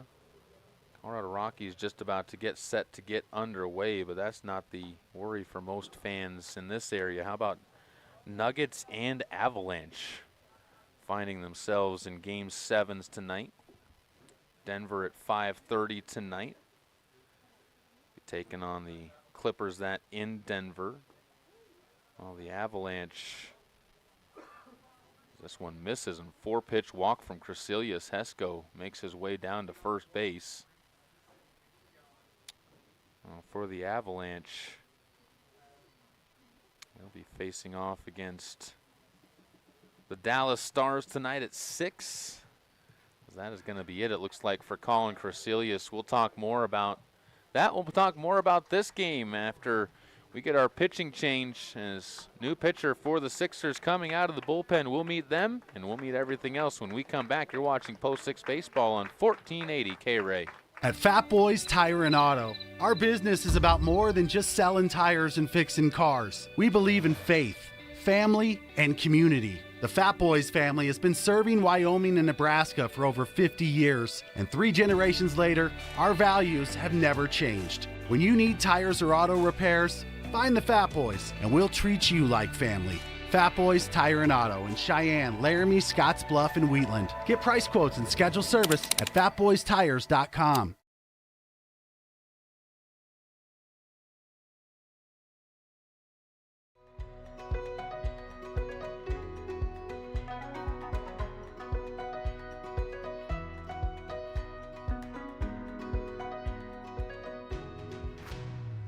From your head to your toes, we're here to keep you moving.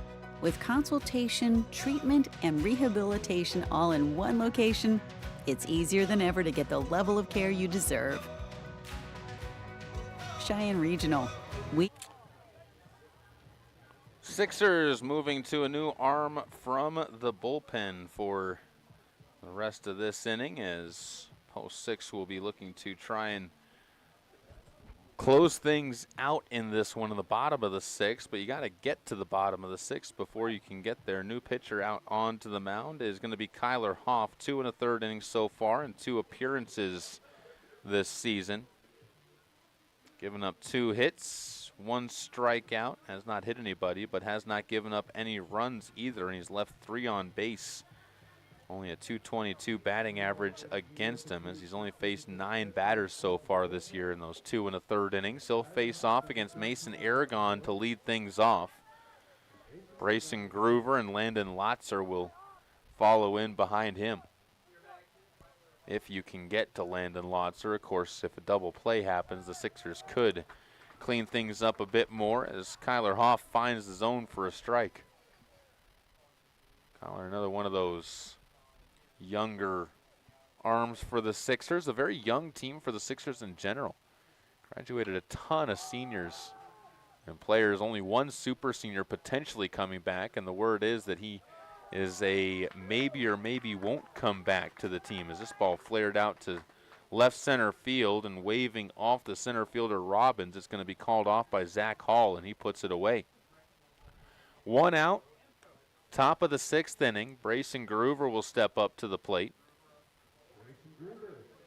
Struck out looking his last time up on a full count after going 8 pitches and was a fielder's choice his first time up. Takes a strike on the inside corner.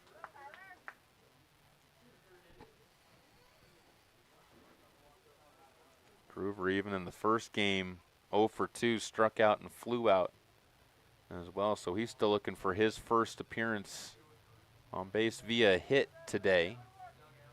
Of course, the fielder's choice did stay on the base paths, but 0 for in the stat book. Gets a 1-1 count after the last pitch missed well outside. It's Hesko looking to move up, can't on that pitch, swung on and missed, 1-2.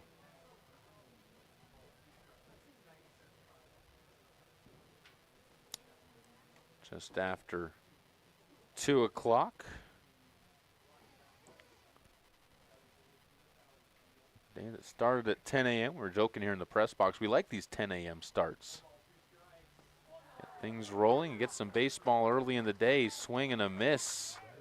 I think the players have liked it as well. They've been showing up, as that's the first strikeout of this one for Hoff, his 2nd strikeout of the season, and now Landon Lotzer comes up with 2 away as the man trying to flip the lineup over in his 3rd at bat.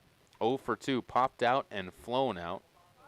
Popped out to first, flew out to center, and takes a swing at a fastball away, and the count moves to 0-1. Lotzer in the first game struck out and lined out to left field on a play where Mason Maggard barely had to move. Hit the ball well, but that's baseball for you. You can hit the ball like a rocket and end up being out. Runner takes off, but the ball fouled off at the plate, and the count goes to 0-2. Wasn't sure we would see any type of steals from Garrett Hesko, but gave him the green light on that one. They're not holding him over at first base, though, so why not? McAnally playing back off of the bag. They're giving that base away to Hesko if he wants it. The ball has been having some trouble getting the ball out to the pitchers.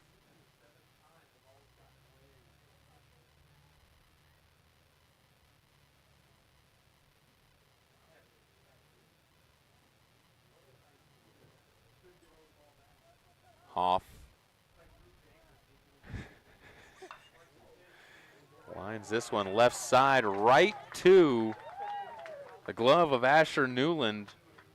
And that line out is going to do it for the inning. We head to the bottom of the sixth. Sixers need one, but in command all over the Laramie Rangers, 10-1.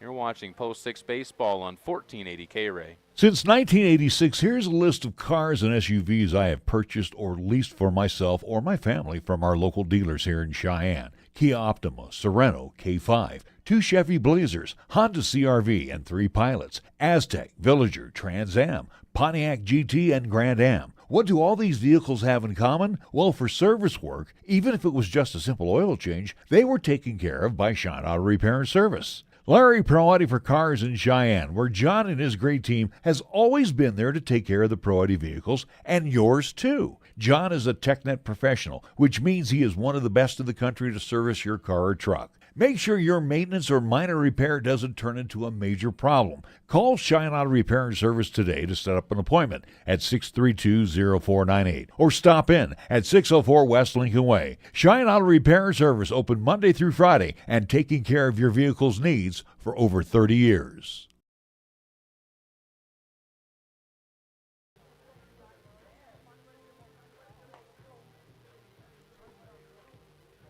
Another new pitcher.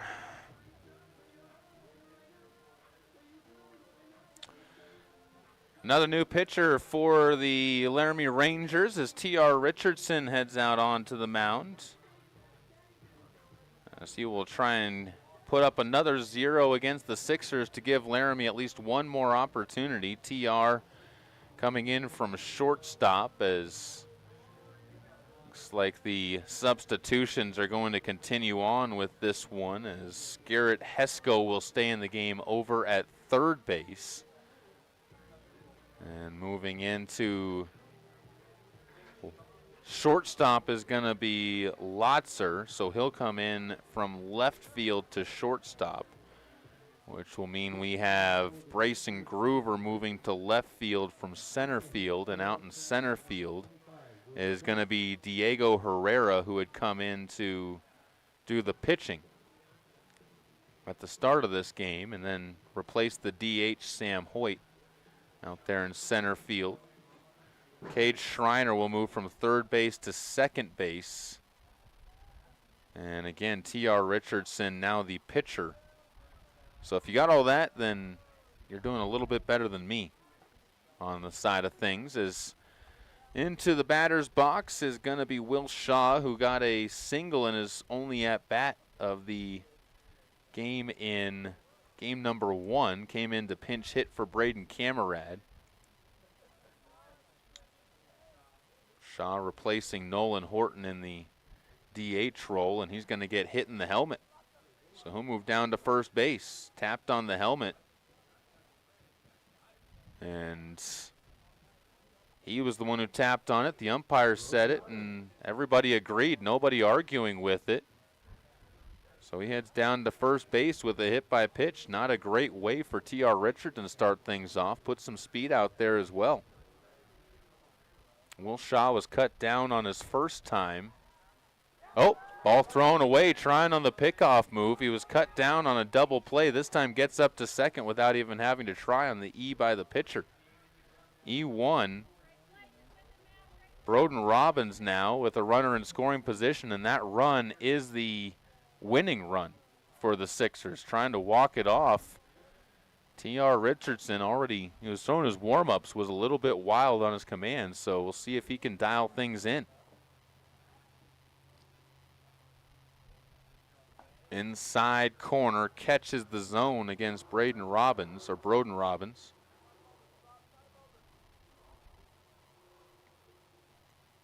Robbins got a single his last time up, stole second, but was left at second base in the 4th inning. Checks his swing and fouls this ball off to Quentin King in the on-deck circle, who spears it and tosses it back to the umpire. 0-2 count with nobody away. Winning run sits at second.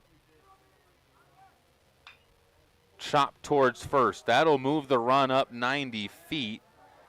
on the 3 unassisted over at first, so productive out. Quentin King, who has been hit by a pitch and singled, also flew out to right. Will have the opportunity to win it. Infield gets brought in, outfield playing very shallow, so once again, same situation. You put the ball in play, you got a good chance of getting something across, or you throw the ball to the backstop, as that's going to do it. A wild pitch walk-off to close out the game for Post 6, and they sweep the Laramie Rangers on the double dip with a pair of run rule games in the 6th. 10-0 in game 1, 11-1 in game number 2. We're going to step aside for a 2-minute timeout. When we come back, we will have the final numbers for you in this one. Post 6 closes things out, moves to 6-3 on the season as they take a big win against the Laramie Rangers. We'll step aside, back again in 2 minutes. 2 minutes on 1480 K-Ray. When you're one of the best, just like athletics, to stay on top, you always need to get bigger, faster, and stronger. Well, MHP and Partners has done just that. That's right, MHP and Partners are a certified public accounting firm located in both Cheyenne and Fort Collins, still offering accounting, tax, and consulting services to businesses, not-for-profit, government, and individual clients. MHP and Partners takes pride in their commitment to providing close, personal attention to their clients. They also continue to invest time and resources in continuing education, state-of-the-art computer technology, and valuing their relationships with you. MHP and Partners is a proud supporter of local and UW athletics. MHP and Partners. Check them out in their historic downtown Cheyenne location at 1509 Bend Avenue, or give them a call at 634-2151.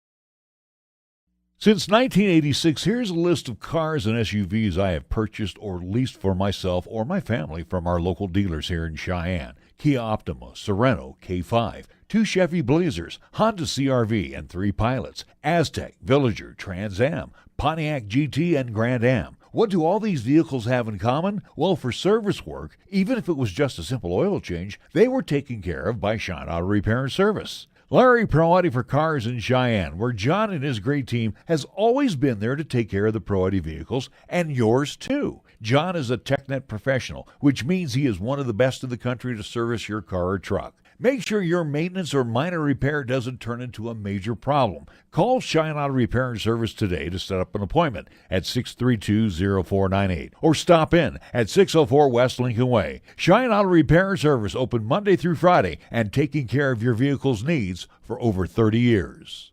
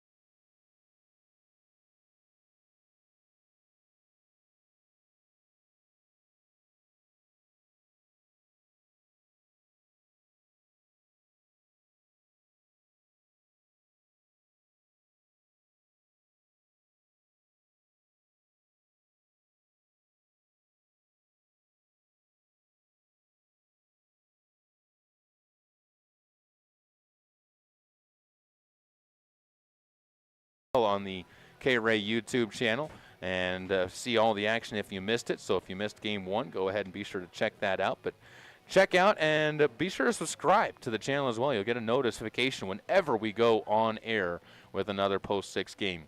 Today's contest has been presented by our sponsors, including Affordable Computer Repair, the Breadbasket Bakery, MHP and Partners, Key of Cheyenne, Capital Lumber Company, Cheyenne Regional Medical Center, Chick-fil-A, Cheyenne Frontier Days, Halliday Subaru, Wyoming's Department of Transportation, Meridian Trust Federal Credit Union, Two Doors Down, Burns Insurance Agency, First Tier Bank, the Gill Window Company, Cheyenne Auto Repair and Service, Jason Gilbert, your Allstate Insurance Agent, Rock on Wheels, Fat Boys Tire and Auto, Platte Valley Bank, the Coin Shop, and your scoreboard, bringing you a 10-0 and an 11-1 win, brought to you by Pepsi of Cheyenne.